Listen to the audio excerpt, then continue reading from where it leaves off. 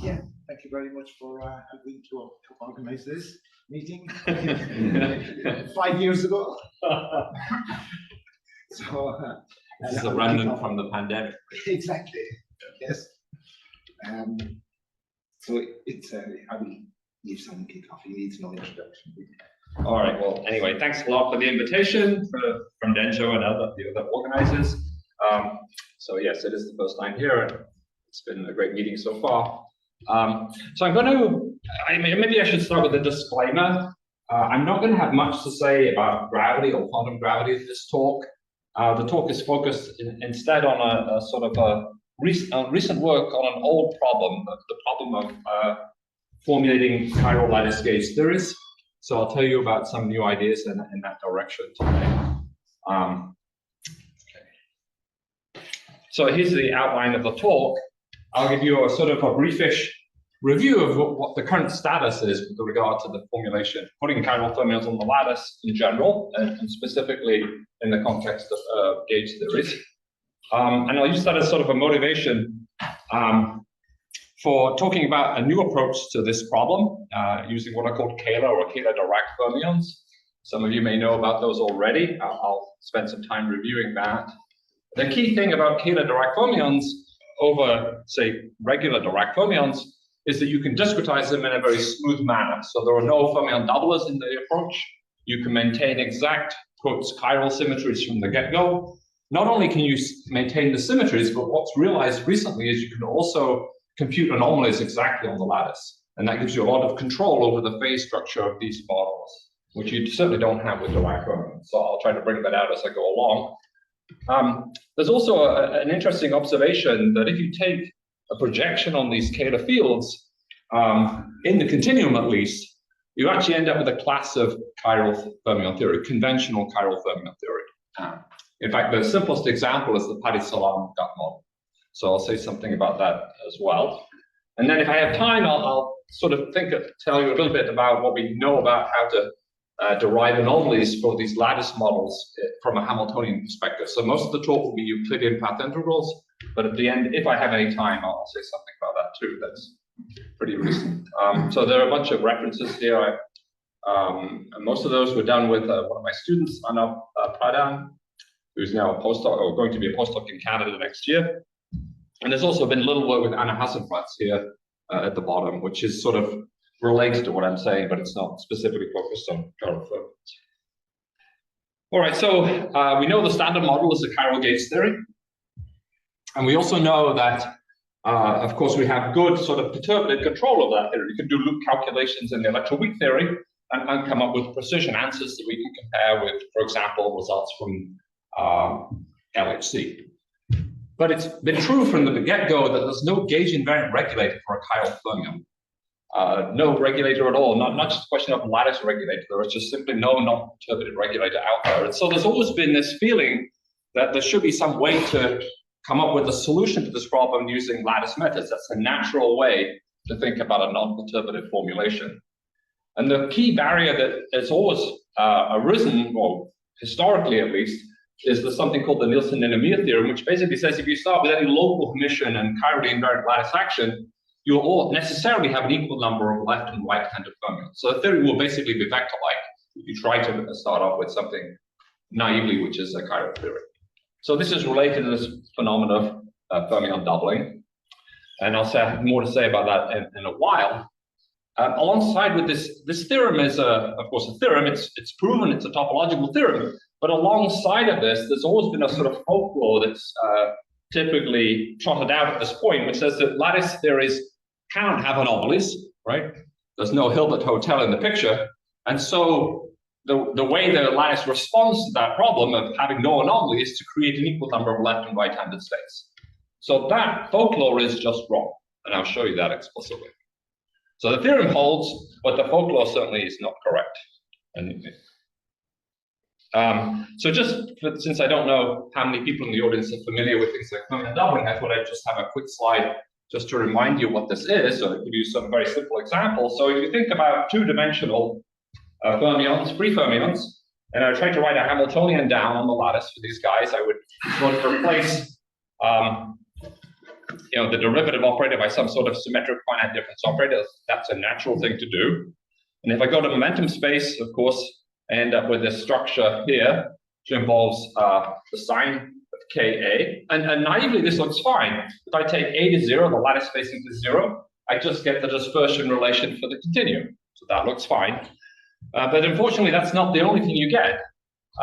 As I take the lattice spacing to 0, there are 2 low energy fermions in this model that survive. One when Ka is going to 0, and the other one when it's approaching pi. Right. That's just because of the sign function. And instead of having 1 fermion in the continuum limit, you have at least 2 in this 2-dimensional situation. And what's more, they have opposite chirality, right? So the sign function near Ka equals 0 has gamma phi equal to +1, and the one close to Ka equals pi has this extra minus sign, which corresponds to flipping the sign of gamma phi. So they are left and right pairs, just like the Nielsen-Enemia theorem tells you. All right, so that's the fundamental first problem you meet if you try to think about chiral fermion theories on the lattice. So the best solution to date, and this goes back more than 20 years at this point, it was pioneered by Neuberger and then later by Lucia, and it basically came out of work by David Kaplan even before that, is this thing called the overlap fermion. So the lattice action for this, so I take some hypercubic lattice in Euclidean space, and I put fermions on the lattice sites, and I couple them together with some operator, d overlap, which connects these 2 fields. This overlap operator isn't strictly ultra-local, as you can see. It's written in terms of this epsilon function, which is a sign function. So it involves both the operator, and then in the denominator, the square root of O dagger O. So if I think of this operator as basically some sort of finite difference operator, then this is a very non-local, apparently very non-local operator on the lattice, right?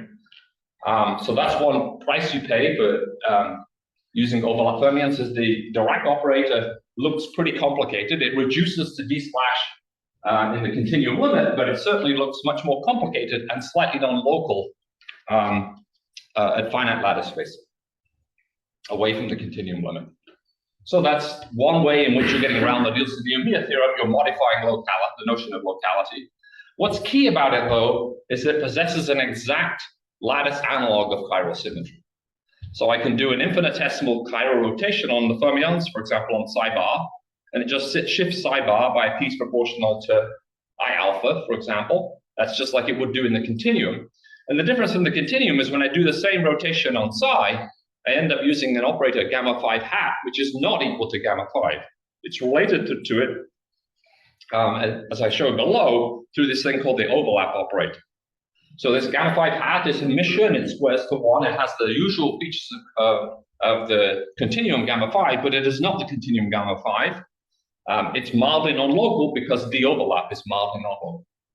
Right, but that's the key improvement over, and the way in which you're getting around Nielsen-Enemia is you're modifying gamma 5 to this other non-local operator, gamma 5 hat, with the plus the advantages of it is you actually now have an exact lattice chiral symmetry. So people were very optimistic about this at the beginning, and indeed it's used for simulations of vector-like theories like QCD, where they need high precision and good control over the chiral theory, structure of the theory.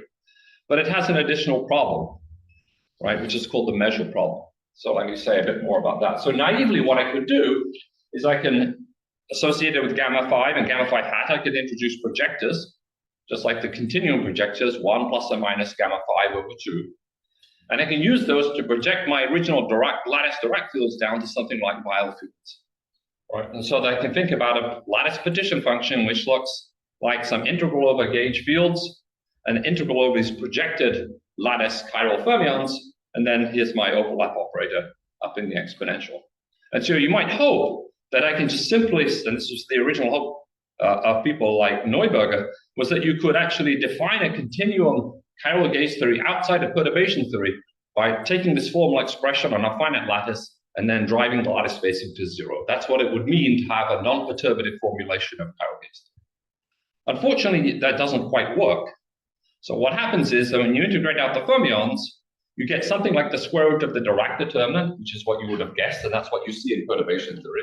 But you also pick up this phase, e to the alpha, which depends on the gauge fields.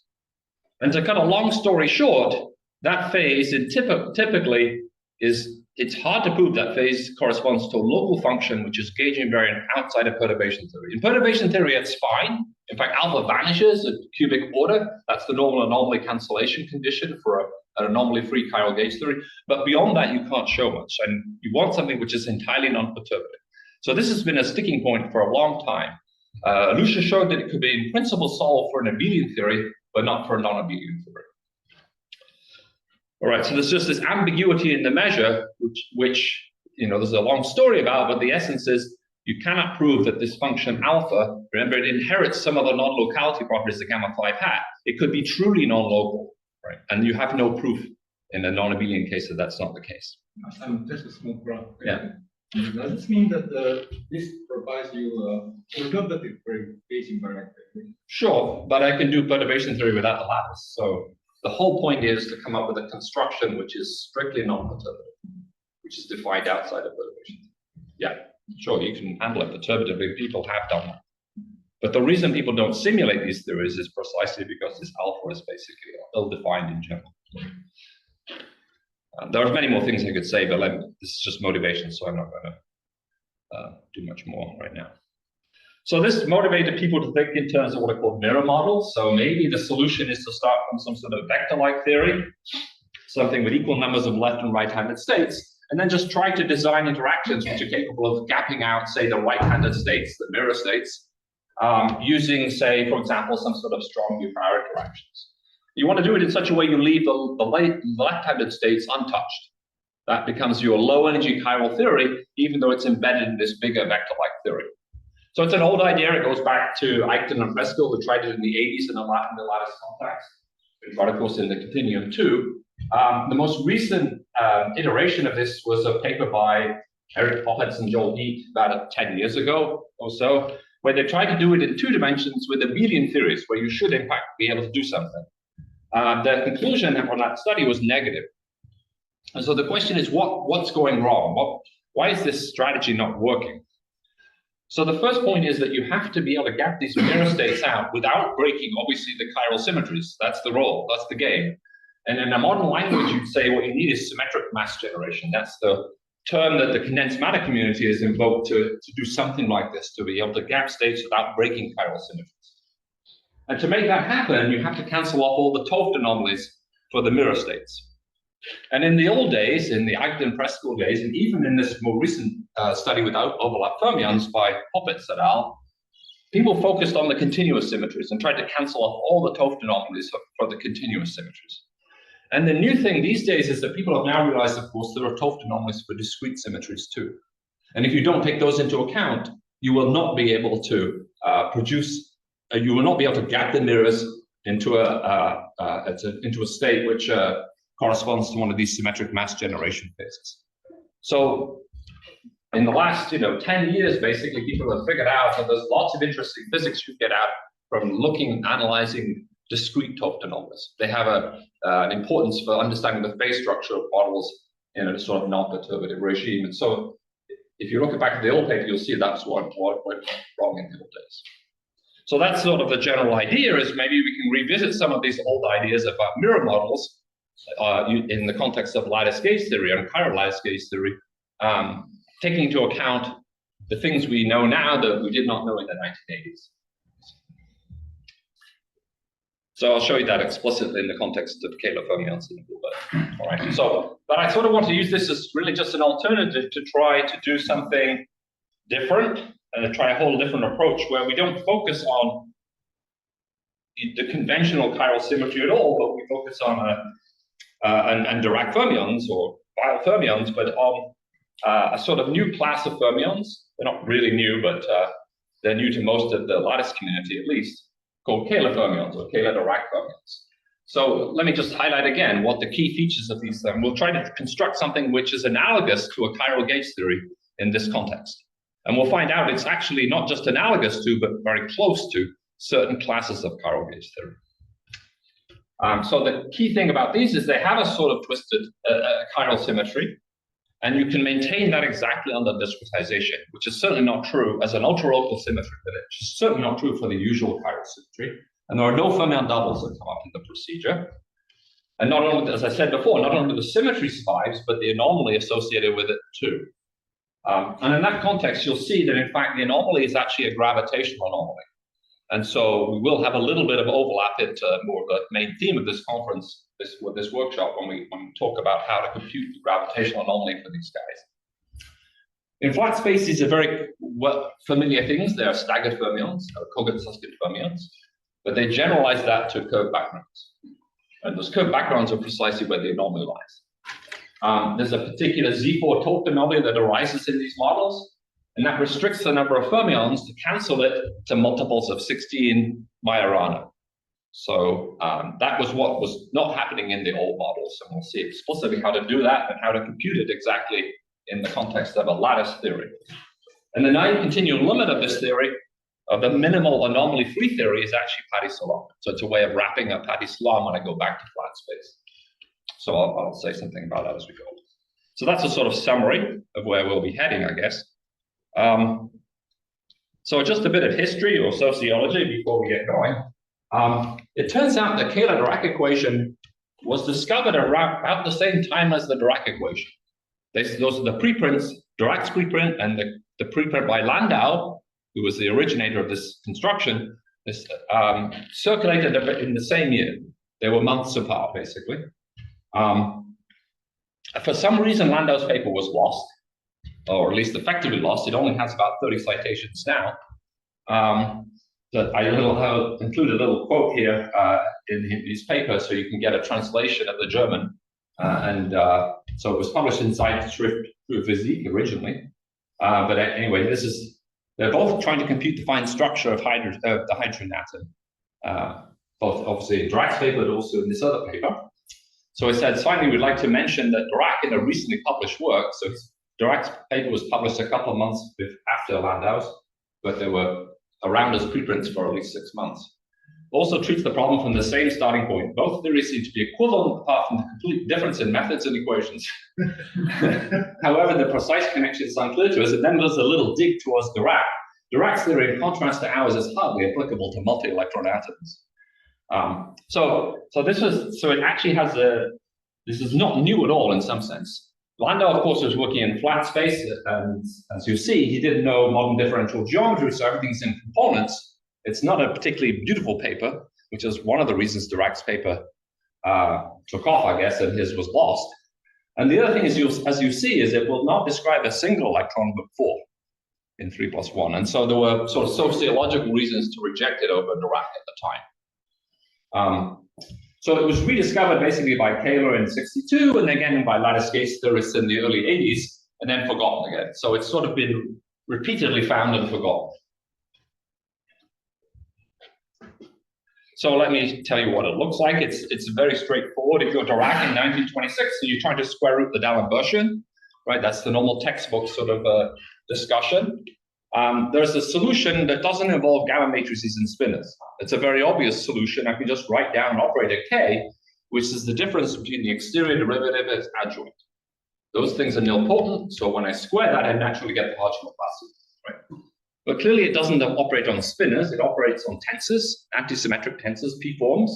And in fact, the Kähler-Dirac field has to be an assembly of all possible antisymmetric tensors from the 0 form up to the D form. Right. So these are Grassmann valued p-forms, and they're natural, if you want, wave function that are associated with the Kähler-Dirac equation. There is this connection back to Dirac, which is why they got the same answers when they computed the fine structure splitting.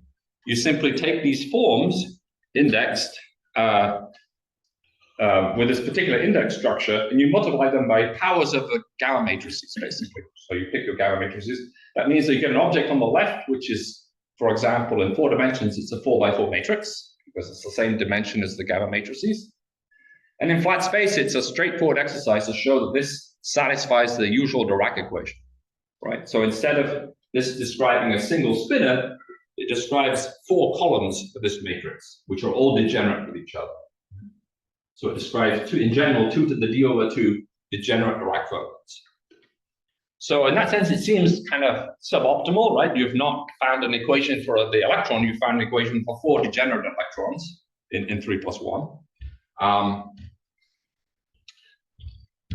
But as we'll see later, once we go to curved space, there's a lot of simplifications that you get from the Taylor-Dirac equation, particularly with regard to discrete spacetime that you do not have for the Dirac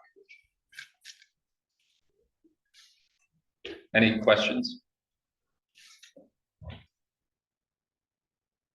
How did Lando get rid of the extra copies? That was the comment. I was trying to remember what to say. Yeah. So this is the point. Actually, Landau was doing routing before the lattice community, right from the beginning. So he gets the fine structure splitting, exactly the right value, but somewhere he sneaked in a factor is divided by 4.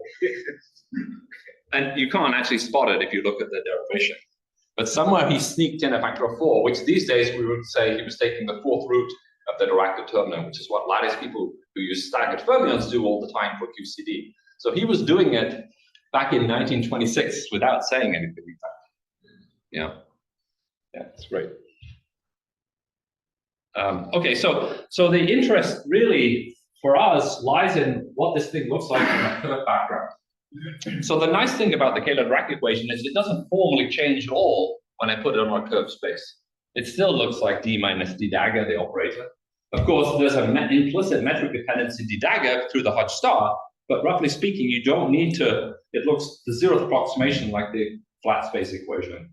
And notice since you don't have spinners, you don't need spin structure. There's no need for the whole formalism of spin connections and field lines, tetrads or whatever, right? So you simply, if you have any smooth metric or any, as you'll see, any triangulable metric, you can write this equation down. All right, so locally I showed you it looks like multiples of Dirac, all right, and it has the usual symmetries of Dirac, namely Lorentz invariance acting on the spinor index, and some flavor symmetry which rotates these 4 copies into each other in 3+1. But globally, it's certainly not equivalent to Dirac. And you can see that very clearly because the Taylor-Dirac operator basically has 0 modes on a positive curvature manifold like a sphere. In fact, it has exactly 2 on a sphere. And so that's not possible for the Dirac equation. The Dirac equation is known, it has no 0 modes on the sphere. R squared over 4.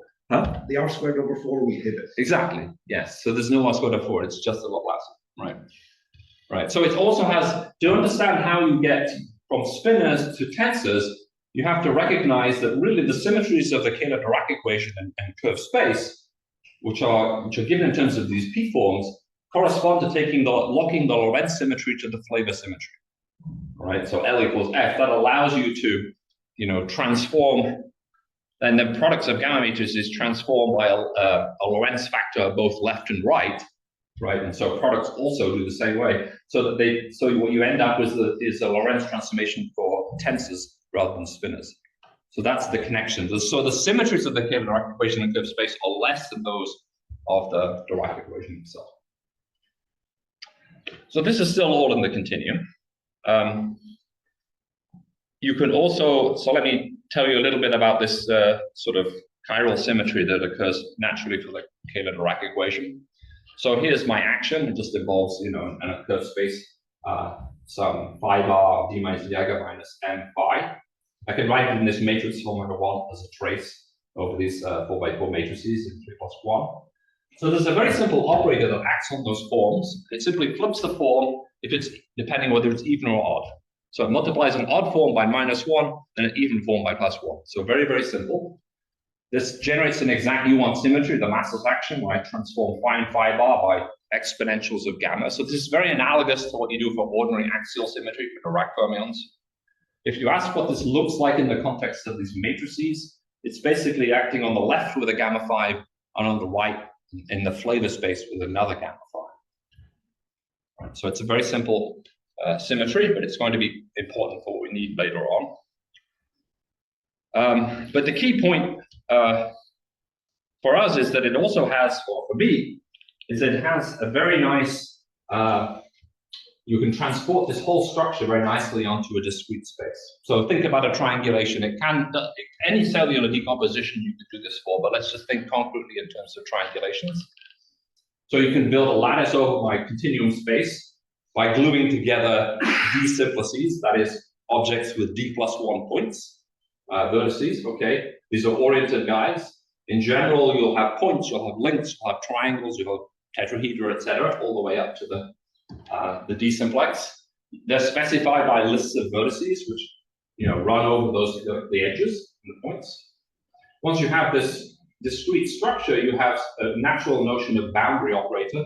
So a delta, which acts on a particular p-simplex, breaks it down to the sum of its faces with some signs.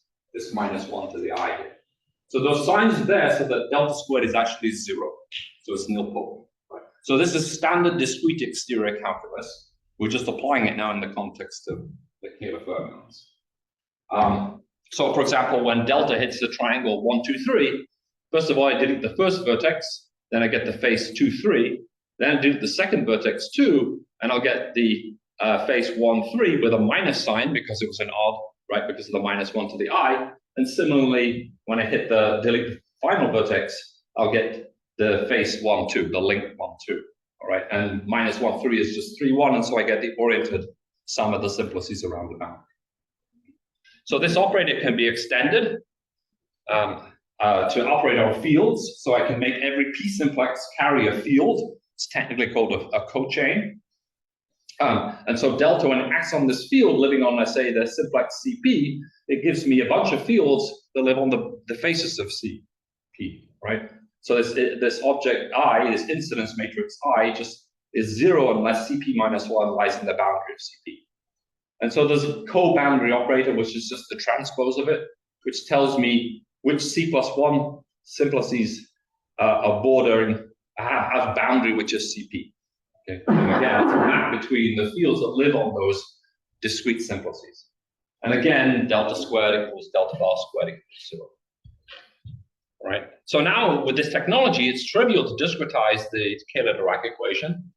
It just looks very similar to the continuum. I have this boundary operator, a co-boundary operator. The field phi is now an assembly of fields living on p-simplices. So every p form is associated with a p-simplex. If I square the discrete k, I'll just get the discrete Laplacian. That's an easy exercise to verify. But what's key about it is that the 0 modes of this delta minus delta bar, this discrete analog of the Kähler-Dirac operator, match exactly those of d minus d bar. The 0 mode structure is preserved completely by the discretization, right? And it's just the number of 0 modes is just given by the ranks of the homology groups, right? This has no fermion doubling in the sense that when you discretize the theory, the number of additional states that occur, or rather the number of states that survive into the continuum limit, is precisely the same as what you would have in the continuum. So it doesn't describe one fermion, but the continuum theory never did either. It doesn't introduce any additional lattice artifacts. That's the key. This symmetry gamma, or this operator gamma, acts just the same way on the discrete space as on the continuum space. It flips the sign according to whether you have an even or an odd form, or a field living on an even or an odd simplex. So this U1 symmetry, at least classically, remains an exact symmetry of the lattice theory. So I can discretize it, I preserve the 0 mode structure, and I preserve this U1 symmetry. Exactly. These are things I cannot do with conventional chiral symmetry of Dirac fermions on say, a cubic lattice. Right? And I can do this for any triangulation or any cellular decomposition with any topology I want. All right. And again, I'm working at the moment exclusively in Euclidean space. So I'm going to postpone any questions about anything. The delta dagger operator you had before had some metric information, but this delta bar is just a. So I simplify things a little bit. So I've taken my triangulations to be equilateral. So my dual lattices are also, in some sense, equilateral in this, right? All links are the same length. You can put that additional information in if you want, and then you're right, delta bar would have some additional factors to depend on the dual lattice. But for simplicity, I've just done something very simple. Yeah. So it does know about that still. Yeah.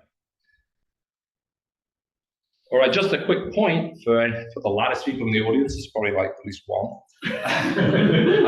So if you don't know what these Kähler-Dirac guys are, you do because they're just staggered fermions.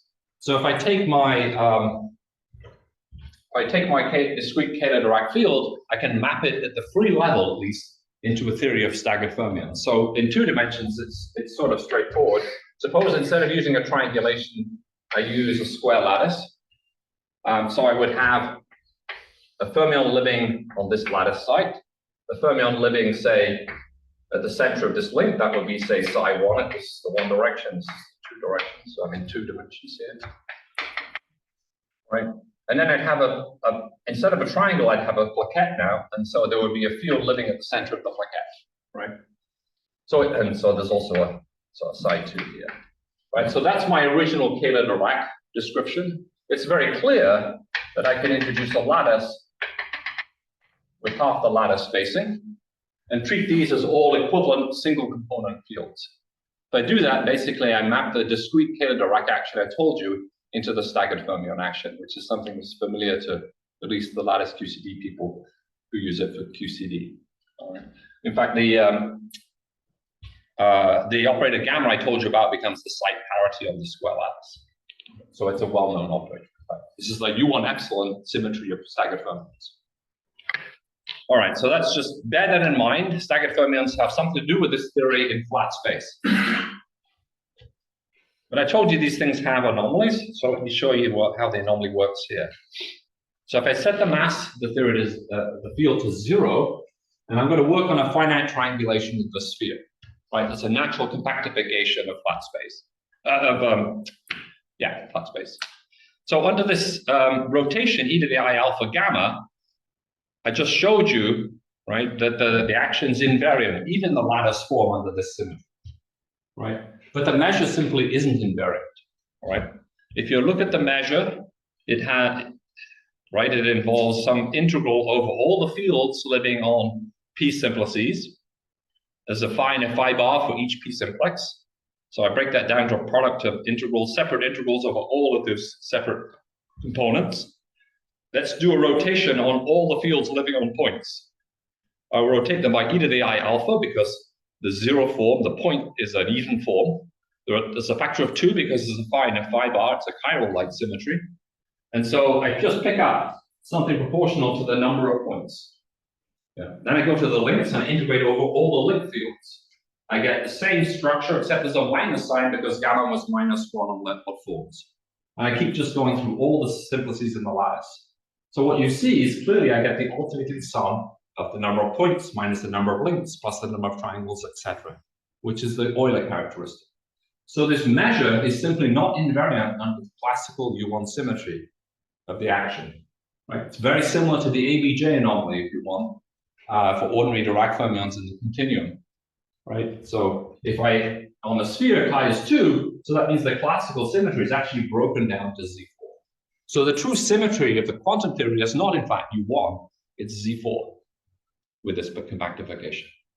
So this is an example of an anomaly for a lattice system, a quantum mechanical system with a finite number of degrees of freedom. If I'm thinking about 2 dimensions in the 2 sphere, I can do that topologically with just 4 points.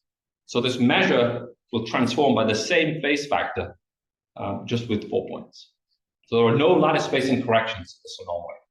And in fact, there's basically an index theorem that tells me the number of 0 modes. So where is this coming from? It's coming from the 0 modes, the exact 0 modes.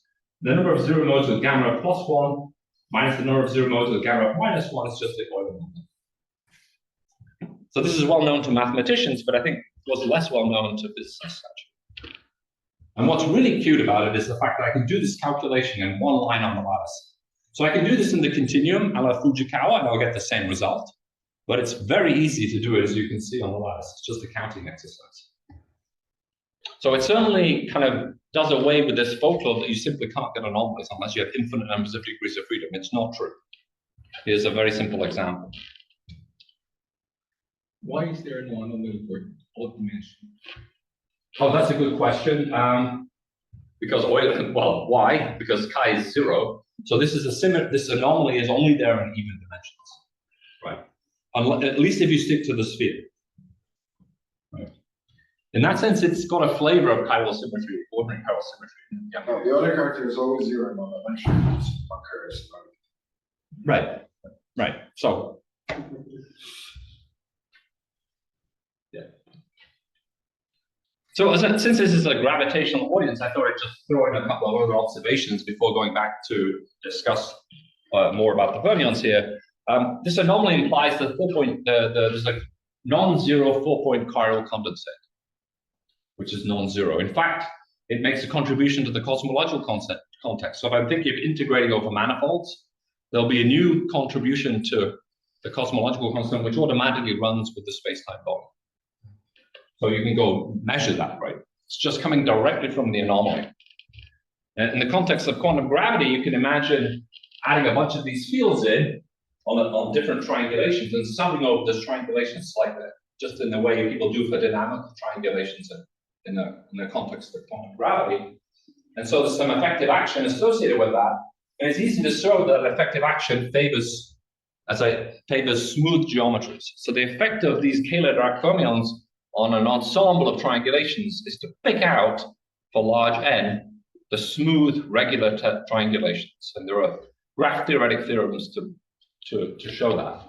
Basically speaking, the leading contribution gives you an R-squared operator, smooths the geometry.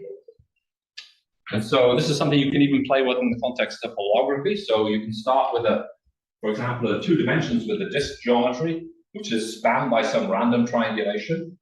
You can put these Kähler fermions on these massless Kähler fermions on that geometry, and then you can take large n, and you'll find suppose I fix the curvature to be negative overall, you'll find that it finds the regular tessellations of the hyperbolic plane as I increase the number of fermions.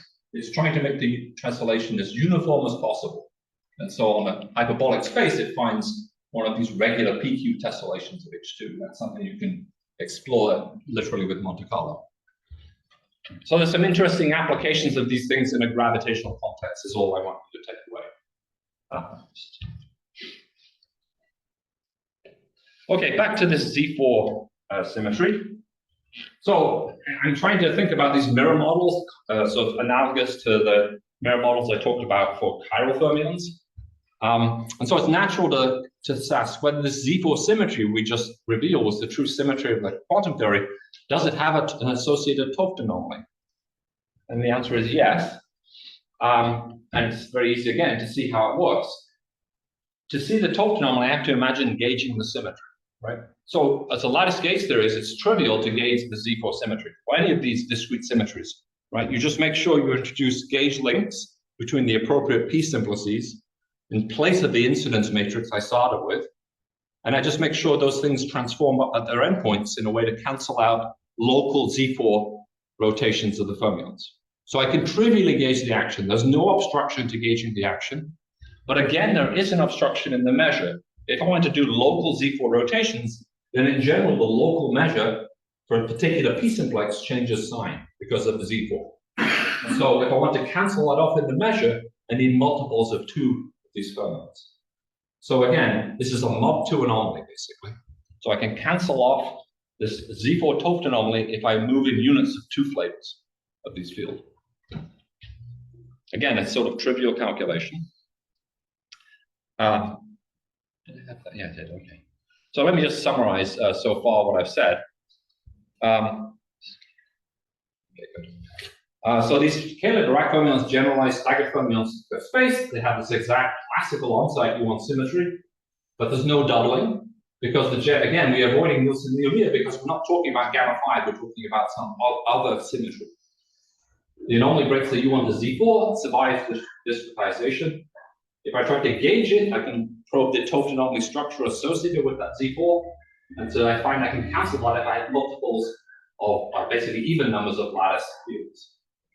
If I go back to this, now let me take the sphere and take the radius of curvature to infinity, so I go back towards flat space. I can unpack these things back into spinors. So I'll now end up with 2 to the d over 2 plus 1 direct spinors.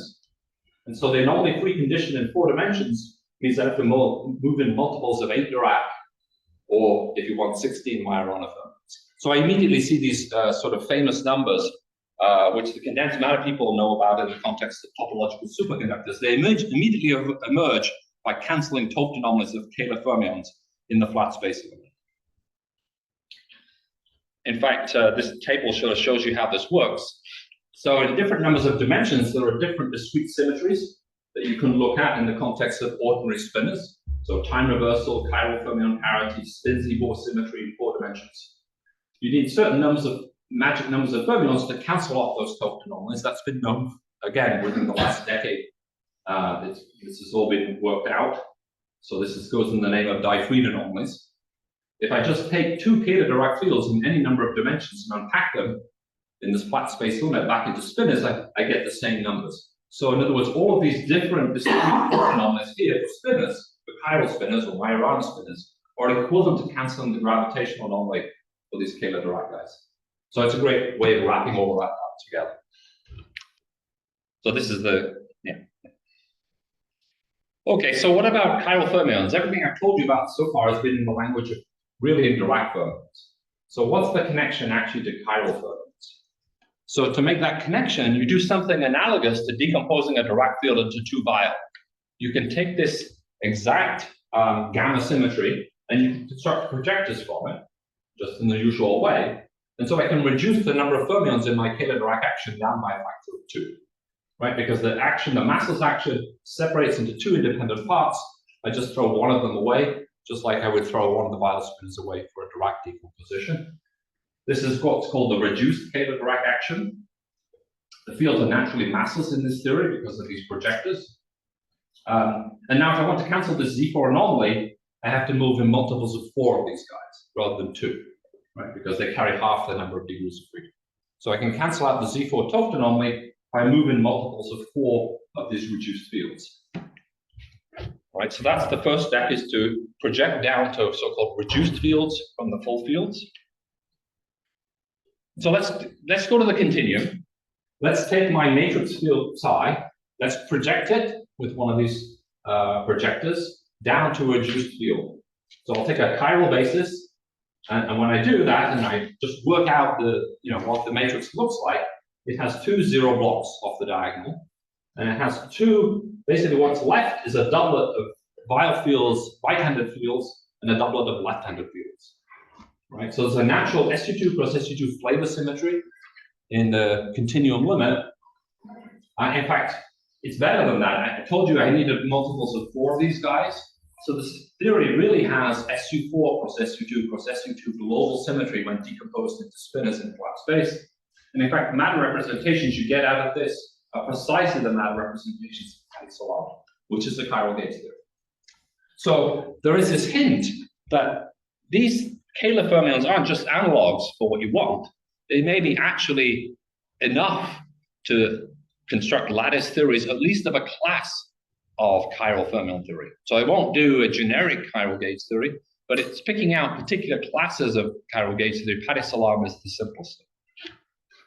So this is all in the continuum, and the question is, how much of this structure survives in the discrete form?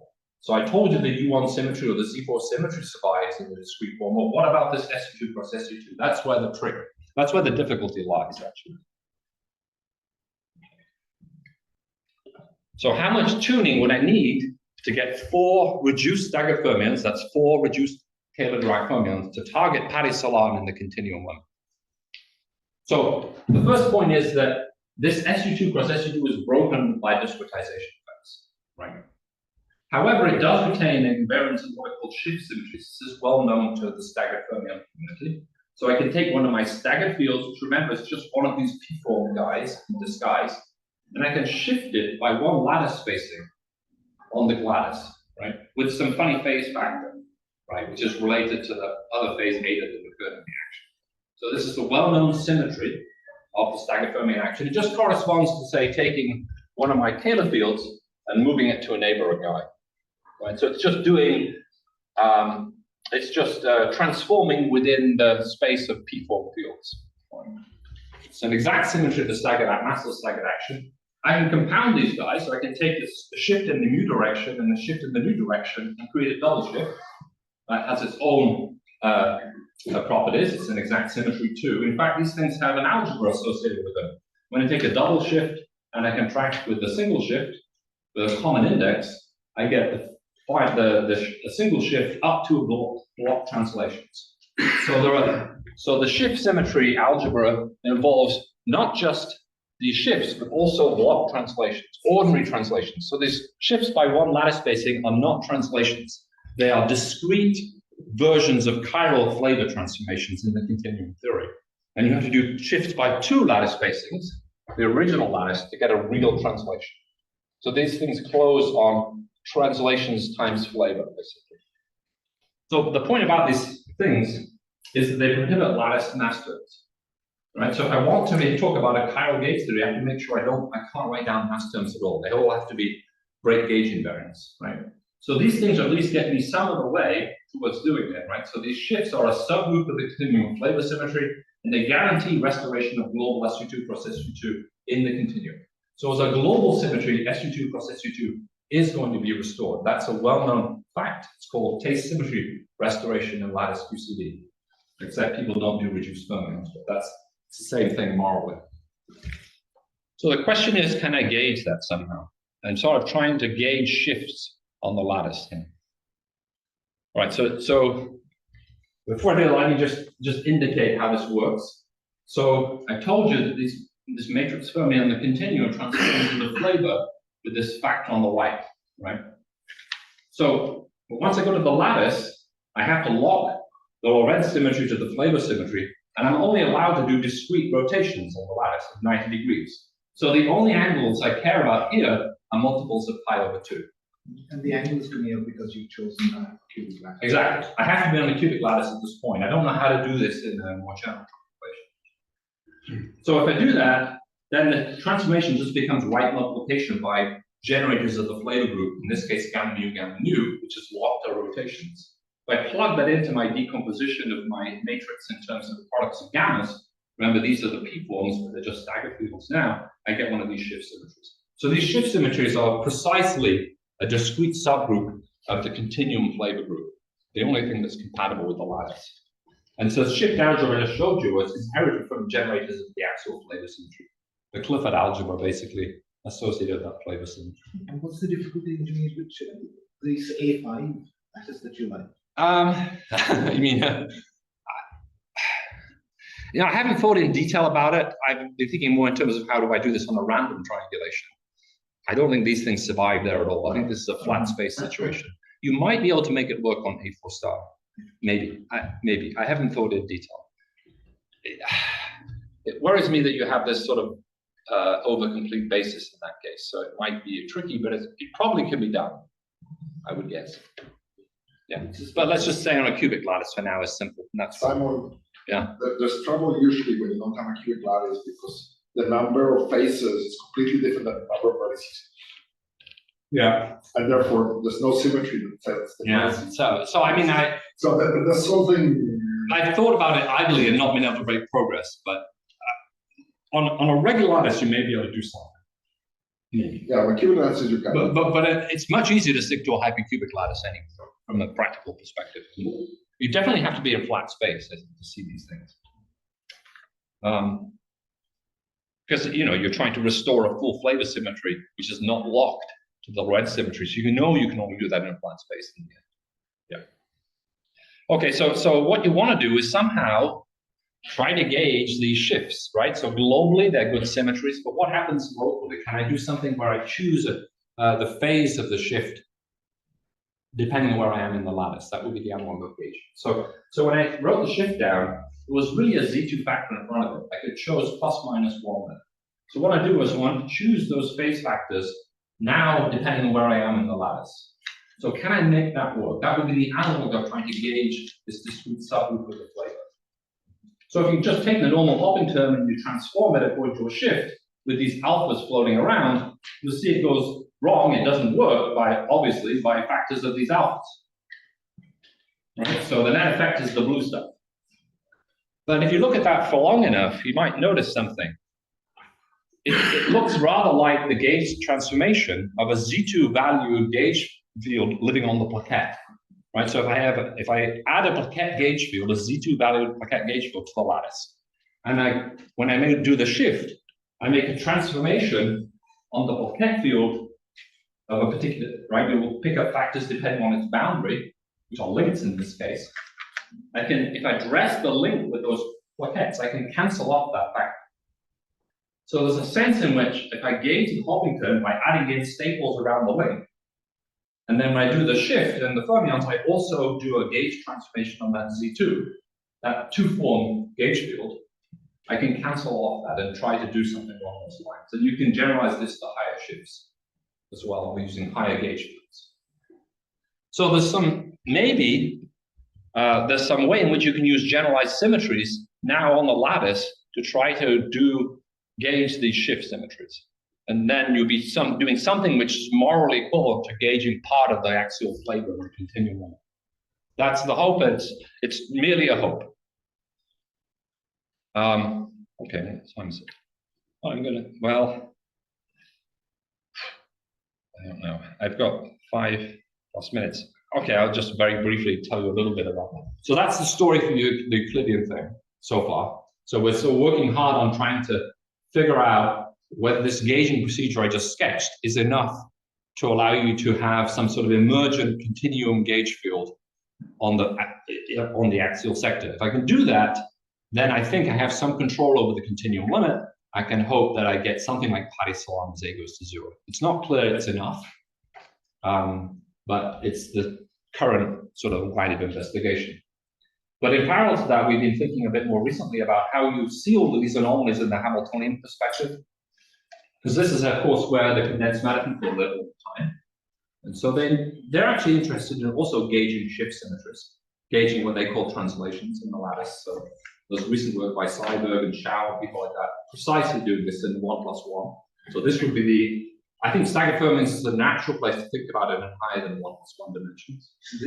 Non-invertible symmetry. Exactly, that story, which I don't fully understand, but exactly. So David knows more about this actually, so he's going to say something about it later. I'll say something. So some of this looks very much, it smells very much like it has connections to these non-invertible symmetries and the idea of this sort of Toft anomalies from gauging translations.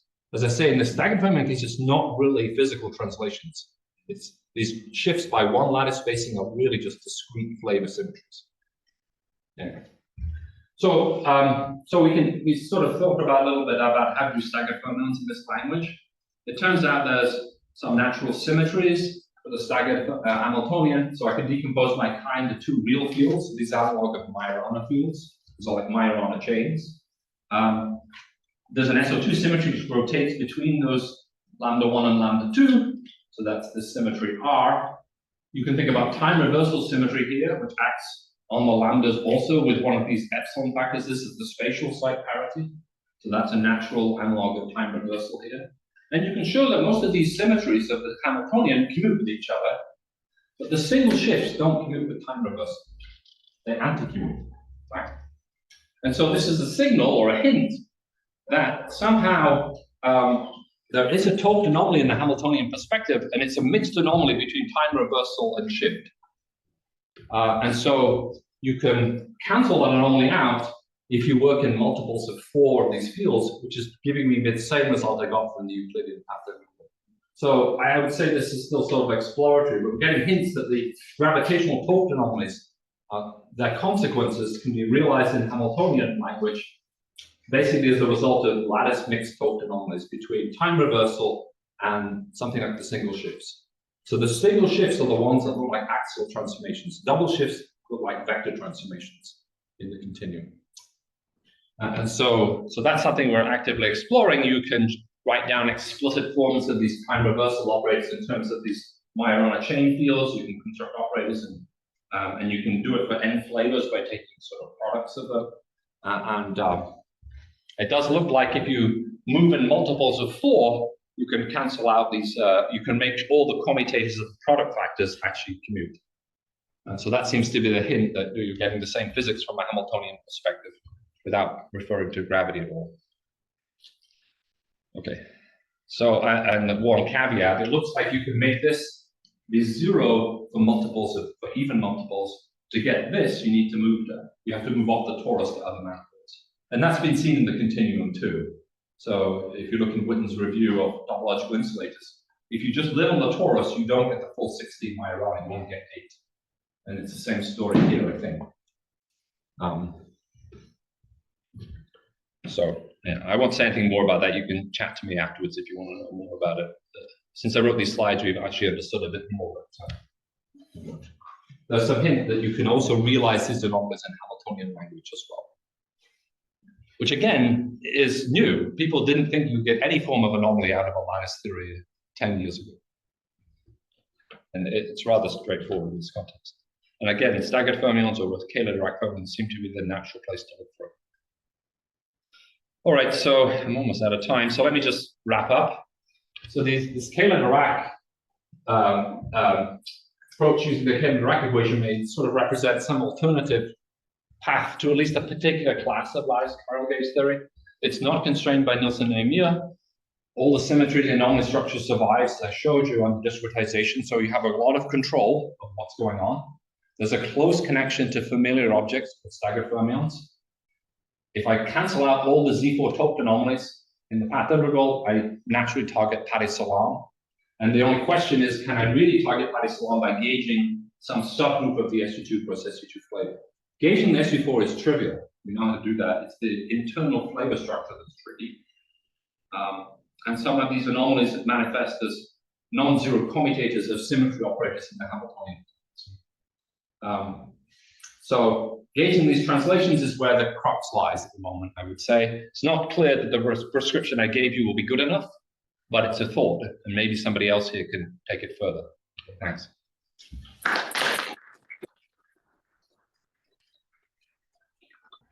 So next speaker is Masanori Hanada from Mary in London. He's going to talk. Yeah, so I will talk about the digital quantum simulation of matrix model and gauge theory. Excellent. Okay, thanks. So topic is digital quantum simulation. It's not visible. Hammer's not. Now, yeah, he can. Go in the middle. Oh, sorry. So this is okay. So I want to talk about the digital quantum simulation.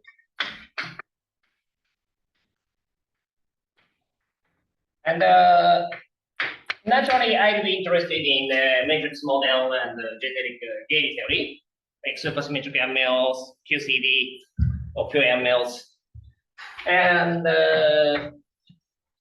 there's a reason that suppose that we don't really have a good quantum computer yet, but suppose, as many companies say, we could have a fault-tolerant digital quantum computer, and the detail of the realization doesn't matter.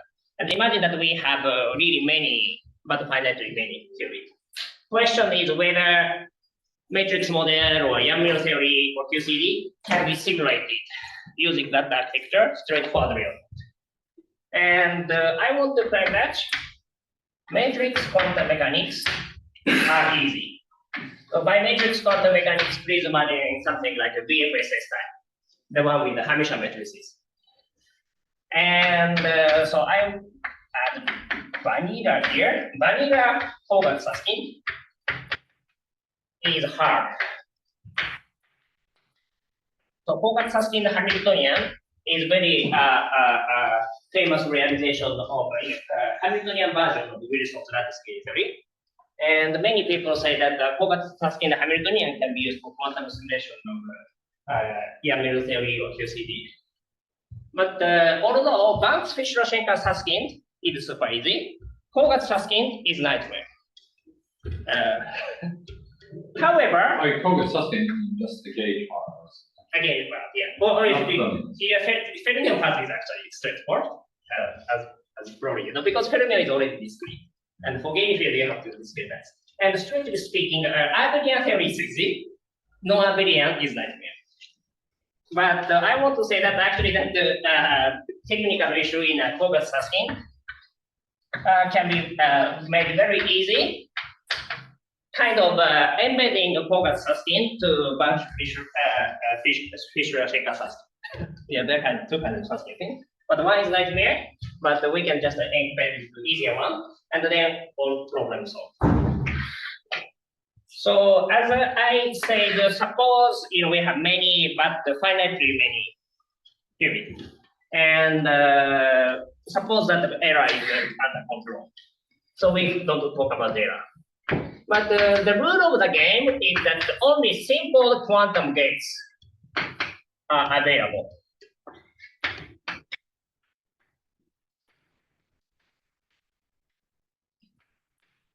For example, we can have Pauli sigma x, sigma y, sigma z, or there is something called the Hadamard gate, which is the 1 was 2, And also you have like a T gate and so on. T gate is something like, if I remember correctly, exponential pi, I don't know, or something. So those are one. So these are a simple gate which act on each qubit. This is just one qubit gate, and also we have some 2 qubit gate.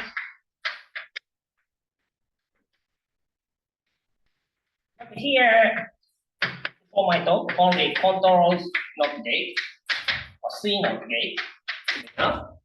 And if you have say qubit A and qubit B, and these NA and NB are 0 or 1 because we are talking about qubit. And so if you have a control not gate C with control gate A and target gate B, then this target qubit B, and this is just NA and NA. So often use this symbol, but this is just NA plus NB mod 2. So if this NA is 0, nothing changes. If NA is 1, then second qubit is flipped. So control not gate flips 0 and 1.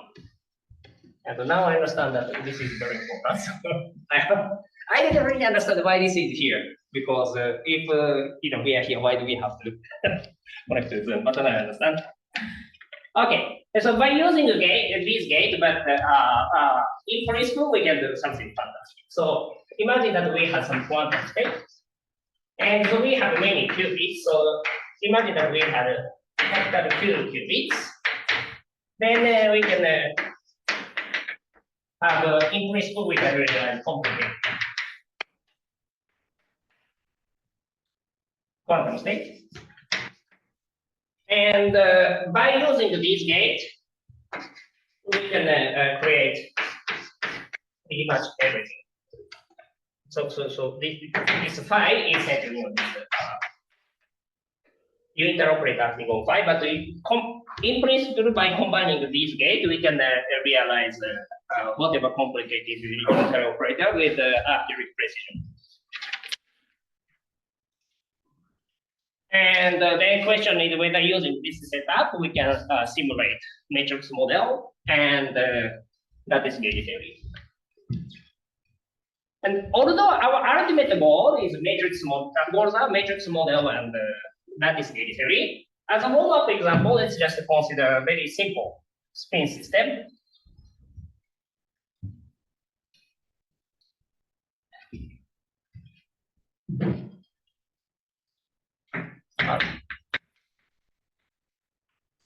I want to keep it rather general, so Hamiltonian H hat is this kind of something.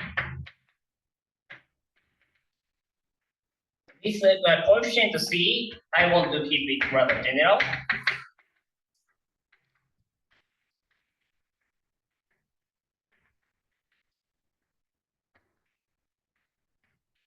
And this I is our one Q. So these indices I specifies the location of the qubit, and alpha is XY. And whether this is local or non-local, I don't specify. First, we have suppose we have this, and then how can we describe this system using these simple things? Then we can easily imagine that. So if sigma z is just 1 minus 1, and of course, so this is T gate. This is T, and this is T before. Of course, actually, in many, it seems that in many proposed realizations, T gate is very expensive. So people don't really use T gate directly, or rather, people make a S gate, which is T square, which is easier to make, or maybe they in some architecture, sigma z is directly created, and sigma x is like this Hadamard sandwich is sigma z, and so sigma y. Okay, sigma y is probably using this. Once sigma x made, then use T squared. something. Okay, so sigma x, sigma y, sigma z are straightforward, but we need a tensor product. Okay, and how do we do that? And also, just realizing this term is not enough. And for actual practical application, what do we want? So as a rule of the game, let's imagine we want to realize Hamiltonian time evolution. Okay, let's think of how we can realize Hamiltonian time evolution based on this Hamiltonian using only these gates. What is the definition of S? So S is just T squared. So this S, S is 0, I, another 1, I, 0.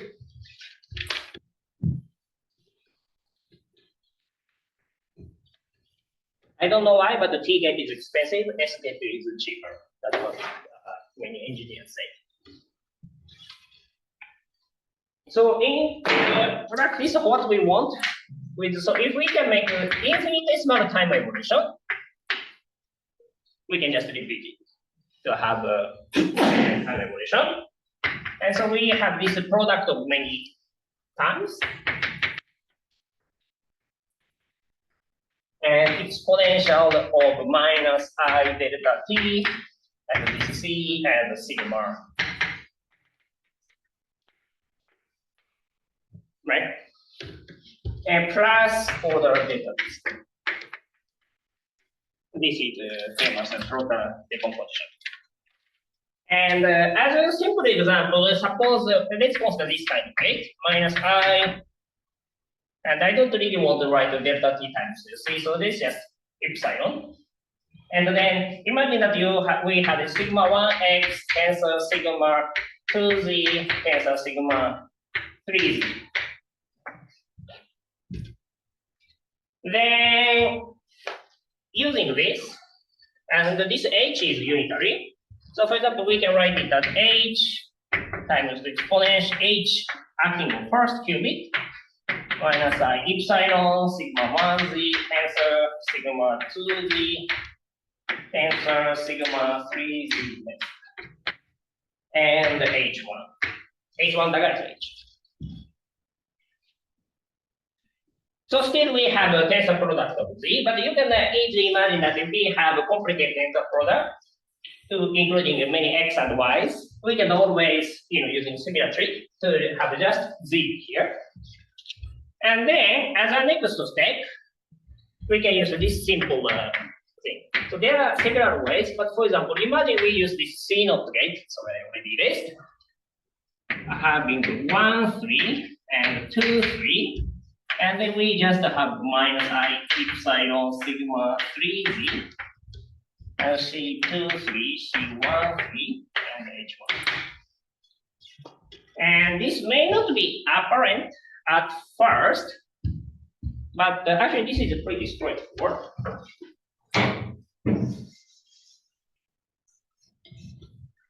Because so our notation, but it's very common notation, it's a bit counterintuitive. 0 is up. 1 is down. This is very common notation. Because if you do this, then sigma z acting on this qubit, this minus 1 is ni. Okay. Yeah, so 0 becomes 1, 1 becomes -1. So if you have sigma 1z, sigma 2z, sigma 3z acting on n1, n2, n3, you have -1 to n1 plus n2, n3, n1, n2, n3. But if you remember the definition of this C0 gate, control not gate, what it does, so C1, 3, C2, 3, acting on this. This is C2, 3, add N2 here. This is C1, 3, add N1 here. So it becomes N1, N2, And the third one becomes n1 plus n2 plus n3 mod 2. Then we add sigma 3. After doing this, we add sigma 3. Then we got exactly this factor, but just from the third one. And then after that, if we just repeat the same thing again, we add n1 and n2 to here again, that cancels out. So what we have is actually sigma 1z tensor, sigma 2z tensor, sigma 3z for the C not gate, sandwiching sigma 3z.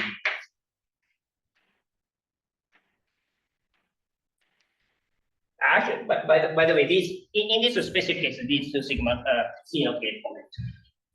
And the same holds when we put it on exponential. So that's the reason we have this simple thing. So this is spin system, just using this Hanada gate and this S. The S gate is the phase gate. These are just a simple one-qubit gate. And then use this control node gates to reduce this exponential of long Pauli string to just single qubit rotation. And then you can do time evolution.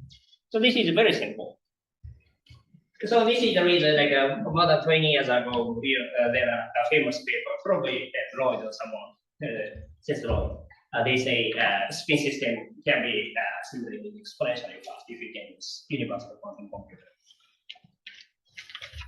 So this is great, and I want to convince you that matrix model is essentially this formally, and actually much wider class, not just matrix model, but pretty much generic class of boson is like this. Oh, we need Simon's comment. So let's be good on fermion today. Fermion part is more straightforward probability energy. And let's consider usual boson. I say usual because later support unusual one appears, which is unitary environment in Kogut-Susskind. Okay. And so we have x hat A, t hat B, commutator is I delta A. And I'm setting h bar to be 1. And imagine that this is A or B or 1 to say something. I don't specify. If we have this K boson system, typically, so we would use this notation. So we use just a vector x to denote the kx. But more precisely speaking, you could write this like this. And this x is just Rk. And then x hat A acting on this is just return this x hat. We can also make a momentum eigenstate. And this. And momentum eigenstate and potential eigenstate, I always forget the normalization. So control this. So these two bases are of course related by a Fourier transform. And then Hilbert space is just spanned by coordinate eigenstate or momentum eigenstate. And both are useful, depending. Both are useful, but depending on your purpose. And this is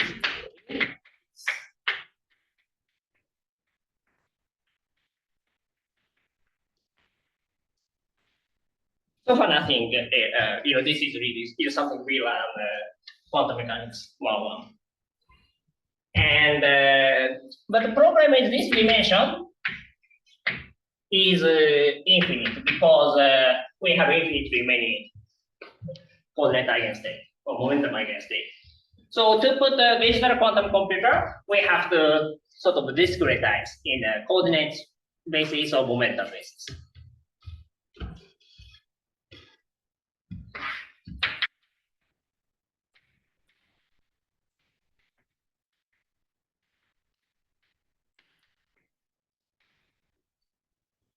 So let's assume we use 2 qubits per boson.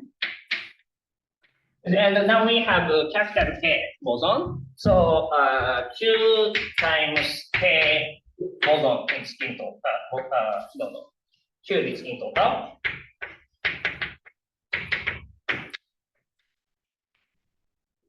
And now what we would do is we just have a real number x, but we would just introduce lattice here, keeping lattice spacing, say delta x to be the same, right? And we start with the first bonds 0, 1 to lambda minus 1, and lambda is 2. And we take delta x to be sufficiently small, and lambda times delta x to be sufficiently large. That's very standard thing. Okay. Then if we have this kind of discretization, then how can we write this x hat using the spin operators? And this is pretty straightforward.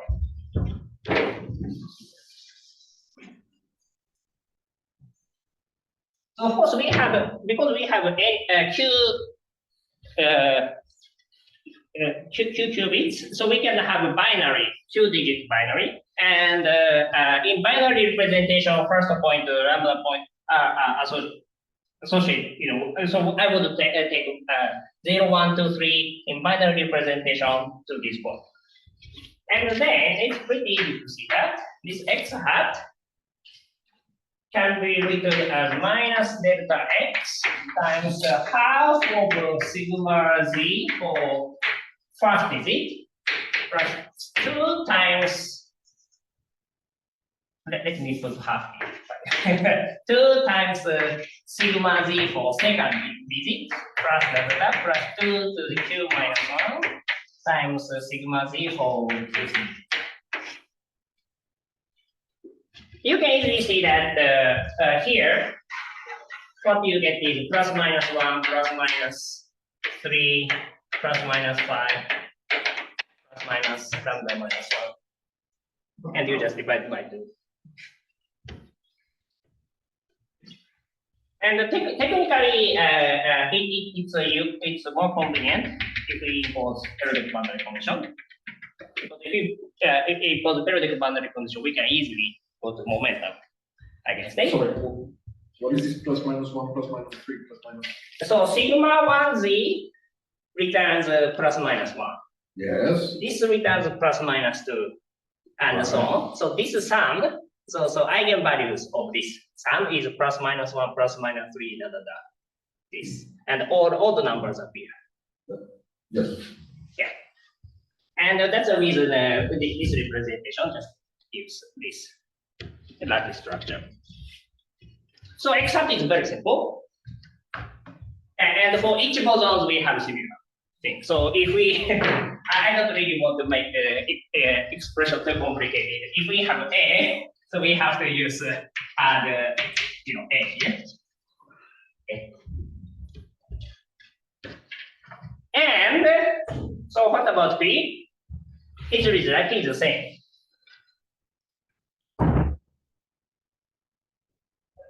So P hat. Excuse me, when you write one of them, I mean x hat 1 and x hat 2, it's specifically because so I'm sorry, it's not clear how you get plus 1, plus minus 1, plus minus 3, plus. So this sigma z of sigma 1z, so this acts on this state.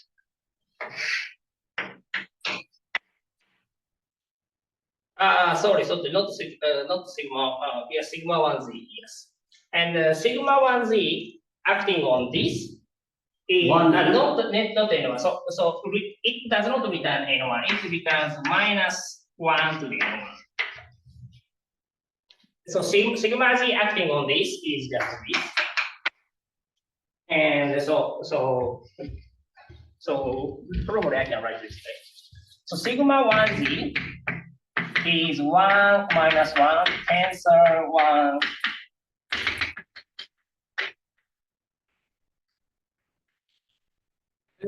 maybe notation was a bit misleading.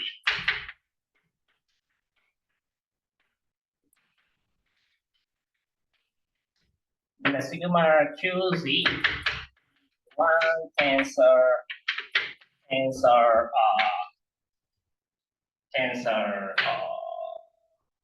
Each tensor factor represents last point.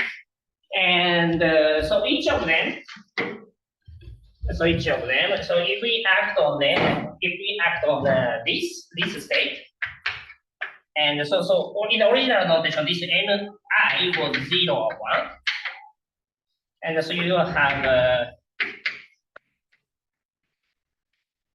but if you act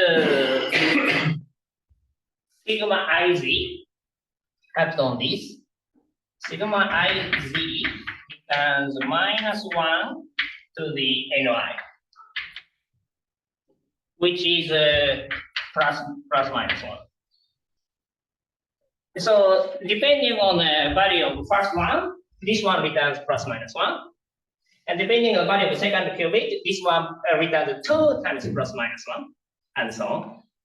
So ±1, ±2, ±4, is all of the numbers. This is how this appears. So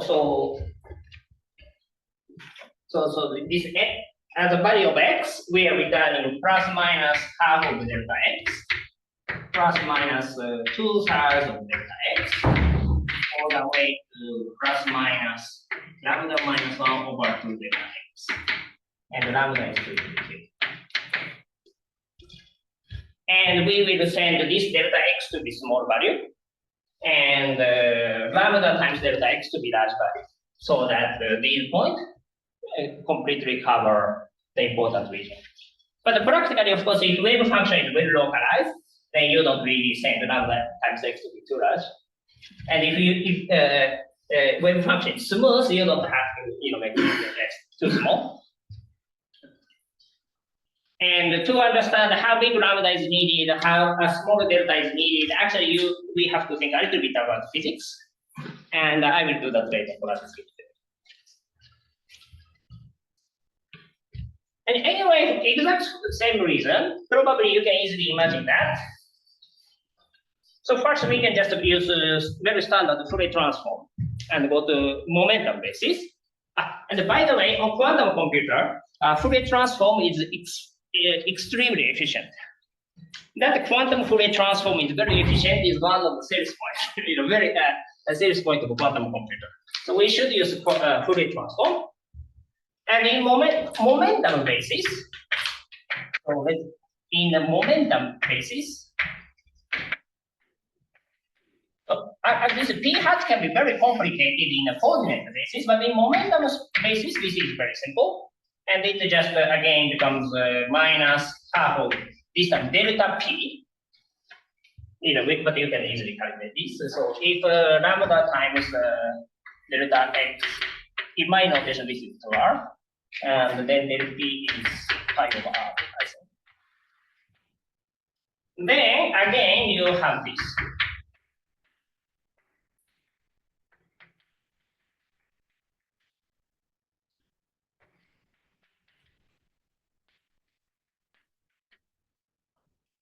That's the sum of power sigma z. Okay. And if we have usual bosons, what is Hamiltonian? And so the typical situation, which covers many things, including matrix model, is that the Hamiltonian is half of the sum of p squared plus some potential. And typically, this is just a polynomial. In the case of matrix model, we just have a quartic polynomial. Okay, but then if we look at this part, in momentum basis, we know that each p is just a sum of these. So essentially, this is just sigma z tensor sigma z in some way, right? Because it's a p square, so just take a square of this. Then you get like sigma 1 square is 1, but sigma 1 tensor sigma 2 appears, sigma 1 tensor sigma 3 appears, that's all. And here, for example, if you have a matrix model, so you have like a potential would be minus of a trace of x by xj commutator square.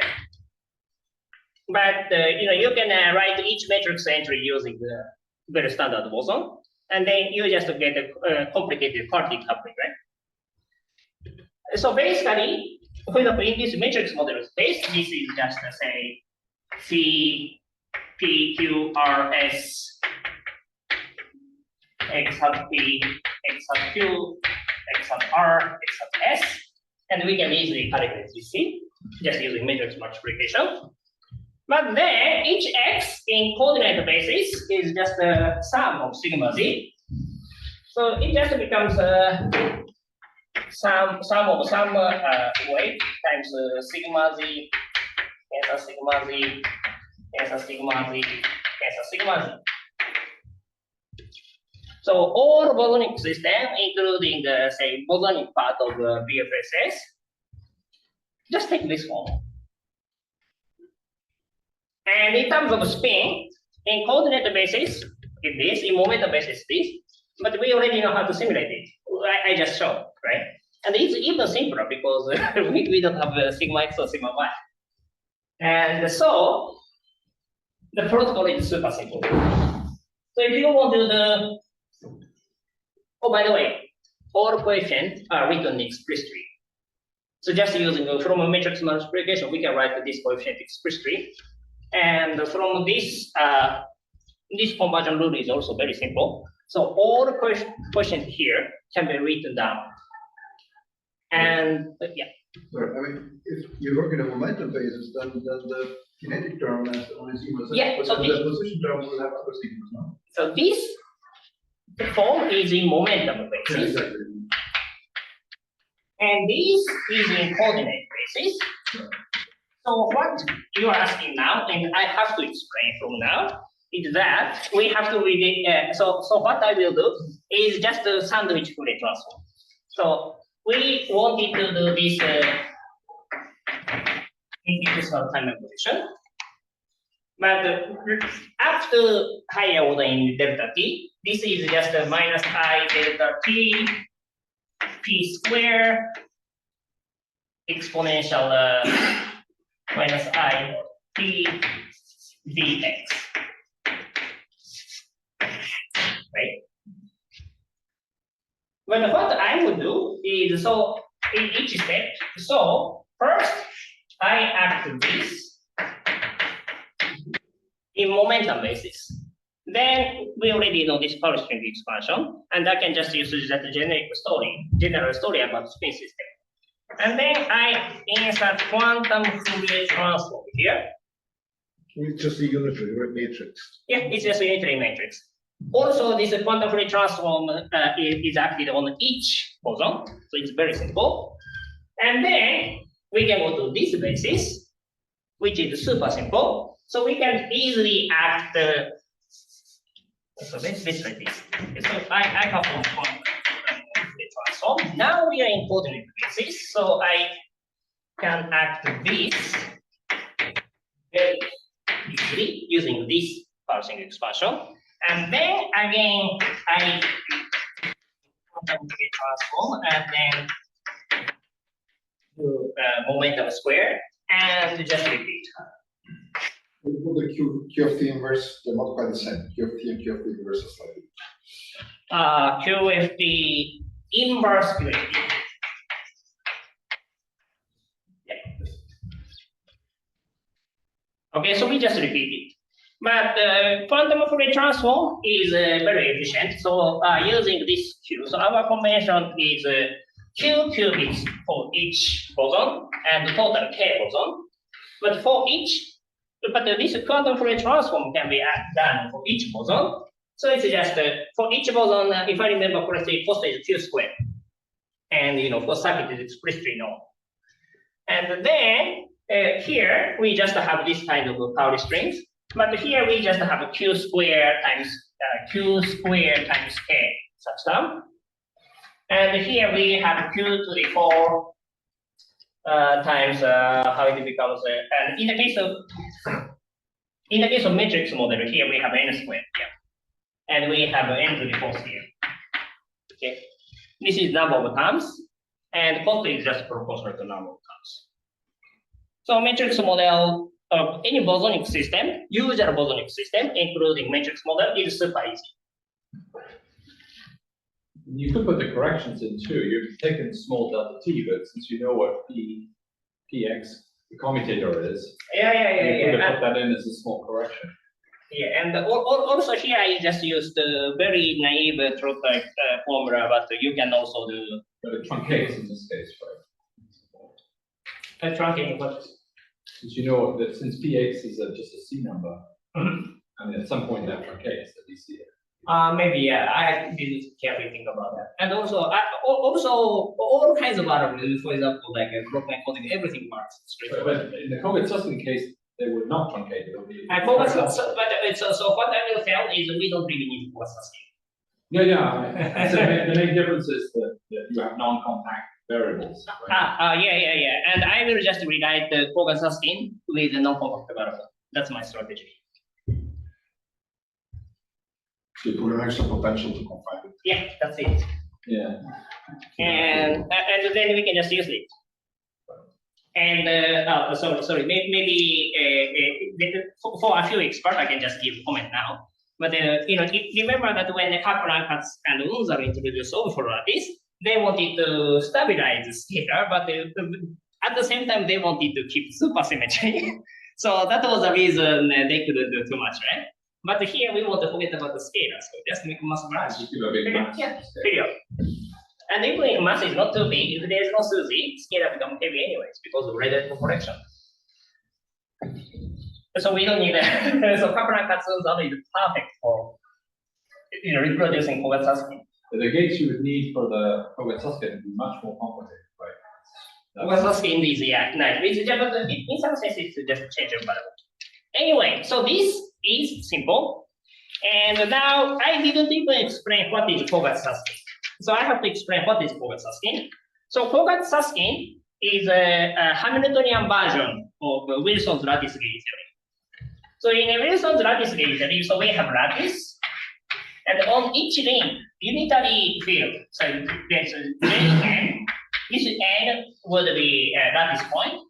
J is 1, 2, 3, the x, y, z direction, and then we have this link variable living here.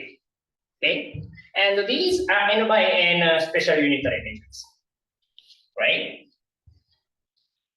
But these are coordinates, so they are uplifted, promoted to UJN operator, and I want to repeat this JN to drop. So just drop, you had. Then you had acting on coordinate against state, of course, returns coordinate, but this is n by n unitary matrix for SUN2. It's not just a real number, it's a compact group manifold. Then if we just have a real number, we could easily introduce a mesh. Question is how to introduce a mesh for SUN. And it's not trivial. Of course, we can do something, but if we introduce sloppy mesh, that is structure on group manifold, then p squared part becomes super complicated. And also, Fourier transform, even at the classical level, efficient Fourier transform on SUN group manifold is not known. So we cannot use this trick. And let's just write a comparison of this usual boson and this unitary variable in Kogut-Susskind. Okay, so in Kogut-Susskind we have this. So you acting on coordinate against it, return this, and this already looks pretty complicated, I think. And this U is an element. And the electric field, which is also a link variable, is a momentum. Intuitively, this U is exponential IA gauge field, and the electric field is like A dot. So this A dot looks like momentum, right? And so we have E hat JN electric field. But then, long time ago, I learned what is Fourier transform of group manifolds from Kawai-san, and that's you see is Peter-Weyl theorem. And instead of a plane wave here, so forget about equation and exponential dx. Instead of this, so first momentum, we have to know already this representation. And we use a representation matrix in a representation R corresponding to this group element U. And this plays a role of plane wave.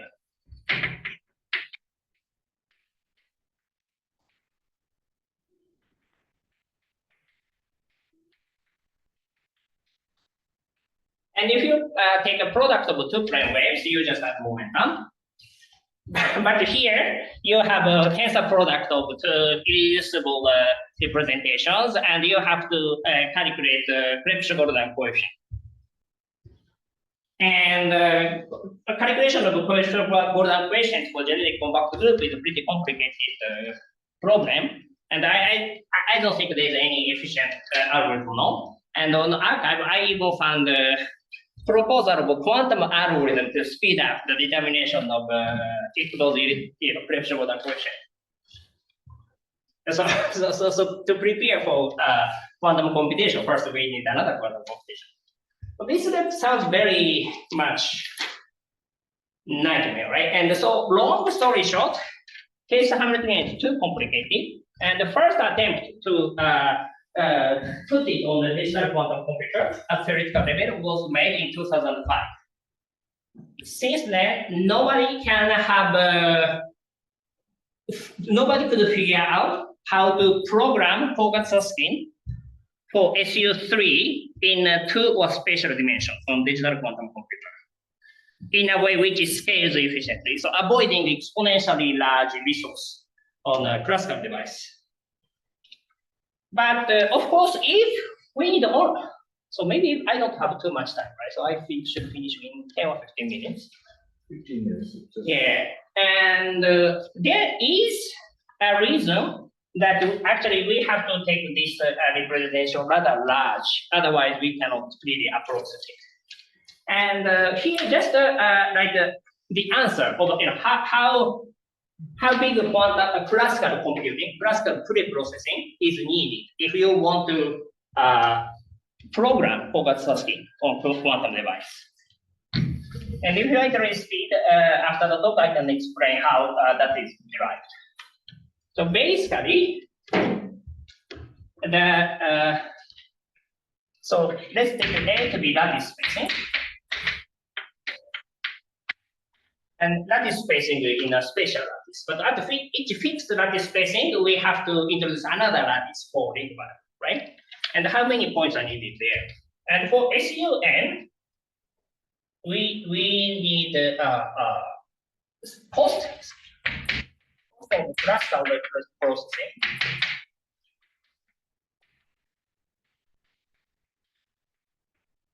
Is the best case scenario I could estimate is this. And the worst case is this. And if you have n equal to 3 here, it's pretty much hopeless when A becomes small. So Kogut-Susskind doesn't work. But 9 Kogut-Susskind doesn't work. But then simple resolution. So the idea is very simple. So this is a so-called orbifold lattice invented by Kaplan, Katz, and Unzo. But before going there, probably we can see even simpler example. So imagine that we wanted to study SU2 theory, and the SU2 group manifold is S3, which can be, of course, embedded in the R4. So we can write we can write this.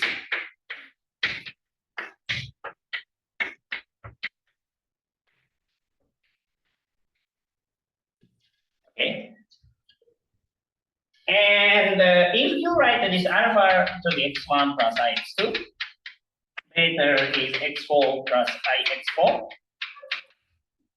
and then this r, it's essentially this is a exponential of the scalar field. So if you don't fix alpha squared plus beta squared to be 1, and if you allow this to fluctuate and replace unitary variable with some complex matrix, so unitary variable and radial coordinate is slightly fluctuating, then this radial coordinate becomes a scalar field. You get the fermions coupled to scalar. That's basically the idea of Kaplan, Hassan, and so. But then, if this scalar becomes heavy, we just get the Kogut-Susskind Hamiltonian back, right? But when we have a scalar, instead of using this angular coordinate, we can just use this x1, x2, x3, x4. Then this is the usual bosonic theory. So exponential scalar theory. And SU2 can be embedded to R4, but actually, if you go to SUN, it's slightly more complicated.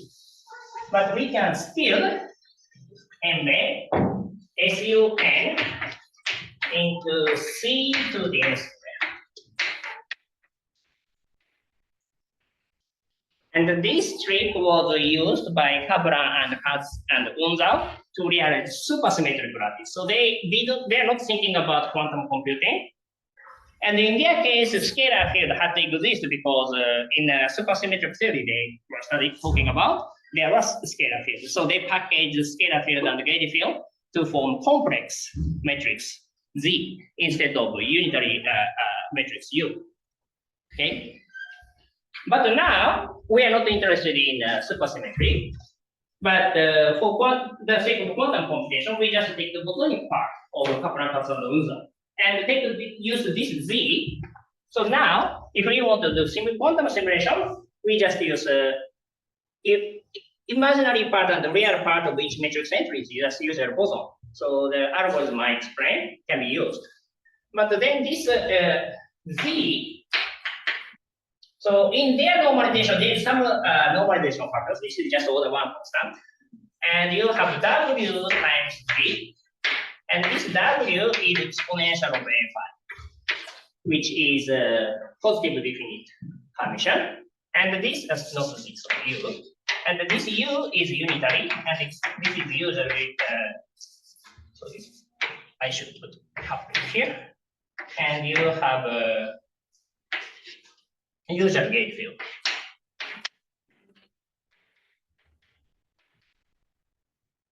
And strictly speaking, if you do this way, on top of a scalar, also this unitary matrix determinant does not have to be 1. So if you want to reproduce Kogut-Susskind, you need to kill this scalar, and also you want part of this matrix A. But if you want to do that, you just give this ZZ bar minus constant square, which gives mass to scalar, and determinant minus 1 square, which is fixed determinant to be 1, removes U1 part. And these are just polynomial. The determinant is pretty narrow. For SU3, it's just a third order. And also, for SU3, it's just 6th order. So for currently to become 6th order, if you want to explicitly move U1. But my guess is maybe we can just use UN theory, and then U1 just decompose that low energy. So maybe we don't even have to add this stuff. But if you explicitly want to reproduce Kogut-Susskind explicitly at UV, you have to add this stuff. So this is the worst case scenario. I mean, David and Mittag never put the determinant term in, right? And there is a reason, and because they're interested in supersymmetry, and then keeping the gauge symmetry to UN was natural. But here, if you are not interested in supersymmetry, and if you look at this Hamiltonian, or actually promoting this to space-time lattice, there's an option of keeping SUN gauge symmetry and UN gauge symmetry. So there are two options. You don't have to gauge U1. So that's very confusing, I think. And when I gave a seminar in Liverpool, David really had a hard time understanding that part, so I can explain it. No, yeah. I mean, in the supersymmetric lattice context, you can actually put the determinant in a supersymmetric way too. So you can actually just break by hand the UN symmetry, the UN gauge symmetry down to SUN. And if you want to get keep rid of all those nasty U1 modes, and if you just naively do this supersymmetric probe, right? Yeah, so it's fine. But you can do it in a supersymmetric way if you want to. Anyway, it's pretty much everything that I wanted to explain. And in the case of Catterall and Katsu-Unzao, so strictly speaking, they started with the VFS matrix model and applied the so-called overfold projection. And actually, this matrix Z is roughly speaking like x1 plus I times x2, and x1 and x2 corresponds to Hermitian matrices in a VFSS matrix model. But here you don't really have to know that meaning, just to see this Hamiltonian, and you have a non-compact variable. And if you just replace this Z with the unitary variable, then you can see that this part drops out, and this part just gives you a bracket.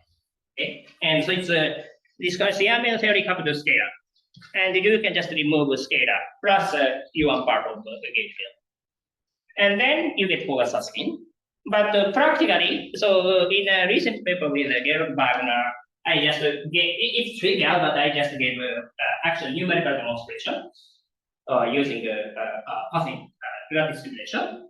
Just to study several different values of n, and you can just extrapolate infinity. And you get precisely the result from Wilson action on the Kogut-Susskind Hamiltonian.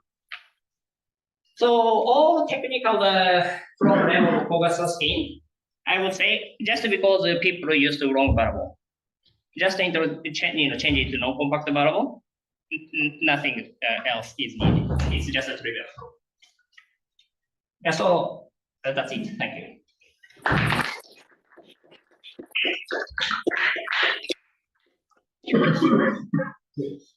I'm going to bug you with something because you have extra scalars. Yeah. Well, yes, you have extra scalars. So implicitly, those extra scalars are scalars. So your Hilbert space is the Hilbert space of Kogut-Susskind plus the scalars, right? And so No, just I'm asking the question. So when you prepare states, you need to make sure that in some sense these scalar modes are not excited so that you actually really are in the Kogut-Susskind regime.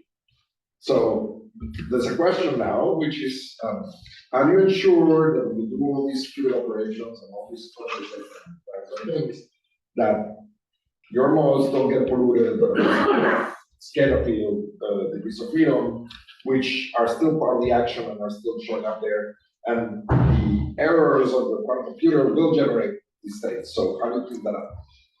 So first of all, here in this story, error correction is assumed, and then about the final one. But maybe you're talking about the Trota error and so on. Yes, but errors and so on. But the first, the answer to this ground state, not necessarily but the ground state, but raw energy state preparation. The answer depends on the way you implement the details of your state preparation algorithm. But for example, if you say optimization, like variational quantum against the law, whatever, then if you go to low energy, then scale should match for this penalty term. Right? Also, another way is if you we had a chat, but if you go to really recoupling, then we can guess what would be the approximate wave function, but then but that is in coordinate basis.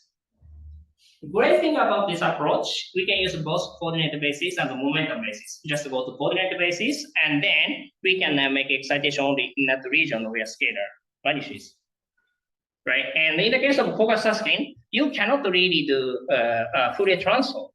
So if you, and typically, you have no idea how you can use the coordinate basis. So you have to use a momentum basis, but then in terms of momentum basis, this localized wave function spread out.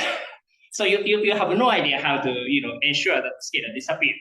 But here we can just go to coordinate basis, so it's trivial. And about the error, I would say we are just adding. So here having mass, we have to add. We actually we don't really have to add to large mass. So it's really just Yang-Mills theory have to do scalar, and scalar mass is not order 1, but it's like order 10 is enough. So I don't really think, we are not really literally taking it to the 10 to the 10 or something. So that coefficient does not really cause a human density. And actually, I wanted to check that. That's the reason I did some human demonstration. But but actually, more analysis would be interesting. So we should try. Simon, so what do you do about the Gauss law? We didn't discuss that. Good. Firstly, so strictly speaking, here we are using so-called extended Hilbert space approach. So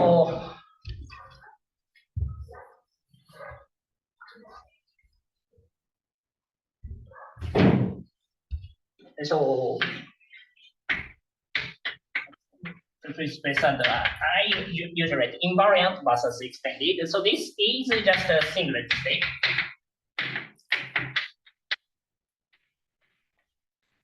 And this contains singlet and non-singlet.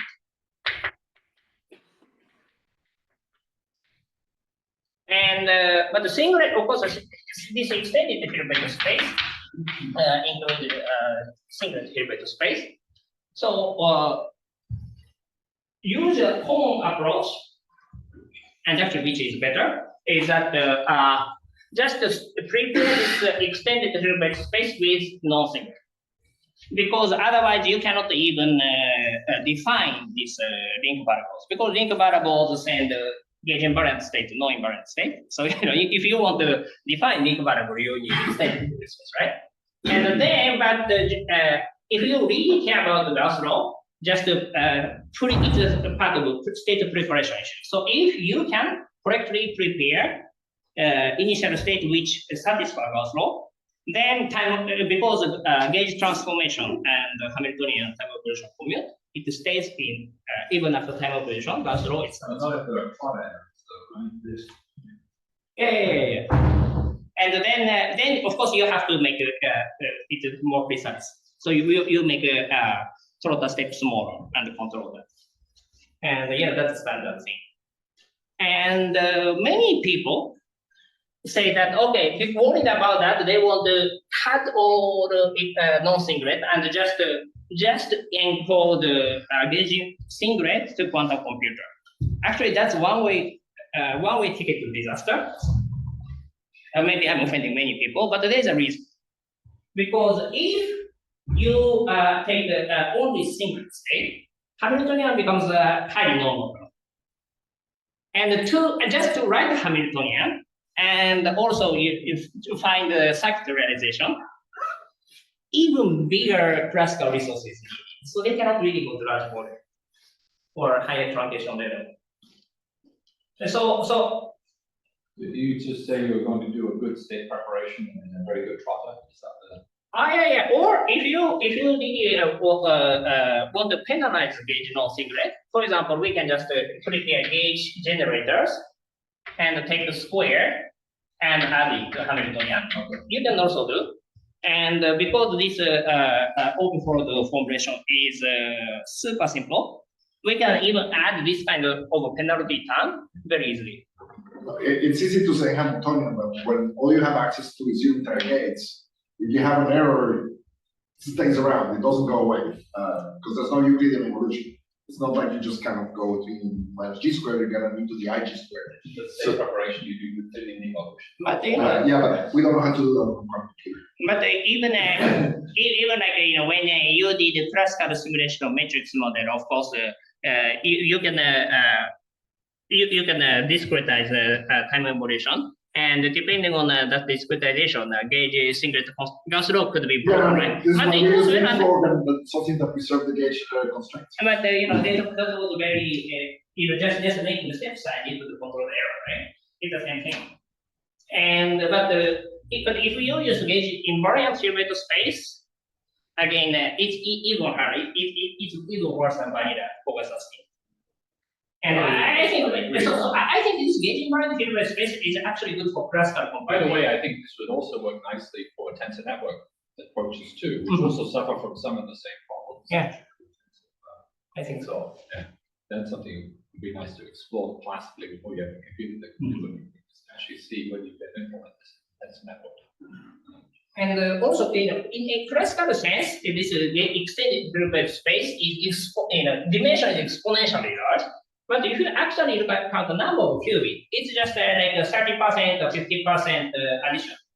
So just by overhead, 50% overhead of the number of qubits, then quantum circuit becomes exponentially simple. That's the point. And that is not a waste. It's a good investment.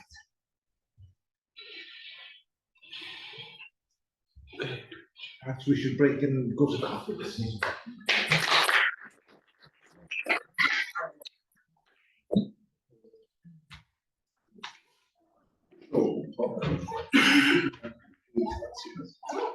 And you could clarify the gospel.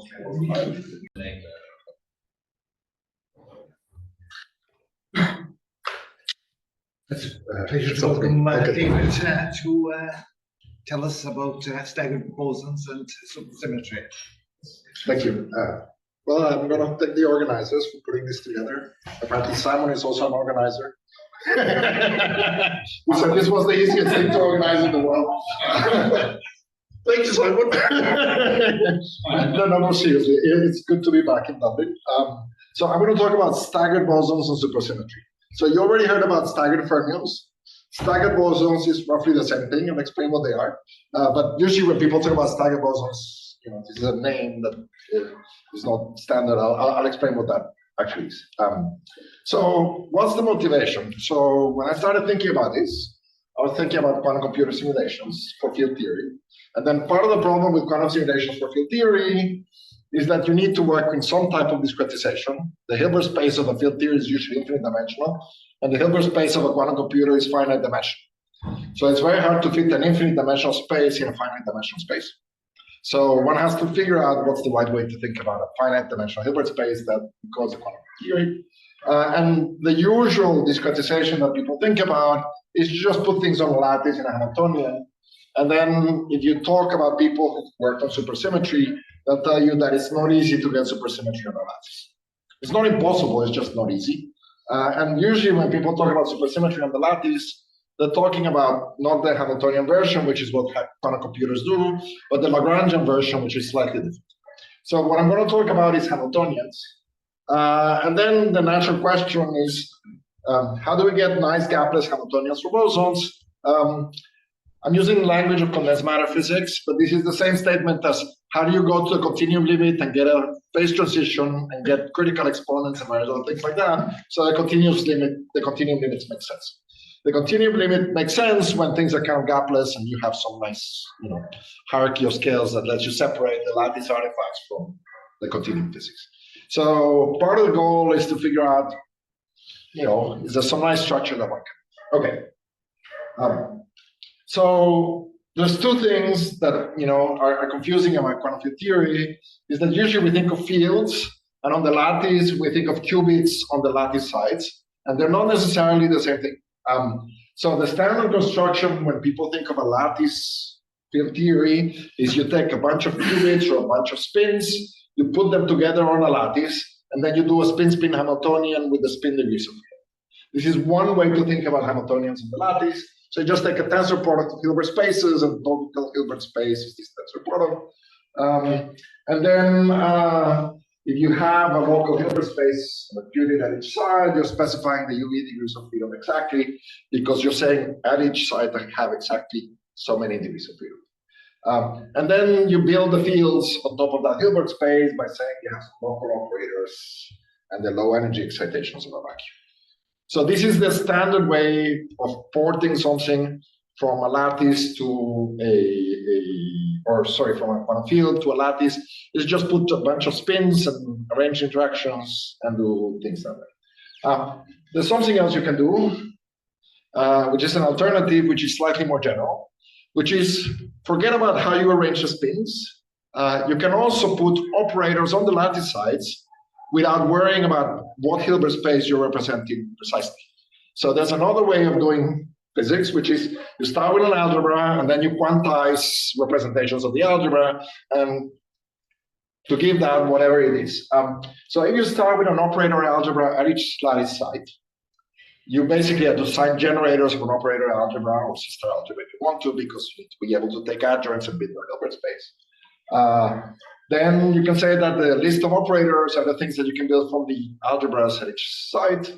And then you basically require that the operators where things are not the identity is finite, and then use completions. You can build some star algebras that way.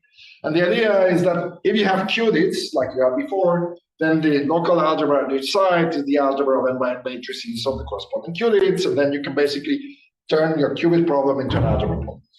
So what kind of local operator algebra? So this is exactly what I'm going to try to explain. So the idea is, if the local algebra is just n by n matrices over the complex numbers, then this is what the usual statement of having qubits at each side or qubits at each side. So now let's see, is there something more general than that? So the idea would be that sometimes the Hilbert space might not be localized on one side precisely, but it might be more distributed. This is a little bit like how staggered fermions work. And then the idea is, why am I doing this? And the reason is twofold. The algebraic formulation might make some generalized symmetries easier to handle because they will be exact symmetries of the algebra, but they might not be obvious from the point of view of the Hilbert space. And then this can be used to prove equivalences between theories. So for example, Dina's here, so she knows a little bit about this. If you do temporally Lieb algebras, this is what integrable models usually have left and right in almost all integrable models. Most of them, there's some temporally Lieb algebra underlying it. The temporally Lieb algebra is universal, and it can be realized by huge numbers of different kind of configurations of spins, objects, bosons, fermions. And this is many times how we can prove equivalences between two theories with completely different formulations.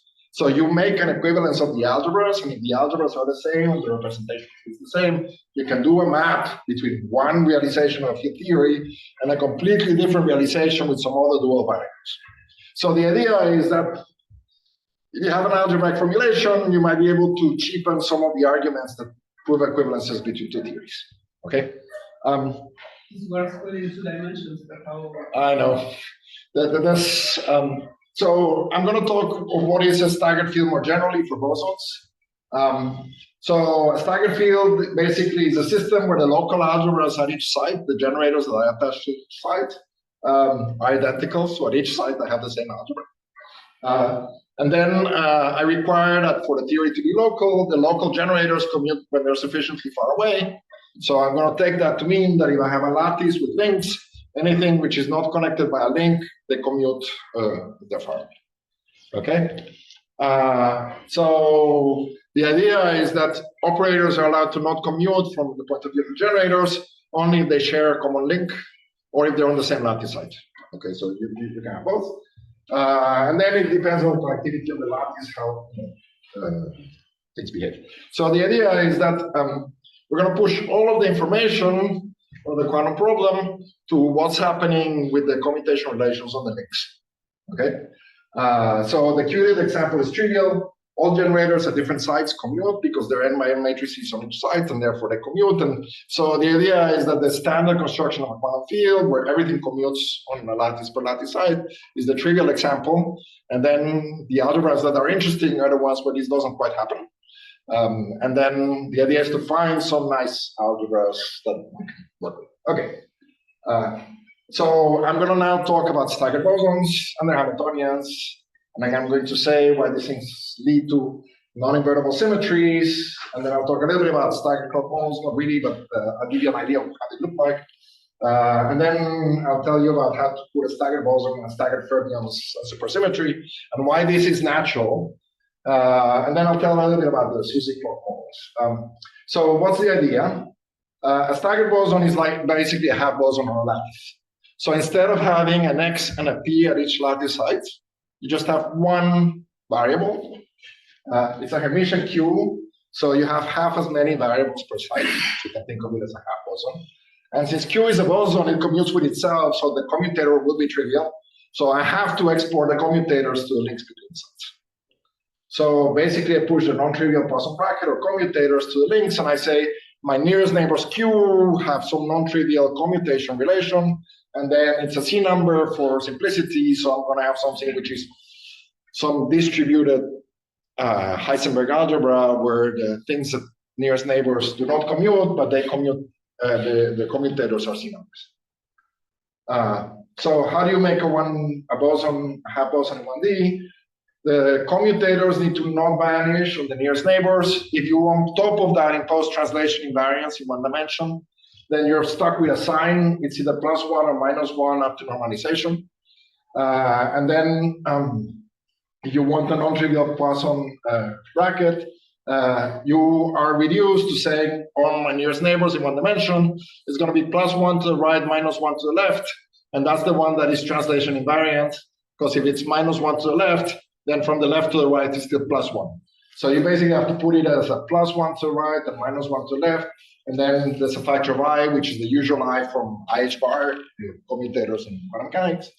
And I have to choose this sign, so I choose one sign, and I'm going to call that sign right-moving sign. It doesn't matter because the left-moving sign can also be obtained, but the idea is that at some point I have to make this choice, and then I make this choice. And then we can generalize this when we consider deformations. So the idea is if you have this algebra, it's a nice algebra where the commutators or nearest neighbors do not commute. And that means that the Hilbert space does not factorize on lattice sites because there's generators that don't commute between the nearest neighbors. So a half boson I'm going to claim is similar to half a fermion. So the degrees of freedom are kind of distributed between nearest neighbors. This is how staggered fermions work. And then the idea is that we call them staggered bosons because they're similar to staggered fermions in this way of thinking. So you have different components of the field on different sites.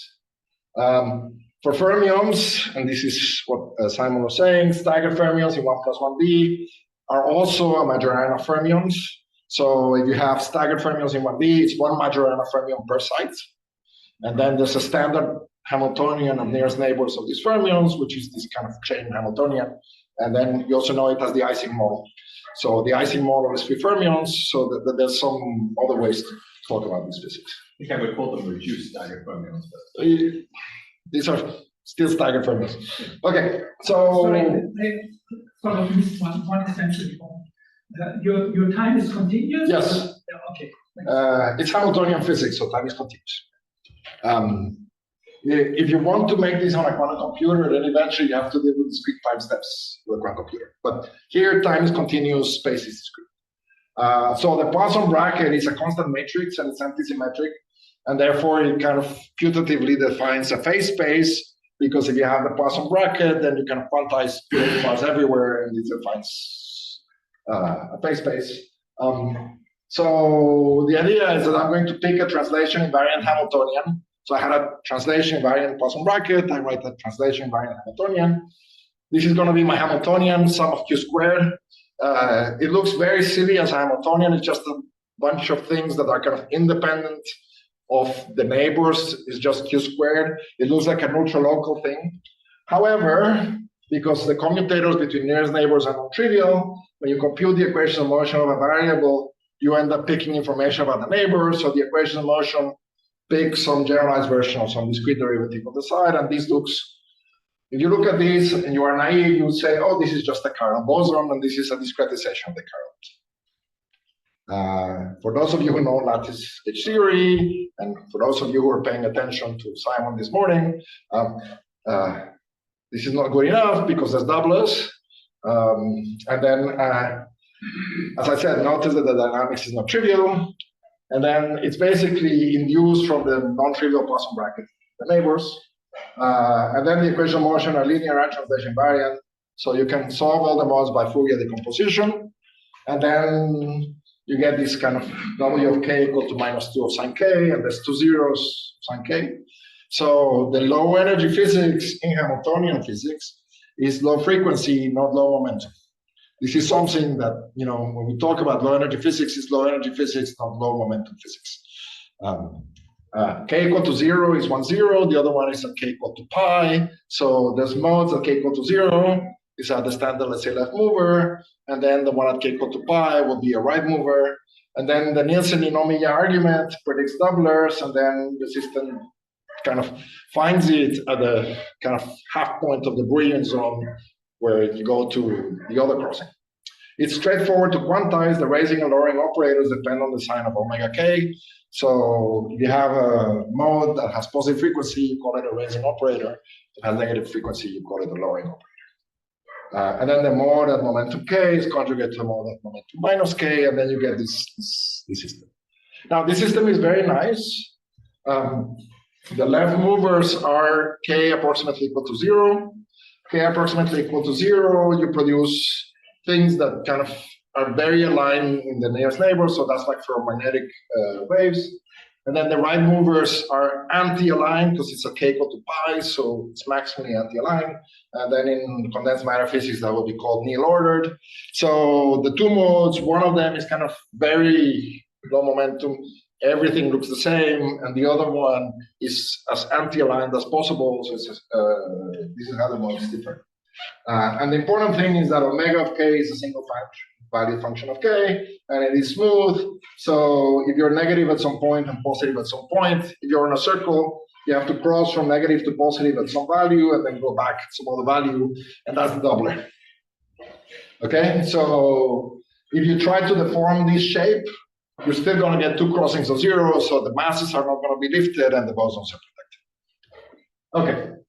If you go to the anti-ferromagnetic ordering, meaning you change signs on all the odd sides, it turns the left mover commutation relation into right mover commutation relation, meaning you change the sign of all the Poisson brackets. So when I made the choice, it was the choice of what I consider ferromagnetically ordered, is whether it's the right mover or the left mover that's ferromagnetic. It's not an intrinsic characterization. It's basically I had to make a choice, and the other choice I can obtain by a change of variables. So the idea is that, you know, there's no distinction here between a right mover and a left moving boson per se. They produce the same type of thing. It's just how I talk about k equal to 0 that makes a difference. Okay. So there's symmetry protection going on. The left and right movers cannot mix if translation invariance is preserved. That's because one is located at k equal to 0, the other one's located at k equal to pi. And you preserve momentum. If you preserve momentum, then a mode at k equal to 0 cannot be kind of mixed with something at k equal to pi. So the idea is that there's this simple topological argument that says these will not be lifted so long as you preserve these translations. So this massless boson is protected even in the presence of some perturbative interactions, so long as you preserve translation invariance. So if you take this and you add some perturbation, you're good to go. Topology is, there's 0 modes, so there's these two crossings of 0. You can talk about an even, the sum of the two Q2i's commutes with everything, and the odd, the sum of the two Q2 to I plus 1 commutes with everything. And that's because the sign to the right is +1, the sign to the left is -1, and +1 - 1 vanishes, so it commutes with all the Q generators. So these are central elements of the commutator algebra. So when I told you that you have a phase space, that was a bit of an exaggeration. You have some modes and you have some center, and you have to worry about the center, meaning what do the zero modes do for your quantum theory. And this is where all the complications become important. If you go on a finite lattice with periodic boundary conditions, if you have an even number of lattice sites, then you get 2 zero modes or 0 zero modes, depending on whether you use periodic or anti-periodic boundary conditions. If you use periodic boundary conditions, then you have 2 zero modes, the even and the odd, each one of them commutes. You can separate into even and odd when you have an even number of lattice sites. So you can check that, the states that you get here for the ground state are parity invariant, and parity acts like space reflection about, k. This is the k axis around here. This is what the energy is. So you can change k to pi minus k, and that gives you an identification between the left and the right movers. So there's a parity symmetry that lets you exchange the right moving degrees of freedom into left moving degrees of freedom, and then you have some zero modes here for a finite lattice.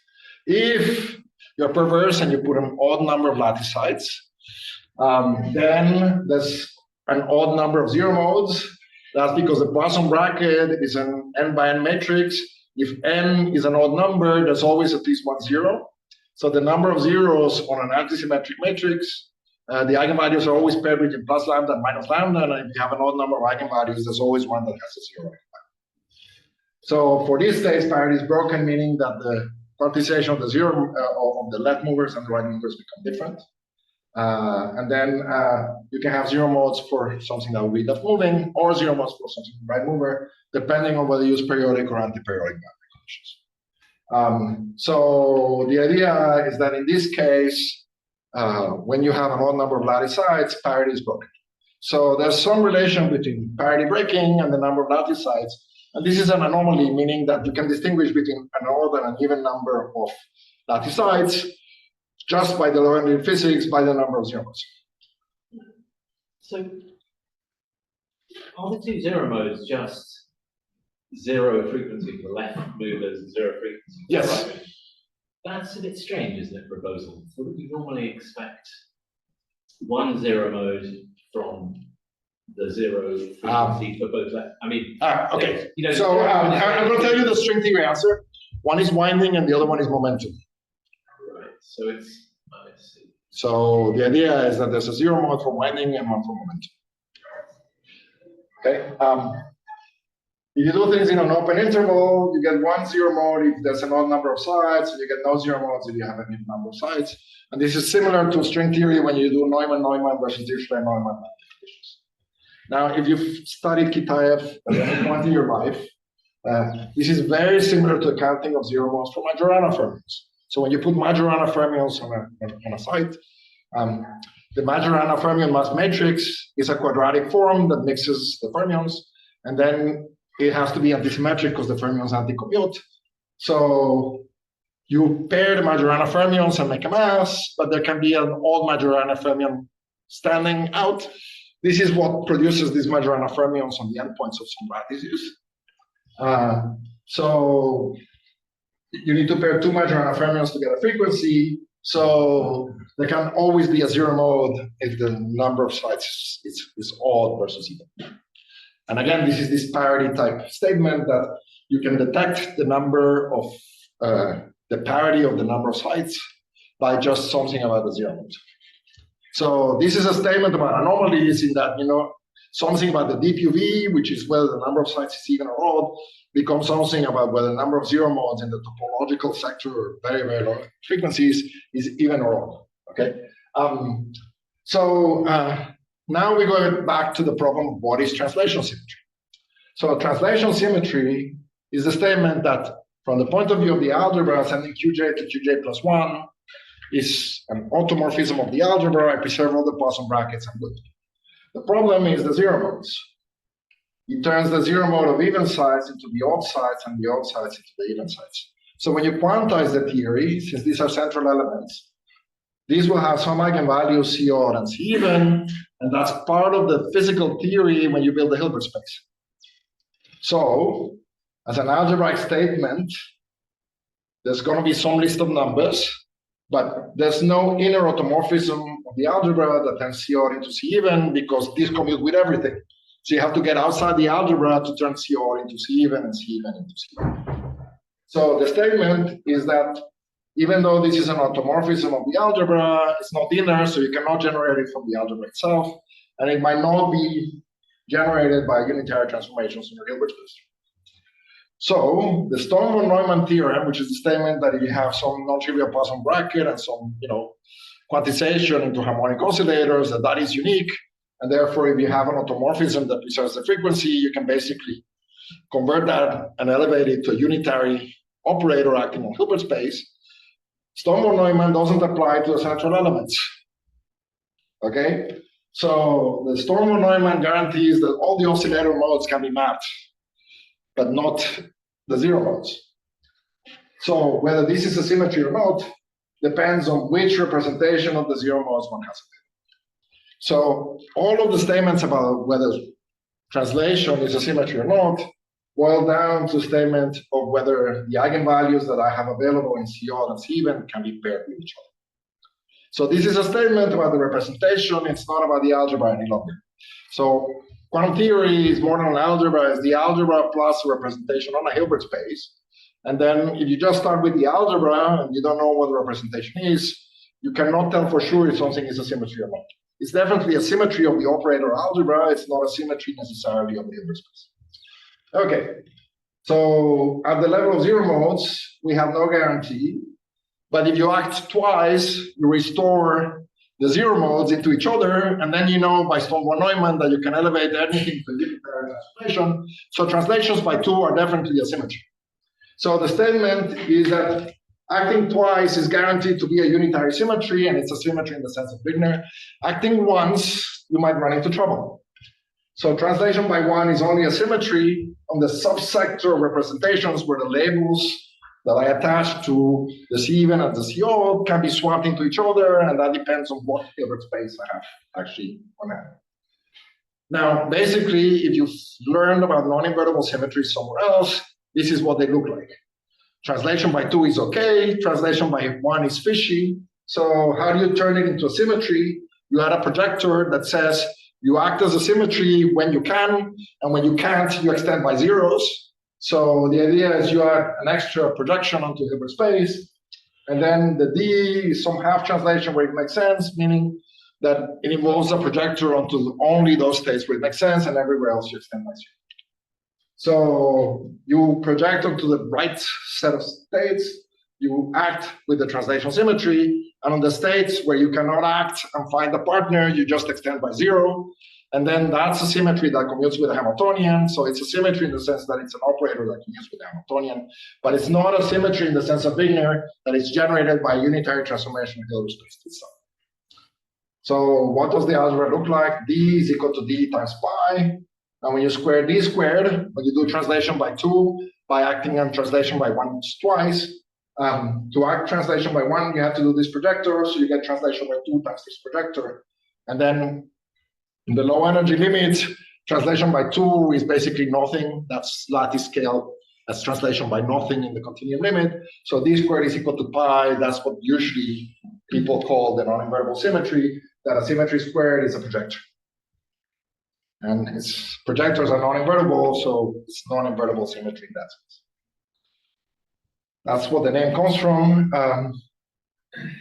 The idea is that because the system has this kind of non-invertible symmetry floating around, it might be just the non-invertible symmetry is doing all the symmetry projection to keep the system gapless. In the end, this is what happened. I didn't know that at the beginning. So if you go from bosons to half bosons, you have some regular boson from QPs. How do you build half bosons? We want to compare this kind of half boson theory to a more conventional construction and to figure out how would we write the operators in the reduced theory from the point of view of something that's more conventional. So you can start from n, x's, and p's and turn it into 2 and q's. You take the even q's to be the p's, so that would be the momentum, and then the odd q's will be the differences of the nearest neighbors. You can check that the commutation relations of the q2i plus 1 are exactly the ones I gave you. And then what you see is that the sum of the q2i's, that's the center of mass, is the sum of all the momenta. And the sum of the q2i evens, it telescopes, it's xi plus 1 minus xi. So on a periodic lattice, this will be 0 unless x is allowed to be multivalued. And if x is allowed to be multivalued, you're allowed to have winding. So one zero mode is momentum, the other one could be winding. Otherwise, you get only one zero mode, which would be the center of mass, and then q2i plus 1, the other one would always be 0. So it's easy to see that you can produce the correct Poisson brackets from conventional statements. And then when you look at the counting of variables, you get the correct counting. But this NXP is a non-degenerate Poisson bracket. The one of the two NQs is degenerate. So the proper statement is that 2n minus 1 of these variables get mapped nicely. And you have to add one more on the other side. The one that you add, the extra one, is the one that we will associate to winding. So you take one and you add one, and then this is how you get the correct outcome. So the zero mode that's missing is winding. So if you have both momentum and winding, then you can do your field theory again. Okay. So what is translation by one? It acts by sending pi to xi plus 1 minus xi and xi plus 1 minus xi to pi. So it exchanges the notion of winding and momentum. If you've taken a class in string theory, that's T-duality. So the statement is that the non-invertible symmetry is acting by T-duality. And if you've taken my string theory class, the first thing I tell you is T-duality is not a symmetry. It's an equivalence of two theories. So the precise statement is that the non-invertible symmetry is like T-duality, but T-duality is technically not a symmetry. Doing the same translation twice is a symmetry that takes you from momentum to momentum or winding to winding, so you get back to the same theory. So this is the usual statement. So this is the translation by one in the lattice of the XP variables. So if you started with the original XP variables, translation by one becomes translation by two in this kind of staggered formulation. So the idea is that the translation by two is the natural translation symmetry, and translation by one is this weird non-invertible symmetry. And then when I started the formulation, it wasn't clear that there was this distinction. Now it's very clear, and this, when people talk about non-invertible symmetries, this is what they're doing all the time. Okay, so now that I told you that T-duality is not a symmetry, I want to force it into the symmetry paradigm. So if you copy what is done for bosons, I have to allow the values of the C labels to form a lattice, like when we do it in conformal theory. And then that there's a unique irreducible representation given a set of two C labels, the one for the C even and the C odd. And then you apply the transformation only on the maximal set of pairs of labels that are mirrored. So when you're careful about what you're really doing, it acts as a symmetry on a subsector of the theory. And then you can ask, I projected everything else out. So what is this projection? This projection is projecting the non-invariant states of some symmetry. This is exactly what people would call an orbifold. So the statement is that the T-duality is not really a symmetry. It's an equivalence between two theories. But when you use the projector, you're relating a theory with one radius to an orbifold theory with a different radius. And you're claiming that the T-duality and the orbifold are doing the same type of operation. So there's some relation between the radii, and then, when you extend by zero everything everywhere else, you're basically saying that I'm keeping some states and not some others, and this is what the projection onto the invariant sector on an orbifold would look like. So why the C label is forming a lattice? I would have guessed. No. I declare that because I want it. In conformal field theory, in U1, in a U1 conformal field theory, modular invariance produces this lattice for you. This is a consequence of modular invariance, but if you don't have modular invariance, It's just be the real line. right? If you don't have that, it is whatever it is. So I'm here cheating, and I'm looking at the answer I want and seeing what's the structure that I need. One of the things I'm doing with lattice is exactly figure out how do I get the right quantization condition of the zero modes to produce a modular invariant theory? What does that look like? And then you have to extend the algebra and add certain things that let you move between different values of C. Those things that you have to add is what people who work on these non-invariable symmetries call these line operators that extend off to infinity. And you have to be careful about what you allow with that. So you have to, allow for some things to go all the way to infinity and dress them to infinity to kind of be able to extend the algebra.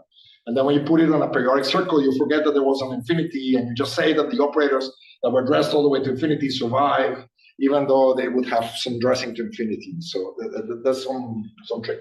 But again, the statement is that T-duality is not a symmetry, it's an equivalence of two theories. But you can make it into a symmetry by understanding what this projector is actually doing. It's an orbifold.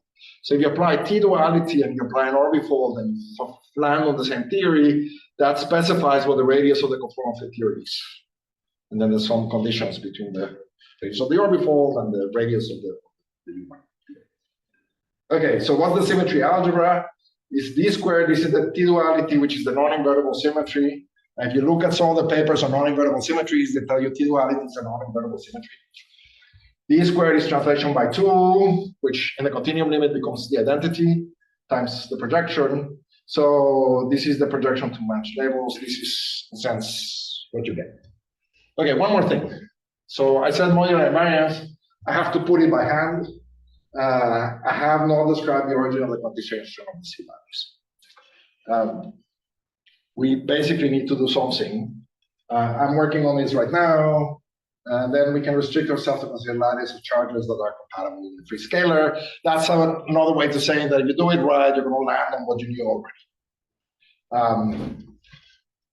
So revisiting the gaplessness, the argument I gave worked based on single valueness of the expression relation. But now I'm telling you this is a double cover of the regular Abbreviated zone. Translation is basically a jump of 2 steps. It's not a short, but this is my, grammar correction kicking in from. Translation is basically by 2 steps.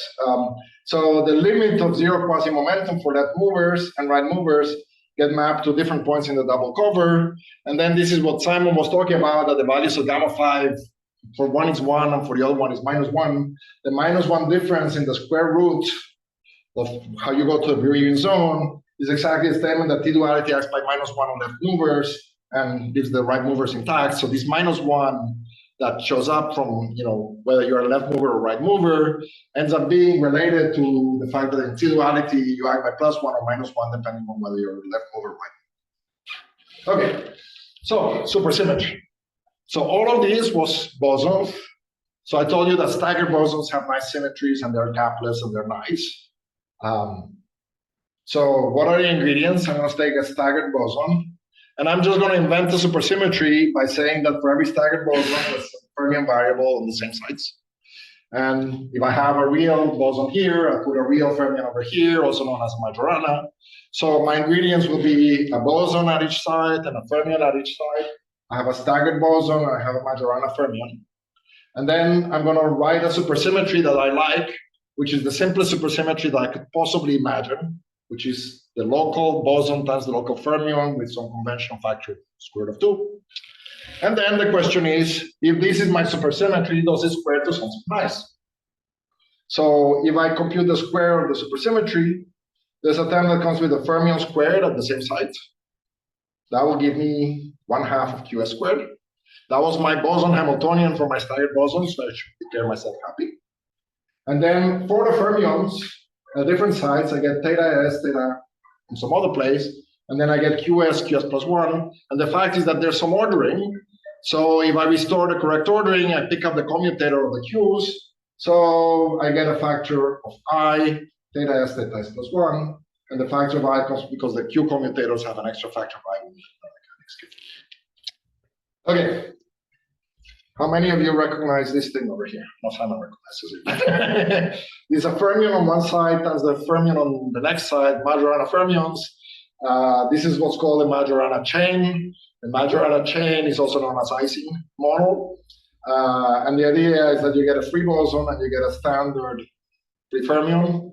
And then if you know something about staggered fermions, is that the staggered fermions in 1 plus 1b is the Majorana chain. So what you do is you declare that the even sides have the up components and the odd sides have the down components of the fermion. And then this thing that is theta s plus 1, you are careful if S is even or S is odd. And if, let's say, S is even, then 2s plus 1 is odd. On the other ones where you have an odd one times an even, you change the order and then you pick up the discrete derivative and something that looks like the Dirac equation, like the Dirac action. So the statement is that you can see that even though this looks not at all like a Dirac action, if you split it into even and odd, and you kind of twist the ones that have the odd even into even odd combination, you pick up the minus sign and you get something that looks like the Dirac Hamiltonian. Also, this is the massless case. It's icing at the critical point. So when you compute the field theory, you get a free boson with C equal 1 plus a free fermion with C equal to 1/2. And this is a standard C equal to 3/2 for field theory. So translation by one of fermions is also a non-invertible Z2 symmetry. This is something that has come out recently. In the old days, people talked about the Z2 as a Kramers-Vanier duality. If you do translation by one on the fermions, this is kind of like a square root of the regular translations. This is the non-invertible Z2 symmetry. And this all has to do with fermion zero modes. This is not about the massive fermion states. This is all about what do you do with the zero modes. Of course, to get the icing, you also need a GSO projection. So there's some complicated story about which states are the correct ones. But if you just want to say that I can produce supersymmetry, I can produce supersymmetry where the bosons give me a C equal 1 boson and the fermions give me a C equal to 1/2 fermion. And I've done this in 1 plus 1 dimensions, and then I can do my favorite. What's the Z2 aspect? Because you do it twice, you get a regular translation, or is it one? No. The statement is that DZ2 does not commute with the GSO projection. So which is the boundary condition in these. If you do it in periodic boundary conditions, you have to be careful about which combination of boundary conditions you're using. So it's really about that. And it's a statement that, usually you go to some special type of boundary conditions. Those are the ones that are modular invariant, so it's tied to modular invariance. So if you do a Z2 orbifold of icing, you get icing again. But it's the difference between order and disorder. And this is the higher dimensions? Yes, this applies also to higher dimensions, which is the same. Then you get this alpha for shifts. Yes.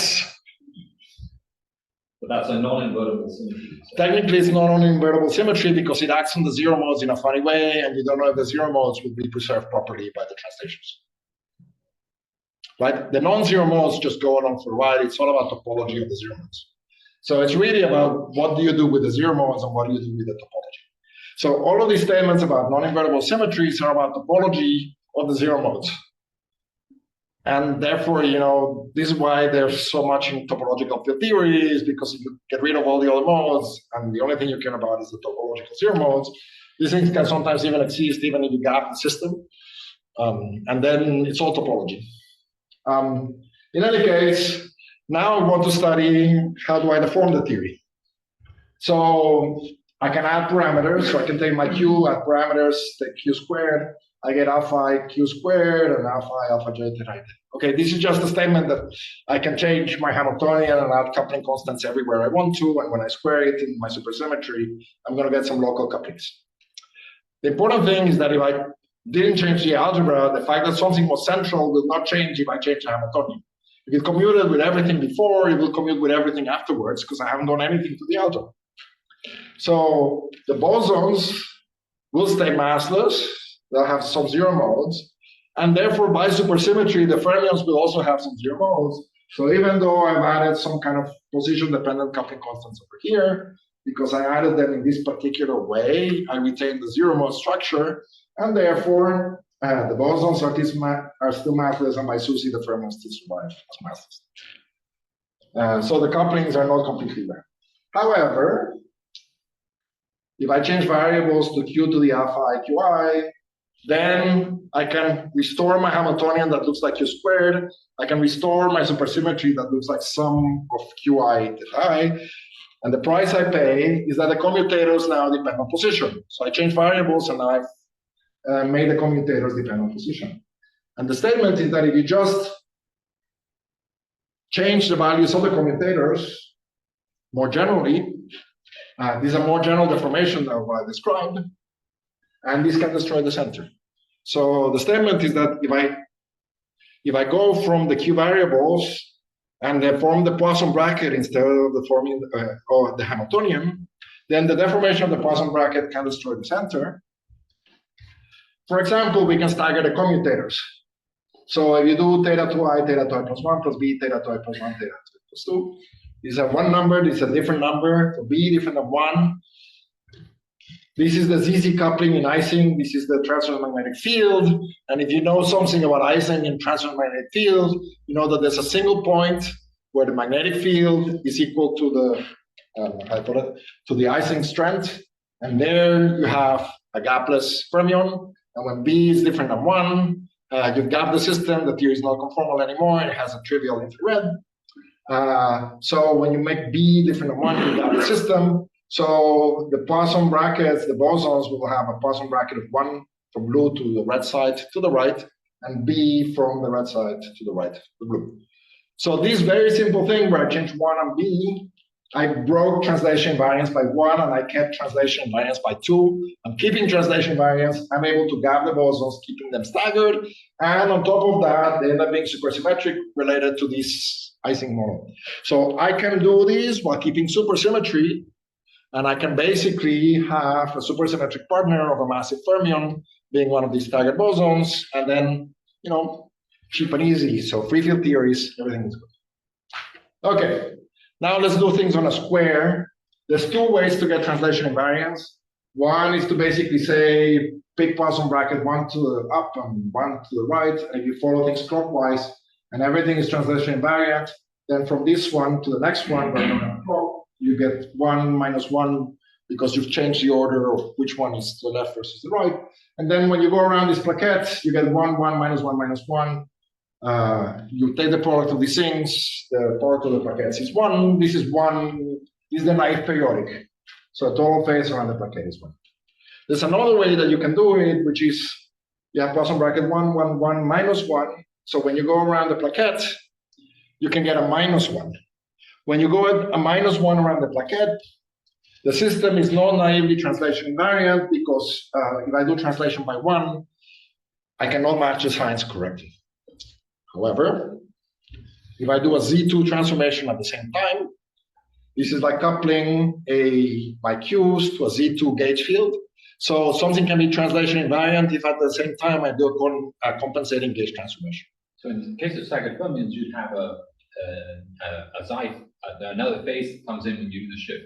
It's the same thing as putting 1, 1, 1, minus 1, and then keeping track of that. You can make it invariant. Yes, you can make it invariant at the price of some phases in some other places.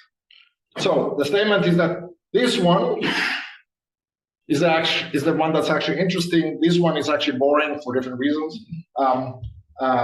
In the non-trivial case, you call one 0 forms, the other one 1 forms, and the other one 2 forms.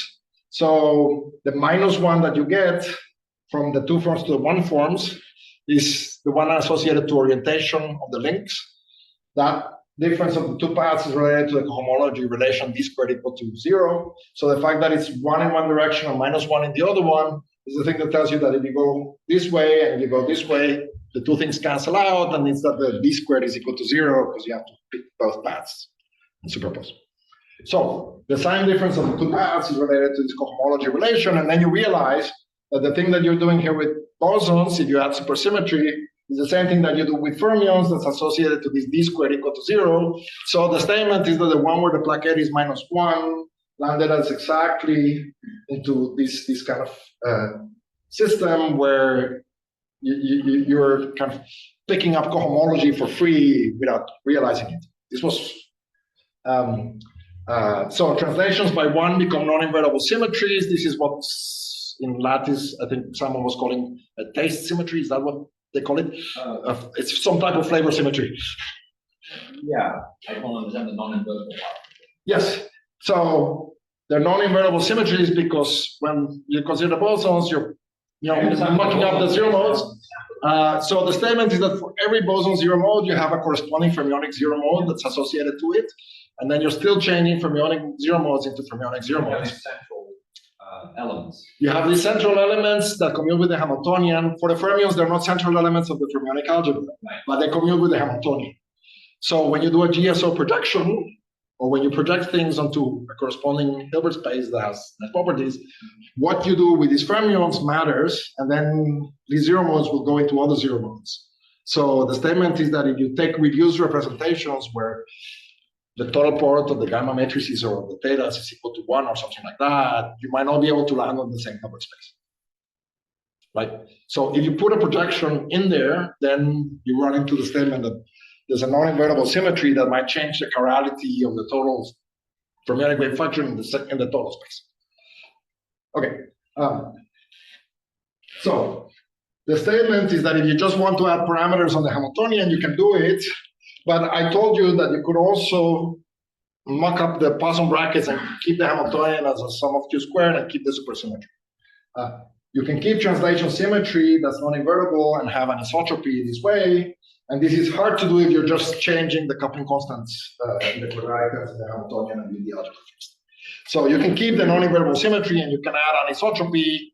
So you can couple it to something which is a slightly more curved or more exotic. If you generalize it to triangulations, then the faces have something, and then the edges are a different color, and the vertices are something else. And then the d squared equal to 0 is a statement that around every one of these plaquettes, the product of the faces need to multiply to -1. And then you can always add extra boson or extra parameters on the Poisson brackets if you want to. Now, the statement that Simon was making is that you preserve the Euler characters. If you have a non-trivial triangulation, there's a non-trivial number of zero modes. Even if you change the signs over here, the number of faces and the number of edges and the number of vertices will be mismatched. So the Poisson bracket is still degenerate. And then you can count how many things survive in the worst case scenario, and it will always be the Euler character. So the Euler character will always show up as the number of zero modes for the bosons. And this is also related to the fact that some of the fermions will be massless, and there's going to be some topological fermion charges that you cannot get rid of, that do some non-trivial degeneracy. So the idea is that this property of Kähler-Dirac fermions, that they pick up the Euler character somehow, is reflected here in zero modes, is the Hamiltonian version of the staggered fermions, and it's the Hamiltonian version of Kähler-Dirac fermions, but you pick up the Euler character. If Q is upgraded from being real to being complex, then you can twist the Poisson brackets by U1, meaning you can couple these bosons to a non-trivial U1 field. So on the links, you can put them into the I theta. So you can have non-trivial faces. So if all these faces are very close to -1, it's like Kähler-Dirac coupled to a weakly coupled U1. If they're close to 1, I haven't discussed it yet, but in this case, the center is much bigger than just the Euler character or the topology of the manifold. You get actually some symmetries that are what is called subsystem symmetry. So let me explain how that works. If you take your lattice like this and you sum all the variables over here, and all the Poisson brackets are +1 and -1, this one commutes with this one to a plus, and this one commutes with this one to a minus. And plus and minus cancel each other. So you can show that a sum along the diagonal commutes with all the x's here. It will be the same with the ones below. So it commutes with all the generators that it could possibly talk to. And you can do this for each diagonal. So for each diagonal, you get a center element. You get actually 2. You get one even and one odd one, because you get this one and you get the one of the red lines. So you get a huge number of variables in the center that commute with everything. And this is what subsystem symmetry looks like. You have a huge extended set of topological charges that are non-trivial codimension 1 or codimension 2. You can use a clock symmetry instead of a U1 there, and you get quite a bit as well. You get the same problem that you can get a large center when you do things this way. What do you mean by twisting the Poisson brackets by U1? You have a phase? Like Yes, now the Qs are complex, and now I just put a phase wherever I need to, and then I'm twisting my thing by phases. So I'm coupling it to a static U1. I don't know how to make that gauge field dynamical and to keep all the nice things, but like supersymmetry. But if you just want to couple these staggered bosons to a non-trivial U1, you can. Okay. Beyond free fields, you can have some more general local algebras. So if you consider a Zn variable on a site, which is kind of like taking Q real, making it unitary, and saying that U to the n is 1, that's then Ki, Kj, you pick up a non-trivial Kj, Ki, you can pick up a non-trivial phase on commuting something from the nearest neighbor. Consistency will require the W's to be roots of unity, so that Kn commutes with everything.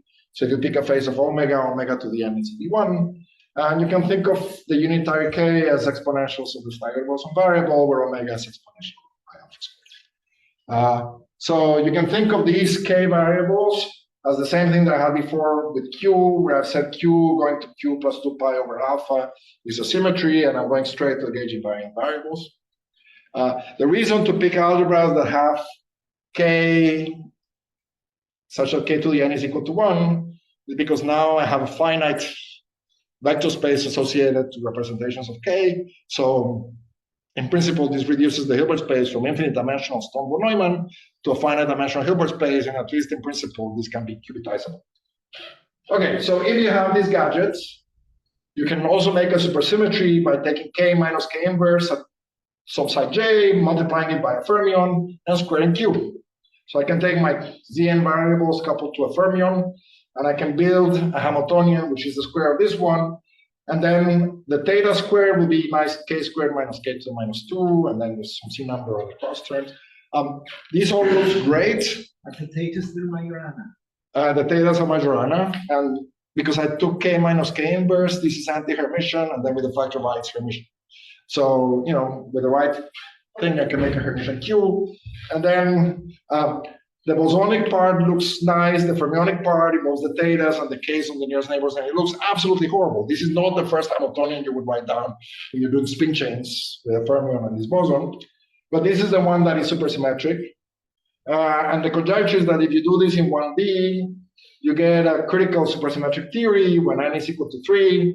That's because the bosonic part of the pure Hamiltonian without the fermions is a non-trivial conformal field theory. It's some parafermion kind of system. It's tricritical pots. It has C less than 1. So the idea is that with this one together, you get a critical supersymmetric theory with n equal to 3. It has a non-invertible Z6 symmetry, so there's a Z3 and a Z6 plotting around. And then there's another construction of the C equal 1 theory, which doesn't have supersymmetry, but has the Z6 symmetry that in the conformal field theory limit is supersymmetric, and if they have the same symmetry, it's likely that they're the same theory. So this is likely to have a C equal 1 criticality, even if I haven't solved the theory. This is not kind of integrable, but it's likely because there's such a super minimal. So the idea is that even after I started with supersymmetry, even if it looked like I was doing just free theories, after I put this K minus K inverse in the right places, I'm now doing some discrete theory that leads to a non-trivial critical point in 1 plus 1 dimensions. So at least in principle, I can produce one interacting theory that is interesting. And then here's the conclusion.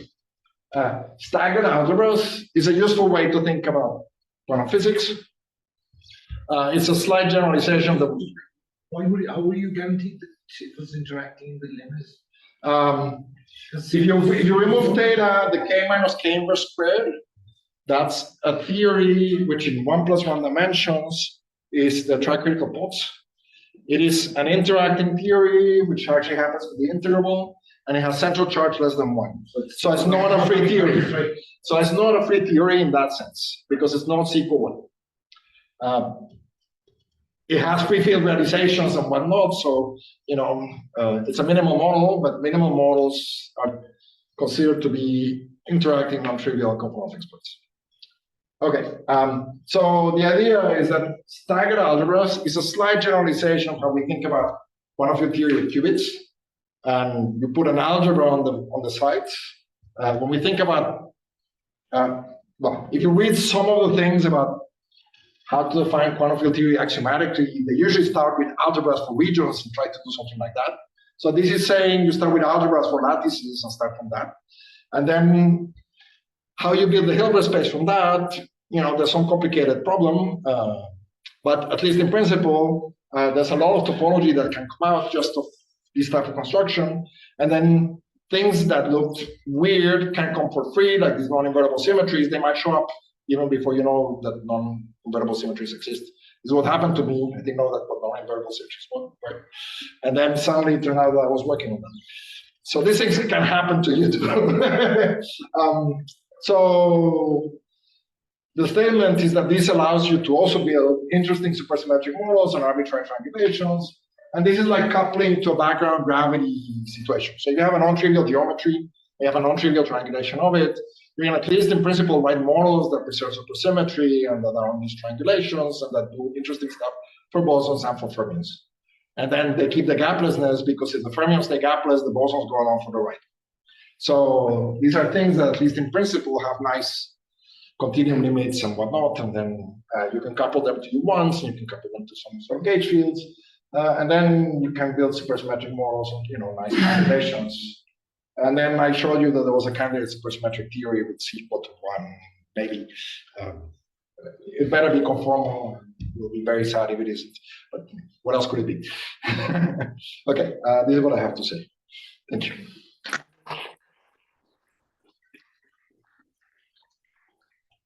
The effective holographic magnetic catalysis and how we can, achieve that introducing D7 prime probes and exciting external magnetic field. And then I'm going to talk about approximating the DBA action with a neural network. Maybe let me just close the window because there are some kids outside. All right. So then it's the real part of the talk. I'm going to talk how to use artificial neural networks to study this holographic brain probes, brain probes, and the new, I don't know how new it is, but I mean, it's new for me. Feature is we're not going to solve the equations of motion. We're going to directly extremize the action, but by regularizing the action and essentially let the loss function be actually equal to the free energy of the system. And then the neural network will find the most stable phase for us. And then we're going to apply this methodology for the holographic meson melting, which is another, these two are kind of like more or less popular frameworks to study holographically flavored branes. So we're going to apply this for the holographic meson melting. And then I'm going to solve the so-called inverse problem. I'm going to show you how this setup also can be used to learn geometry. Whatever that means, you're going to see what it means. So let's move on. So what is quantum field theory? Well, it is, as you know, it combines quantum mechanics and special relativity, consistent with Lorentz invariance. And the core idea is that fields and not particles are the fundamental objects, and particles arise as quantized extension of these fields. And example that you all know is quantum electrodynamics. So I gave this just as an example, so to motivate the loop expansion in quantum field theory is expansion near a Gaussian. So the key features here is that we have creation and annihilation of particles, Feynman diagrams, which encode quantum amplitudes. We have renormalization, we have gauge symmetry, and we apply this in particle physics and various precision tests. For example, for quantum electrodynamics, this is the lamp shift. Now, let's consider, as I mentioned, this QED action. We can see that there are quadratic terms here, and we have the interaction term. And as you know, the so-called loop expansion is essentially expansion near a Gaussian. So we have this interaction term, and we expand for small e near a Gaussian, and we get these vacuum diagrams. And Feynman gave us the interpretation, which remarkably works. So essentially, this tree diagram corresponds to this scattering, and this is a loop correction to it.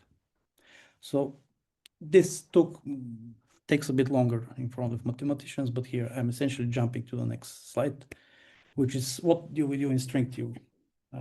Very naively speaking, we can say that in string theory, since we're extending particles to strings, now the Feynman diagrams extend to tubes. And this is already non-trivial, even this trivial remark, because the splitting that is here represented actually means that it depends on the boost or on the frame, and therefore the splitting pattern depends on the choice of coordinate frame, and so the interaction is non-local. And as we know, string theory originally arose as, well, essentially competing with QCD, but now we think of it as theory of everything.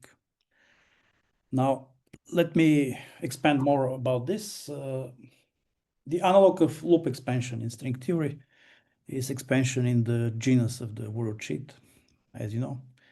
And based on the Euler characteristics of this of the genuses of the surface, we can split the partition function that way. And here GS is the string, what is the expectation value of the dilaton, E of the times the dilaton. So now this has analog in well, non-abelian gauge theories when the Feynman diagrams become double. And double diagrams, they can be naturally written on a surface with a given genus, and this is the mapping. And in fact, one can, in the large n expansion, one can show that the expansion near along different powers of n, which actually corresponds to genus expansion, is dominated by expansion around planar diagrams. And this similarity between the large n expansion in gauge theory, non-abelian gauge theories and string theory was, well, why people expected such dualities. This is 't Hooft, of course. 't Hooft did that. And years later, in the framework of string theory, we have an example of such a duality, which is the ADS-CFT correspondence. So a very brief basic fact about ADS5 spacetime. If you just consider hyperbolic sphere or a sphere with, well, you just take flat space with some negative and positive signature, and you have what is sometimes called hyperbolic sphere. So this in 6 dimensions, that's how you can embed ADS5 spacetime. And if you look at the induced metric, one way to parameterize it is this, which is the so-called Poincare patch. It's also called a local patch. Local because it doesn't cover the whole hyperbola. And this gives this simple metric, which we can think of, especially this part here. The first part is flat space with different scales.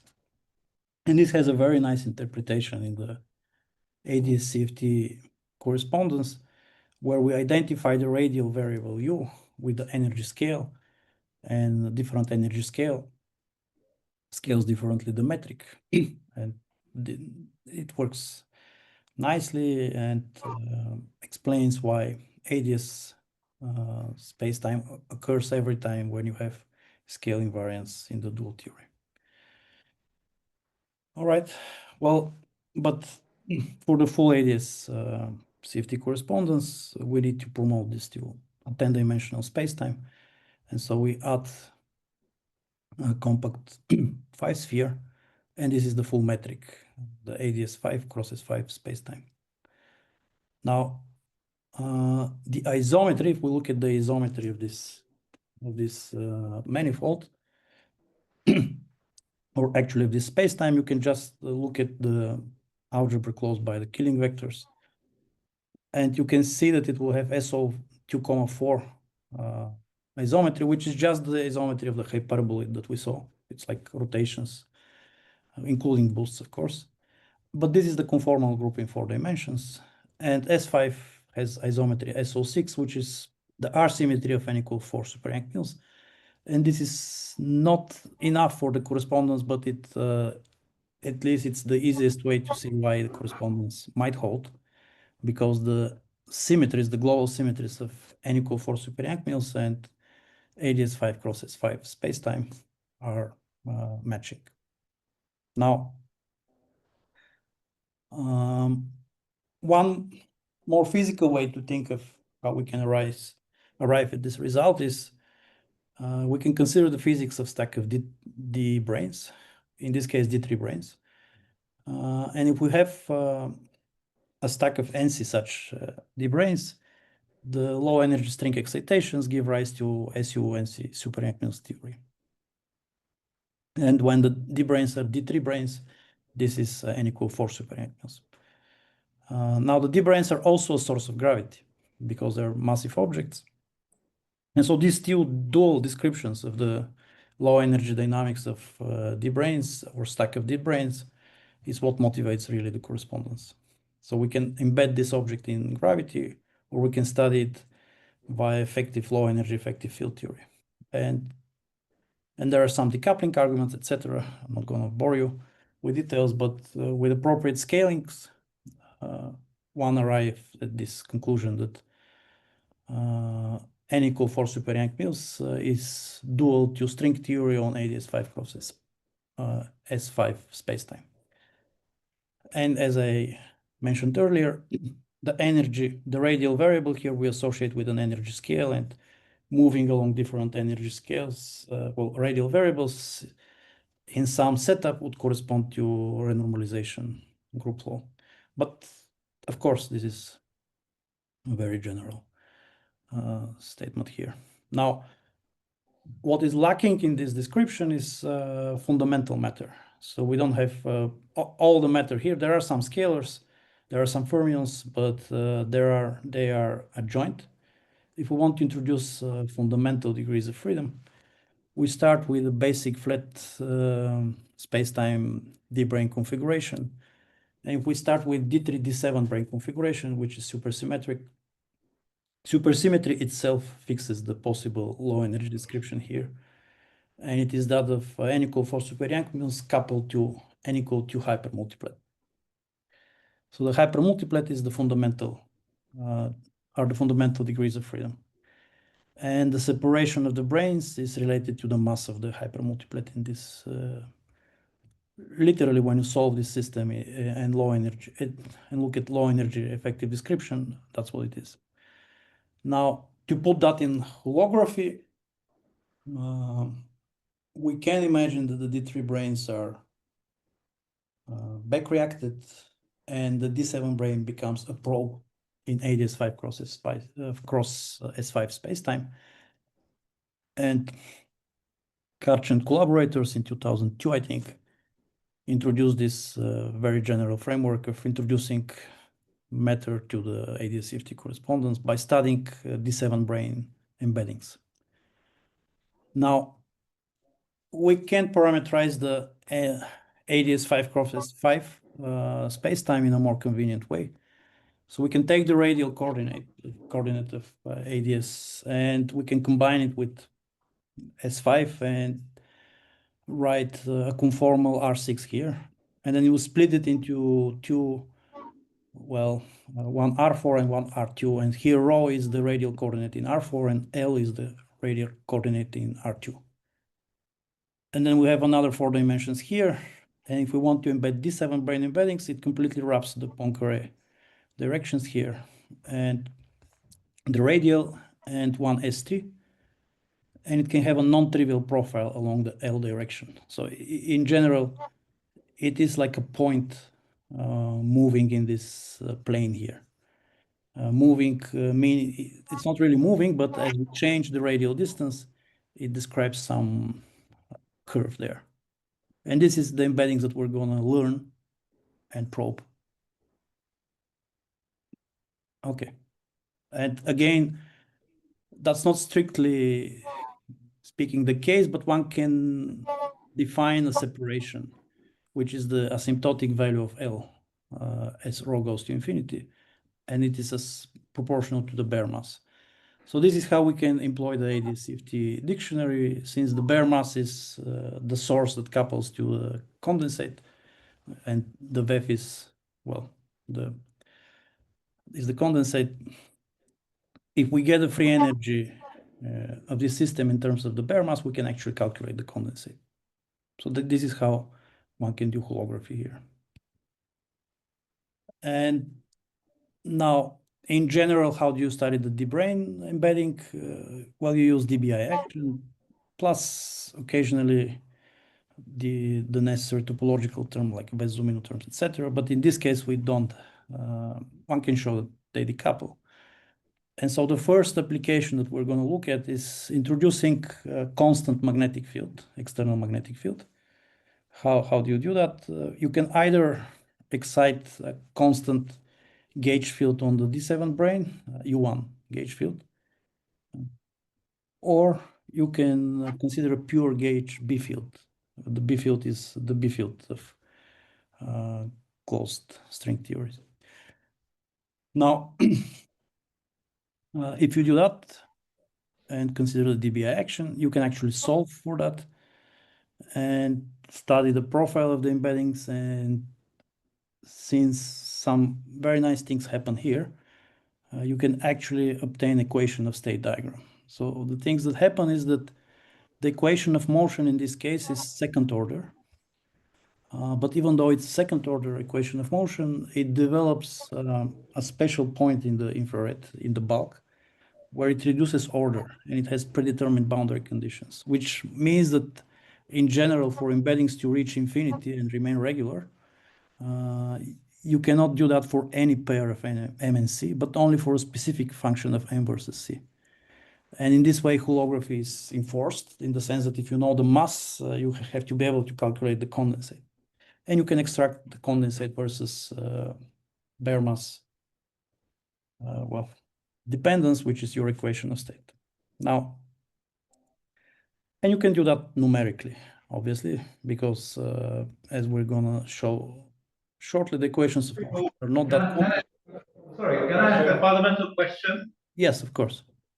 So what is the motivation of considering D7 branes in particular? The motivation is, there are many motivations, but the main motivation was, if we think of n equal 4 super Young Mills as the supersymmetric cousin of QCD without fermions, we want to have fermions in the description. Fundamental degrees of freedom. So the D7 branes introduce the fundamental degrees of freedom, which is the baryonic matter, if you want, in the standard model. So in the original ADS-CFT correspondence, you don't have fundamental matter. You have just adjoint fields. So everything is like gluons. If you want to describe anything like mesons, for example, you would need fundamental fields. And that's the main motivation. D3, D7 system is dual to n equals 2 supersymmetric Yang Mills. I think that's... Yes, How do you understand this dimensionality of the brane, pro brane, D7? Yes, the D7 comes, it's a particular brane, like when you start calculating, there is this rule, what preserves supersymmetry. And the difference in the transverse direction should be, exactly divided by 4. And that's why, it's the difference in it's the number of Neumann-Dirichlet, conditions. I think I had a plot somewhere, but maybe I removed it. Let me see if I have it still. Yeah, this here. So the number of dot dash should be, in this case, it's what? It's 4, 1, 2, 3, 4. So you can draw any brane, and as long as the number of dot and dash is exactly divisible by 4, you're going to preserve supersymmetry. And if you preserve supersymmetry in this highly supersymmetric scenario, the field content is fixed. So essentially, you know the theory. In the other cases, you don't really, it's not, well, it's more complicated. But, and so we want to preserve supersymmetry for now, so that we get the field content, we know what's the dual theory, and then we want to break it, because as you know, if you have supersymmetry, you don't have condensate. So it's kind of boring. And that job is done either by temperature in the cases that I consider, or by external magnetic field. And the external magnetic field itself, in the 90s, late 90s, it was a big thing about this magnetic catalysis of chiral symmetry breaking. There are many papers, mostly by Miransky and collaborators. So it was, so this is also another motivation to consider this magnetic catalysis, holographic magnetic catalysis. Okay, thank you. Yeah, it's okay. Yes.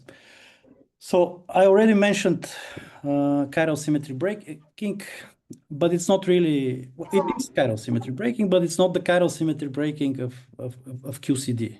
As you know, in the chiral symmetry breaking of QCD, you break a flavor symmetry to the diagonal flavor symmetry.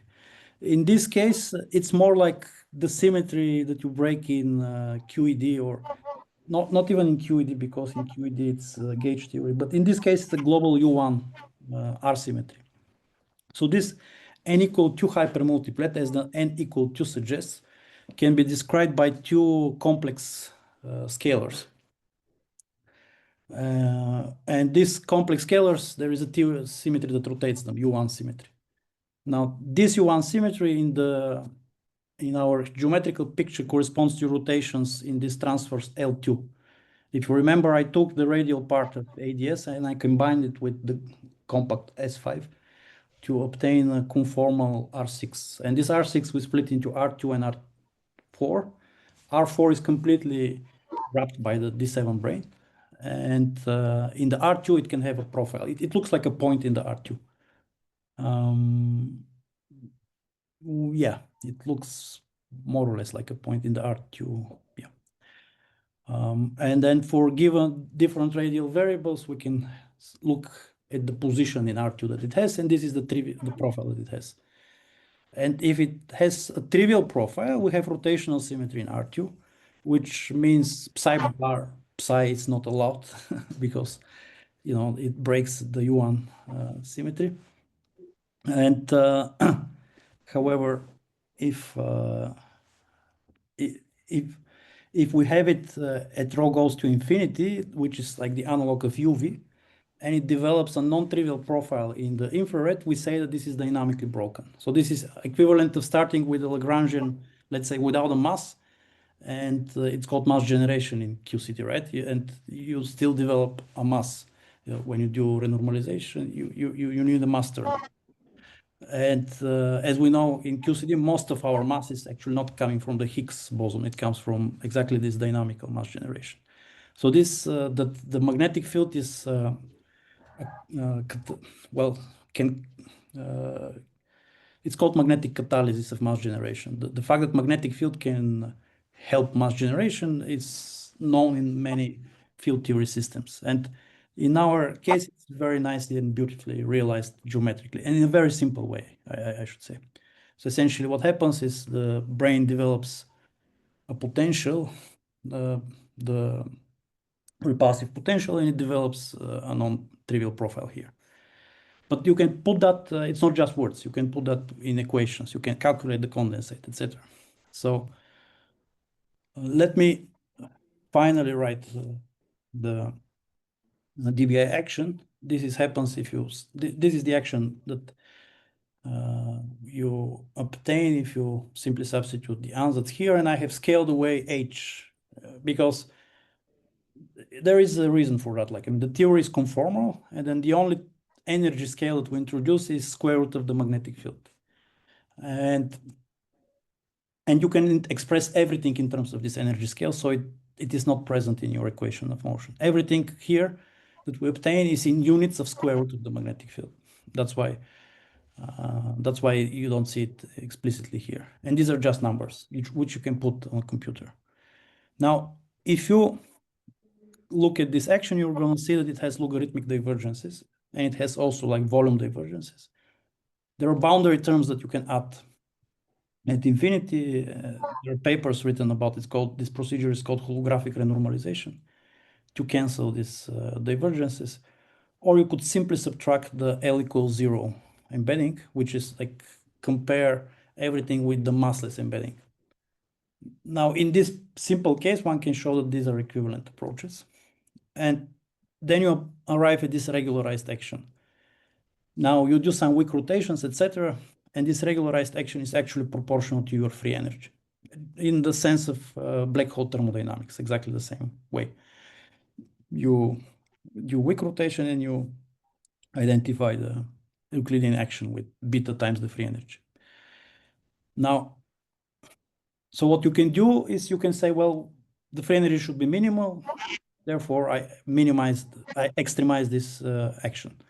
And then you have to solve this equation of motion, which is not, it's numerically not difficult to solve.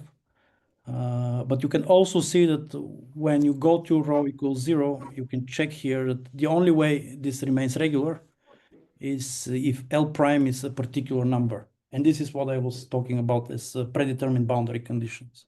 Even though it's a second order differential equation, if you want to go all the way to the origin, well, not the origin, but as far as possible in the bulk of the geometry, then you have to have a very specific relation between the shooting condition, the first derivative and the initial conditions. And this is what fixes, otherwise you wouldn't have M versus C diagram.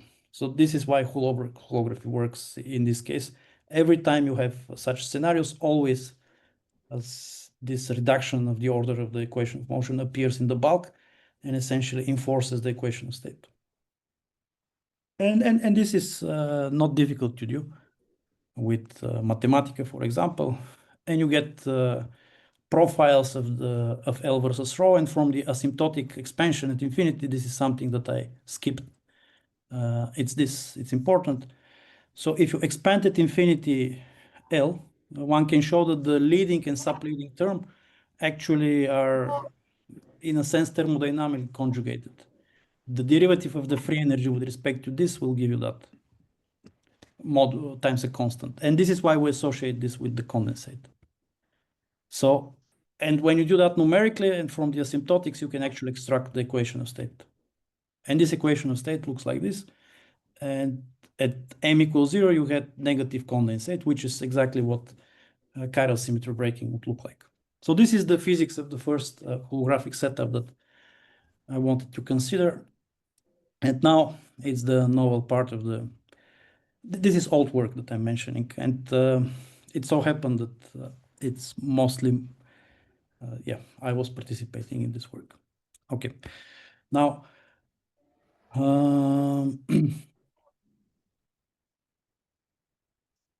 you can actually go all the way through what I just said. You can put all relevant constants and do the variation and show that this is the condensate that one develops. And in a, well, not this system, but a system similar to this, we actually put this holographic setup on a computer, simulated the theory, and we got very good agreement with the predictions of ADS-CFT. So we have all reasons to believe that this is true.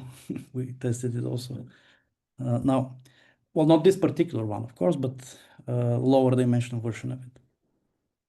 Okay, and this is the effect of magnetic catalysis. So our next goal is to show how we can solve this very, let's say, popular case without solving equations of motion. So what is the idea of not solving equations of motion? Like, as you know, if I, let's say, increase the complexity of the action, the equations of motions derived from this action increase much more. And so you imagine that if you have a way of extracting physics without solving equations of motions, but directly extremizing, well, minimizing the free energy, that is useful. And furthermore, because of, for obvious reasons, I mean, these techniques of artificial neural networks are developing very fast. We have this technique of automatic differentiation, for example, that allows you to get well, machine precision derivatives of the neural networks. It is important to start thinking in terms of neural networks And then it's no longer necessary to think in terms of equations of motion. We think of equations of motion because we want to solve Lagrange-Euler equation of motion, and that's because that's how we extremize the action. But how about we regularize the action? We directly parameterize the embedding with a neural network and put as a loss the free energy. Then the neural network will minimize the free energy and we'll get the physical embedding. This is and apparently this is called physically informed neural network. So as soon as you put some physics into the neural network, it's called physically informed neural network. So that's why we use physically informed neural networks. Now, I already showed you the motivation. So let me talk about the neural ansatz. So we use the neural network to essentially learn the L versus rho function. That means we have to Sorry. Yes. What's going on? So I couldn't understand why solving the equation of motion is not good enough. Why do you have to introduce these neural networks? It is like, for example, in this particular case, the equation of motion develops a stiff singularity, and it requires special care. This is actually the example that I gave is very simple, but the complexity of the equation of motion grows if you add more to the ansatz, while the action remains simple. And furthermore, it doesn't have singularities. It's integrated, so it's more smooth. It's smoother. And in some cases, I'm actually now working with with a prominent guy in general relativity to apply this to general relativity. Like, that's one example. In general relativity, you can do exactly the same thing, and equations of motion are much nastier than the Hilbert-Einstein action. So one particular reason is, as I mentioned, with this, I will show you that I can reach machine precision here, and maybe slightly, well, it's more expensive maybe to do it with a neural network, but I also consider simple system. If you increase the complexity of the system, eventually the neural networks will overperform. And another reason is I no longer need to, for example, restrict myself to continuous systems. Let's say you want to do that for causal sets or something like this. I don't have the Lagrange-Euler equation of motion. I have more complicated ways. While if I can parameterize in any way the action and just directly minimize it, I'm doing the right work. And then another example one could say is it always finds the global minimum, but that is provided, of course, you train the network sufficiently well, because the network can also get stuck in local minimum. So that's the main motivation here. Yeah. Okay. And in the neural ansatz, we have a neural network which is trained to approximate the embedding function. And the physical, to call it physically informed neural network, we impose the boundary condition that at some cutoff at infinity, the mass is fixed. And then the network learns the correct profile by minimizing the regularized dBi action. This is, of course, as I mentioned, advantage only if you have complex enough system. Now, and the neural network is very, very simple neural network. I mean, it works with a more complicated, obviously, one, but I tried with a simple one, except it doesn't have 5 neurons as in this in the hidden layers as in this plot, in this figure, but it has 10. With 10, it was good enough, and that means 141 trainable parameters. So there is a theorem that artificial neural networks are universal approximators. And in this case, we will see that these parameters are more than enough to actually capture all there is for this L versus rho dependence for different masses. Now, the activation layers are linear plus tanh, and the output is a single layer. I have more into this, so I can, maybe some of you are wondering why 141 parameters. It comes because every parameter is parameterizing a linear function, which has, as you know, a coefficient and a free term. And so for this is the parameter counting, how you can arrive at it, but maybe it's even faster if you just look at the system here. So this is the mathematically, this is what we put on a computer. So this is the first layer. Rho is the parameter. You have this number. And if you count here the number of parameters, they're going to be 141. And then finally, how do we impose the boundary condition? This is the network, and we do this transformation. Essentially, we force it to be M at infinity, at some fixed rho max. Now, as I mentioned, there are already very advanced libraries like PyTorch, for example, that do all that. You don't have to ever worry about put that in the computer yourself. You just use a very convenient library and play with the parameters. Yeah. And the loss is the regularized free energy, which involves the derivative of L. And as I mentioned, what is helping here is this auto differentiation, which is something that's already implemented. It's a way of essentially calculating the derivative while training the network, and you get the derivative for free in a sense. And that's another advantage of this approach. You can get up to a first derivative. The equations of motions are second derivative, and numerical instabilities arise as you go to more derivatives. And not only it's a first derivative, it's integrated first derivative. So it should be much more stable. And you'll never have to worry about stiffness of system, etc., things like that. Of course, you may have to worry about achieving global enough minimum of the optimization. And going back to the question why we do that, right now, I mean, a lot of the resources of humanity are essentially spent into getting better and better ways of finding minimums of loss functions of neural networks. So at some point, one can imagine this will become very. I think the point is already for the simple system, it's already good enough. What we have currently. And this is the profiles that you get, like perfectly smooth profile embeddings for different masses. And we can compare them with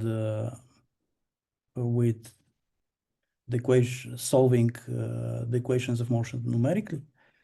And you get, as I mentioned, maybe this was like 10 to the power of -6 relative difference, but you could probably push it further if you want. Now, and then we go to another advantage of the neural networks. So for what I did here was I trained a separate neural network for each mass, and I calculated the mass.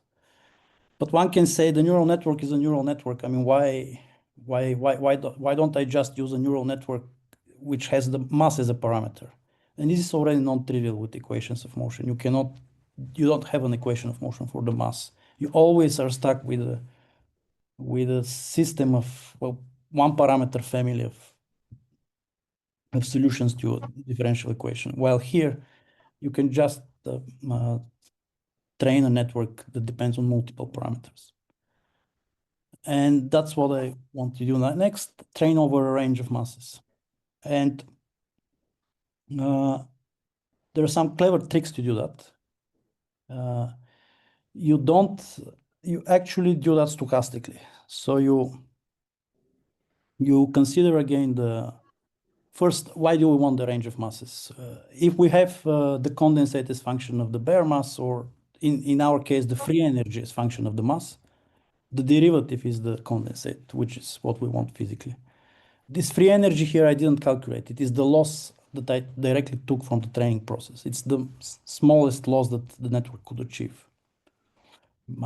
So if I train the network, taking a derivative will directly give me the free energy, sorry, the condensate. And as I mentioned, the derivative is, well, it's the condensate. And we can study phase structures.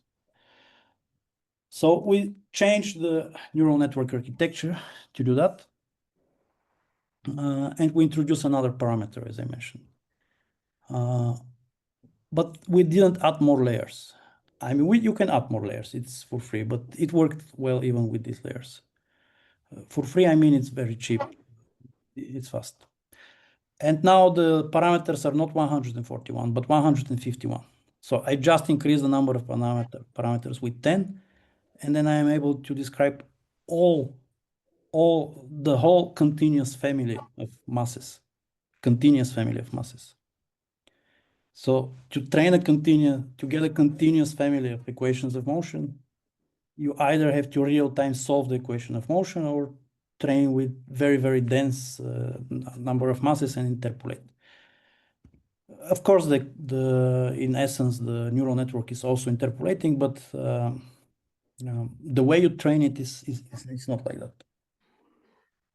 So our input now belongs to R2 plane, masses. Well, of course, not the full R2. It's just a strip. So R is positive and M belongs to some range. And everything else is the same. This is how we impose that this condition at infinity. Now, so we train with sampling, as I said. You start with, in our case, we consider it from 0 to 1, and we sample a mass from this range. And for this mass, in fact, you could just do a batch of masses at the same time. You don't have to do it mass by mass. But maybe somewhat surprisingly, there is no very big advantage of that. So doing one mass at a time is also good enough. But in principle, for my other system, you could consider a batch of masses. So you sample a mini batch of random masses. And then as you know, I mean, there is something called vectorization.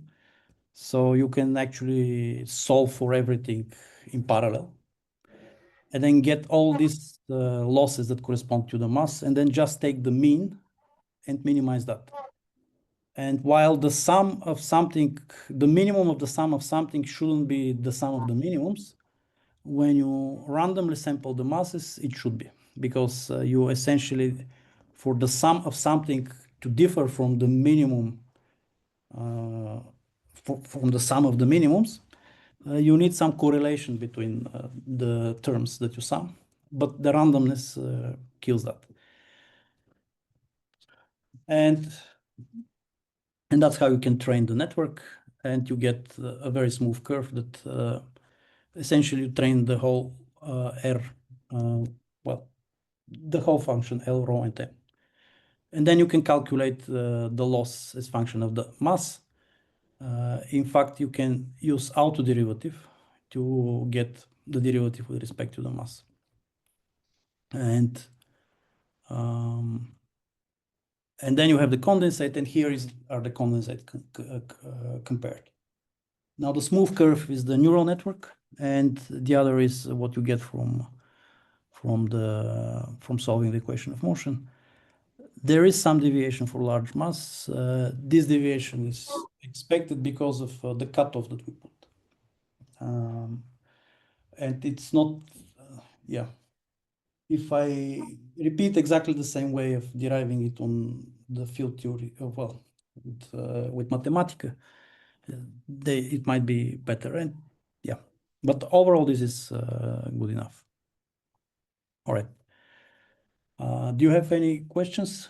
Or, I mean, I can continue for another. What is the reason for this non-monotonic behavior? Sorry? Why do you have this curve? I mean, it goes down and up again. Yeah, well, this is really squeezed that curve. well, maybe I don't have to go all the way, but it's that curve, right? So I can ask you, why didn't you ask me here? No, I'm kidding. All right, so it's the same curve. Maybe there is maybe there is some physics here. Well, this is obviously a second derivative of the free energy vanishing here, but there isn't much going on. What is more important here is that the condensate remains negative. And this asymptotic you can actually derive from field theory. Although here it's not, it's derived analytically. So the 1 over m fall at large mass, you can justify from field theory arguments by saying that at very large masses, the masses should decouple, and there is some game that you can play and see that the condensate should fall as 1 over m. And here, because you know that it should get a finite negative value, that already requires that in order to smoothly, combine the two, you should go through a minimum. So maybe that's what it is like. You have to have a negative condensate here at 0 mass, which is expectation for stability when you have chiral symmetry breaking, and you have the 1 over m. And when you combine the two, you should go through a minimum. So that's the best I can do, but I don't know for much more related to this extrema here. Interpolate without going through a minimum. Yes. Sorry? You could easily interpolate without going through a minimum. I'm sorry, the quality is not good. I couldn't hear. Yeah. Okay.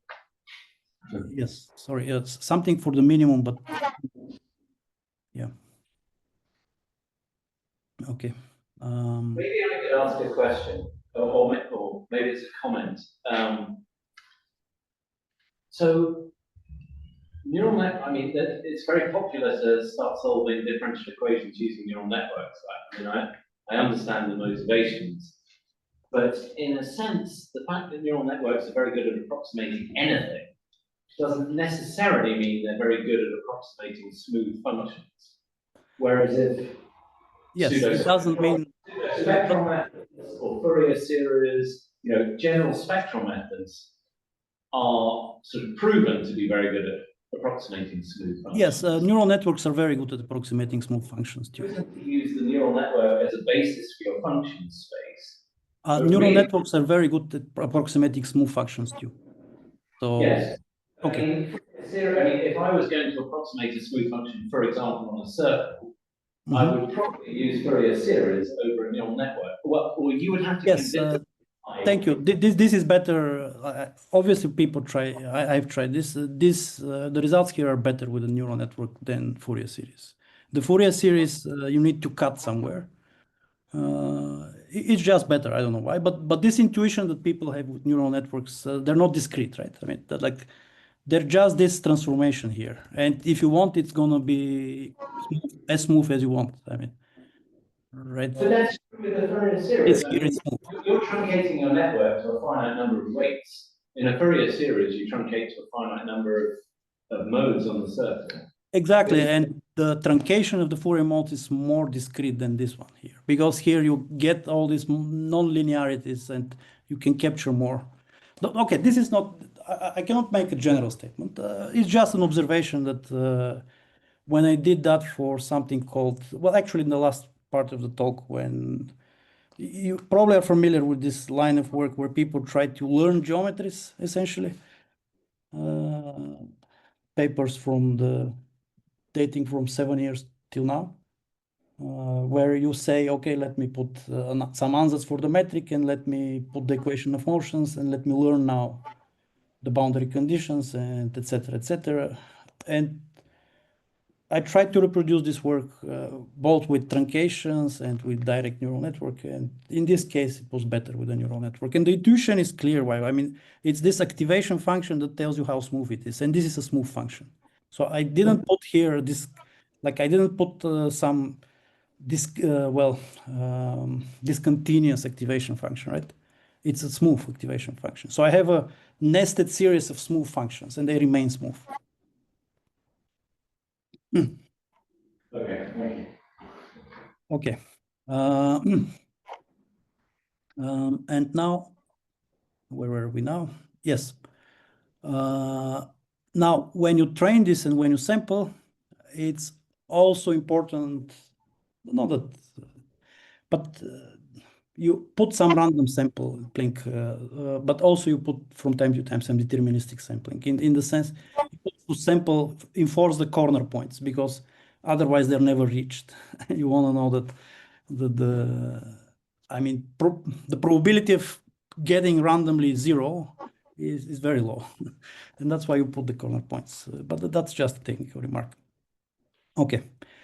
Now the next application that, and I'm not going to be so detailed in here, is this holographic meson melting, which is, I think the first people who did that was Nick Evans and Johanna Hermanger and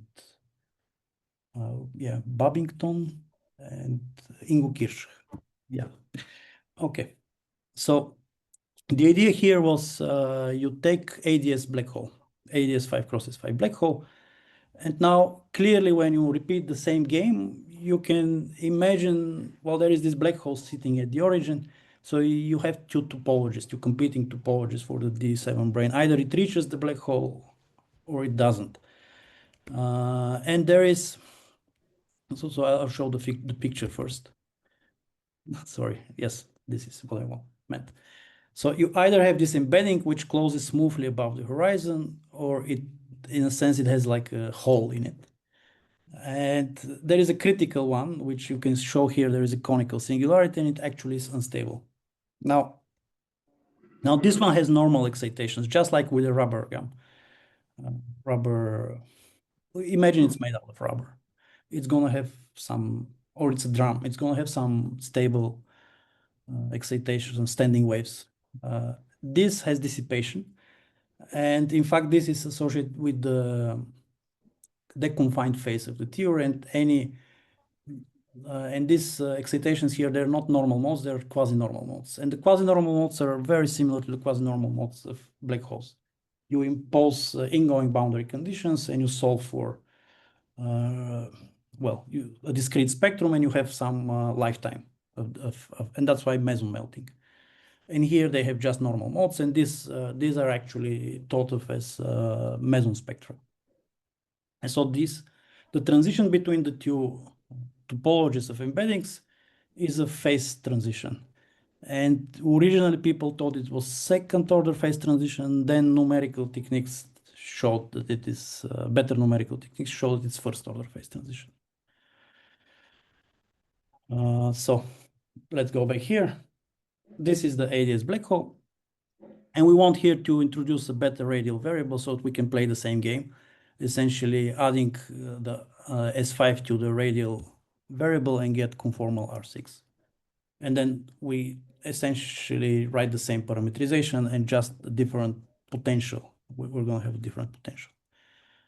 So this is with more equations, what I just mentioned in the new variables. You again use the same splitting of, this is like radial in R4, this is radial in R2. And this is your regularized dBi action, quite simple. In fact, if you compare this action with the equation of motion, which probably is going to fit on the whole slide, another advantage of using the action. Now, the difference here is this can go negative at the horizon, and clearly this corresponds to embedding that falls into the horizon. And what you normally do is you study, in the original papers, in the first papers, people were shooting from infinity and then very carefully selecting embeddings that either reach or don't reach the horizon. Then these techniques were refined with shooting techniques from the infrared with appropriate boundary conditions, etc. And you get multi-valued, free energy, and just the stable branches remain. And it was revealed that there is a first order phase transition. Now, what we do here is we don't bother about any of this. We say, put here, and this is already regularized, by the way. There is this -1, which corresponds to a boundary counter term. Now, we simply, when we put that in the computer, we say whenever that's negative, clamp it to 0. The extra bit that comes from the -1 is actually needed So it all works very well. And you don't worry about the topology of the embedding. You just worry about having the minimum energy embedding and let the network decide whether it has a topology of black hole embedding or the others are called Minkowski embeddings. So it's another example of the advantage of not going into the details of the equation of motion. One can say it's disadvantage, of course, because you lose some insight, but at least it's fast. So I mean, it's a universal, in a sense, approach, although it has some issues also. And so we put that on the computer. And here I just want to mention that this is the change of variables that does this, and the coordinate, well, the horizon, the radial coordinate of the horizon now this has this relation, and because this is in a lot of the literature, this is the radial variables that things are measured in. We actually set this one to 1, and therefore we consider rho 0 to 1 over square root. So this is just a remark to explain the numerical results later. And as I mentioned, there are two classes, Minkowski embeddings and black hole embeddings. And they correspond to the two phases, Minkowski and black hole phase. There are actually many papers written after that. There is one very nice paper called Holographic meson melting. Yeah, I forgot, I hope they're not watching me. I forgot the names of the author, but it's very nice. And okay. So the topology change transition is first order, as I mentioned, and this is these are the embeddings. This is picture taken from this work. This paper is by Mateos and collaborators. And these are the embeddings that we get. Now this is the horizon. Everything under the horizon is not physical, and it's not training the network. Theoretically, it should be a problem for the network, but in practice, it was not. I mean, it is just not considered very good practice to have something that has zero gradient there. So everything that goes under the horizon doesn't receive any corrections to the neural network. But because the neural network is smooth, actually it just smoothly continues here, and these angles are correct. Now, and as you can see, the network decides whether it's a black hole embedding or Minkowski embedding. And this is a plot of the ODE curve, or with differential equations, and the artificial neural network. And this very small region here is where you can see the first order pattern. And that's why even with ODE techniques, it was first missed. It was missed when people first studied it. But if we zoom in this region, we see that the neural network is precise enough to also map that correctly. Of course, with the neural network, you will probably miss the first order pattern here because it's a very small jump here. It's really this small angle is really the jump in the condensate, right? That you have, that gives you this latency. So it has very small latent energy, but it's a first order phase transition. And just as a remark, this is an artifact probably of large n limit, and in finite n we expect that this transition in QCD, for example, is a crossover. It's not first order.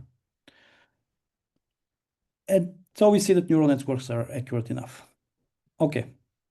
And in the last minutes, if you don't have any questions here, I'm gonna. Can I just, if you ask about questions? Yes. Where is that conical critical solution?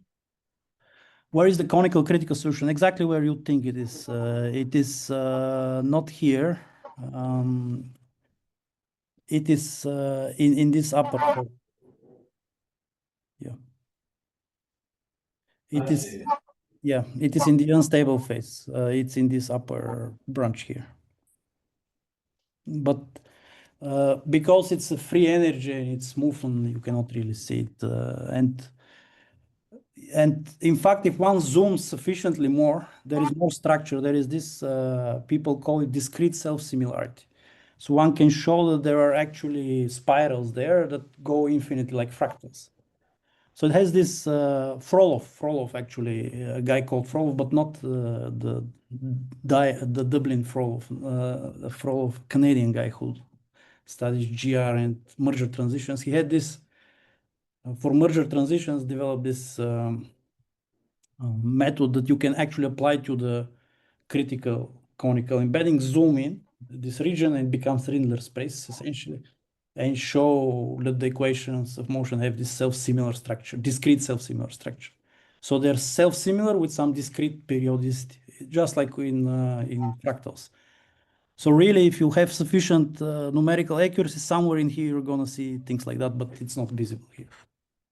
And it's also not the relevant physical phase. It's also not relevant because it's all tachyonic, it's all unstable, but it's still nevertheless interesting analysis, and even people can attempted to do something just like you have universality classes for the critical exponents in second order phase transitions. For this kind of phase transitions, you had this spiral structure they had same critical exponents for different systems. But unfortunately, it's not physical indeed. Yet the meson spectrum is all tachyonic. It's in the unstable thermodynamically phase. So it's not even metastable, unfortunately. Unlike this here.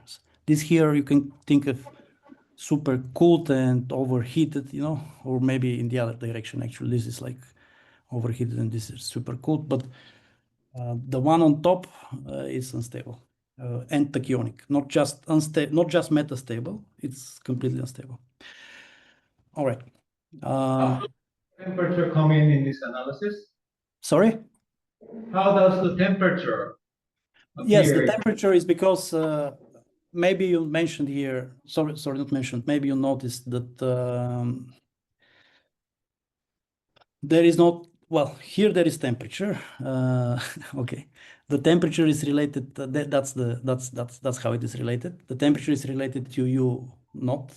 Essentially, the temperature, unlike Hawking, unlike asymptotically flat black holes, for ADS black holes, the temperature grows with the radius of the black hole.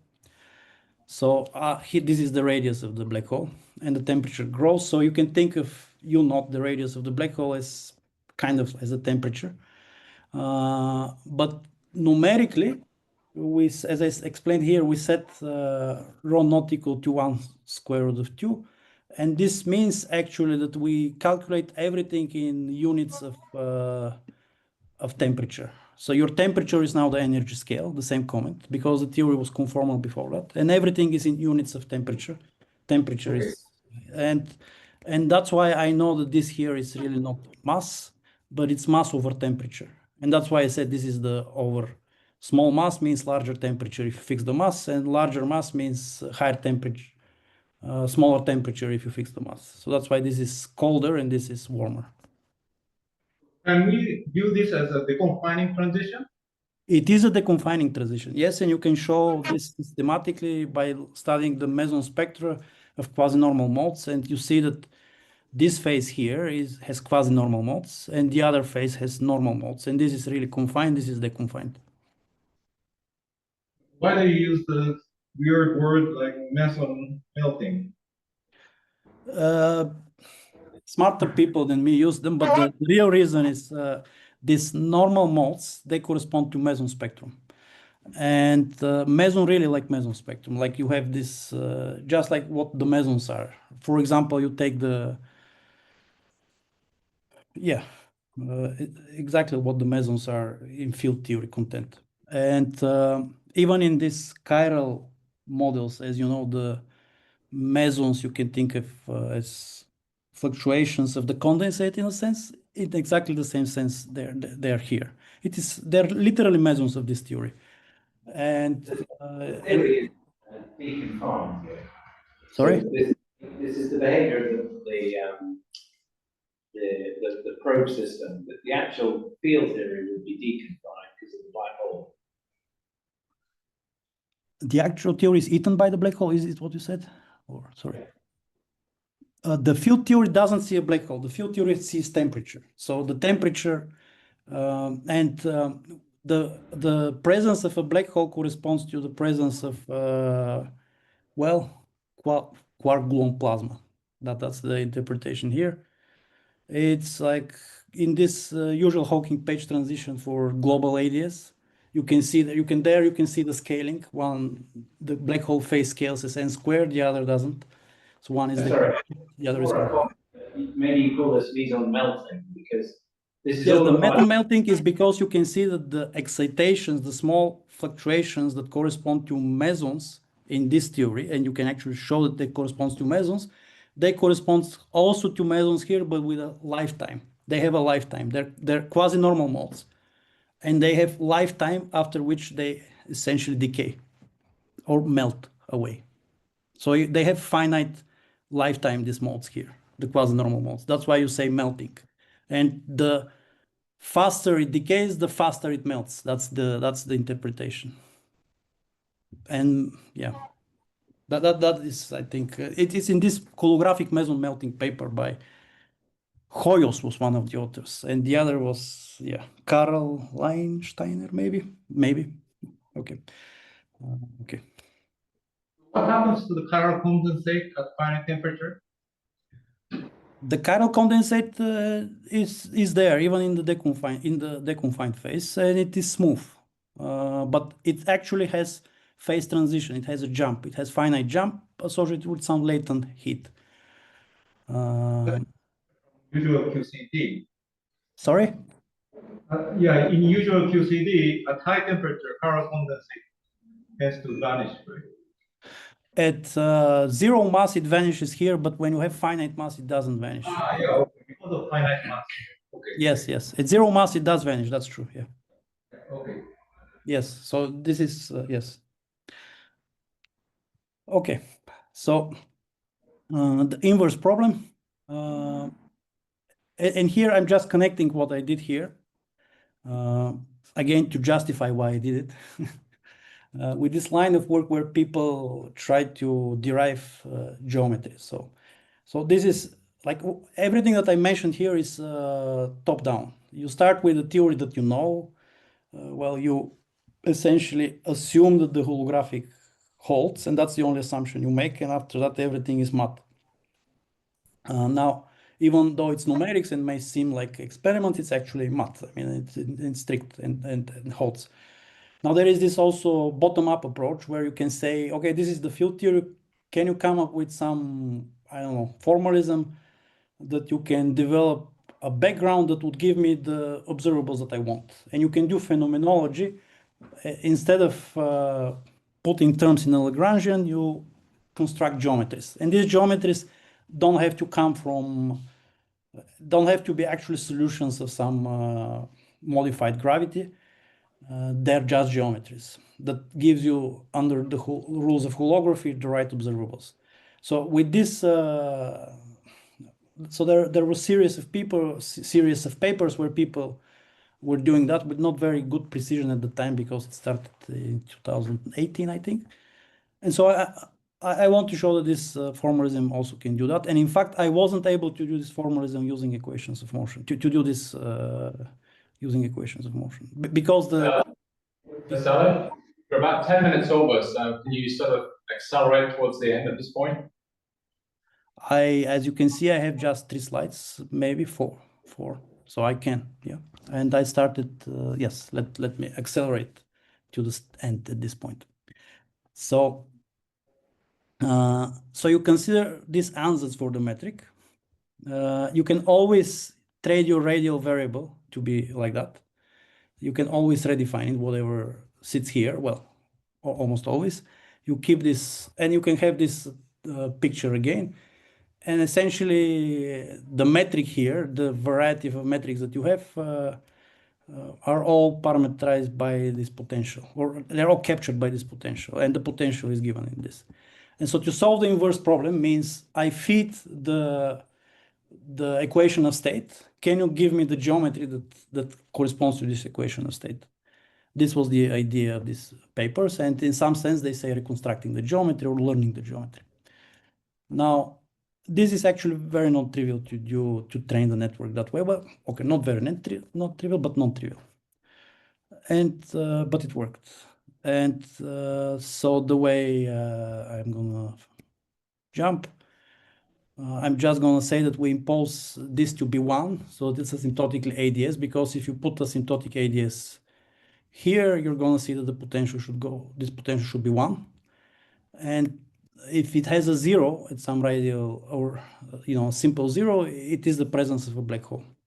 So these are the only conditions that you impose on the potential, and you add another network to train it, which has architecture similar to the other architecture. So there is another network in the game, and then you train also one parameter family of masses. And what you do is 50% of the time you minimize the action. And when you do that, you don't update the network that has the potential. And another 50% of the time, you actually try to match the provided data, the given data of free energy versus mass, but don't update the L function in here, just the potential. And when you do that, it actually works. And if you try to do that with, let's say, the usual setup or with using differential neural networks, unfortunately, it doesn't work. It gets stuck in local minima. Or maybe it works, but it wasn't very easy to make it work. But here it was possible. And so I tried to reconstruct is a very strong word, but I tried to learn back this very steep function that corresponds to the ADS black hole. And yeah, it could be better, but if you see how it trained and where it starts from, this is already satisfying result. So, and the summary you probably remember. So I'm done. Thank you.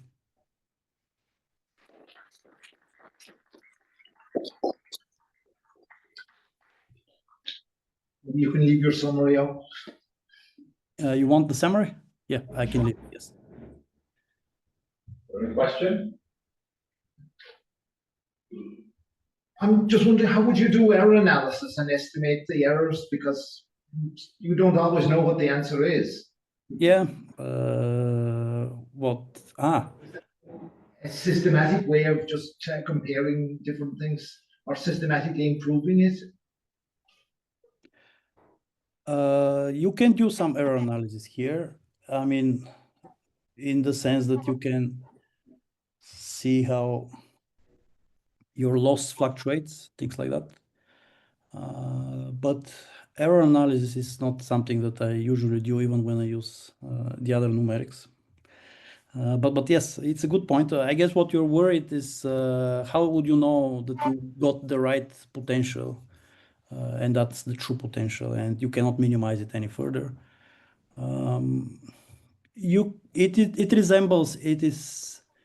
It resembles to how do you know that your Monte Carlo simulation is thermalized. It is very similar to this. You see some fluctuations, and essentially you don't want to have large fluctuations. You want to have some stable mean, things like this, and that's how you would do it. You'd just in a very similar way. Now relating this to the actual error might be more challenging, but the error of the free energy you can definitely get that way. The error of the free energy, and once you have the error of the free energy, you can probably propagate that to the error of the derivative. So because you're directly measuring the free energy, your free energy is what fluctuates. You can actually directly measure the error. Now, provided you're ergodic, but the same comment applies when you do Monte Carlo simulations. Again, it's very similar, especially because this is also stochastic. You train it stochastically. But what you have is some loss that fluctuates around the mean. And to get this, I am simply trying to get such accuracy that it fluctuates in the 10 to the minus 5 or 6 relative error. But if you want to go into the error, you can get it. And that's why this here is not error. This is something more systematic, and I have to see why it occurs.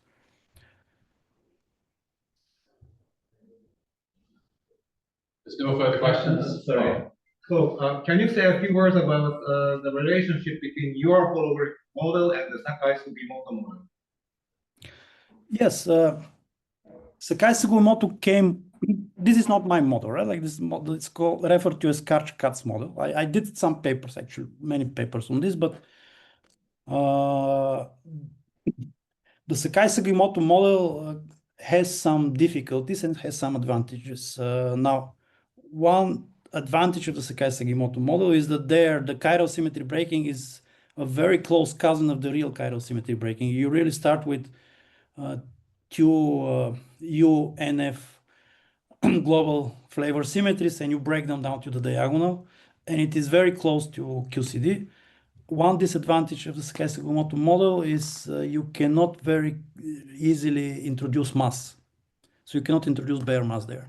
Yes, yes. And the relationship is they're all pro-branes. They all start with some background and introduce pro-branes, but in the Sakai-Sugimoto model, you start with a pair of brane anti-brane, and that gives you the two UNF and UNF bar, etc. And it's more similar to QCD. Unfortunately, this condensate analysis is more non-trivial there. So basically, if you restrict yourselves to massless case, you can do the same thing in the Sakai-Sugimoto model, and then can you compare your results against such things? Yes, yes. This is like if you mean the same thing, by the same thing, if you mean not solve equations of motion, but yes, you can do that for everything, obviously, right? As I said at the beginning, I'm like studying back reaction in gravity is one obvious application because it's so much easier to just sum the actions than to actually solve the coupled equations of motion. So that's something that with Denjo we're also discussing. We have some papers on that. But for the Sakai-Sugimoto model, yeah, like I just wanted to show essentially that this works.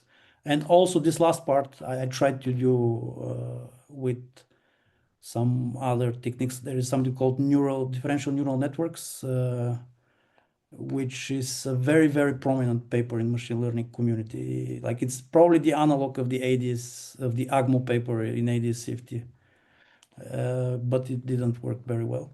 So yeah, and these are complicated enough examples to show that this procedure works very painlessly. So yes, you can apply it, for example, to study I don't know, quark-gluon potential, for example, where you study probe. Everywhere where you have probes, and I think there are series of papers that have probes with neural networks. I mean, I'm not claiming at all I'm the first to do probes with neural networks, but at least in the context of flavor branes, I haven't seen it. And I think it has been done with extremizing surfaces in some other applications. So everywhere where you have extremum of something that you can parameterize, it's obvious to try with a neural network. And again, this intuition that we have that the neural networks are not smooth, it's wrong. They're very smooth. Okay. Thank you. All right, let's thank the speaker again.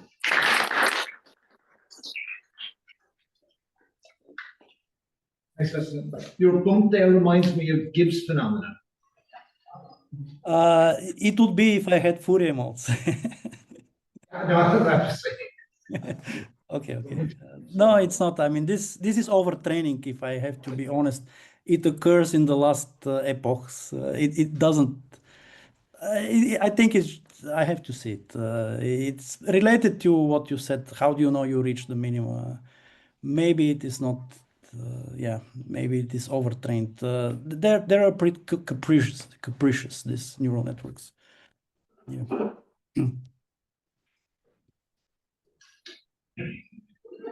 Okay, thank you, guys. I don't want to hold you, and I don't see you also. So, thank you.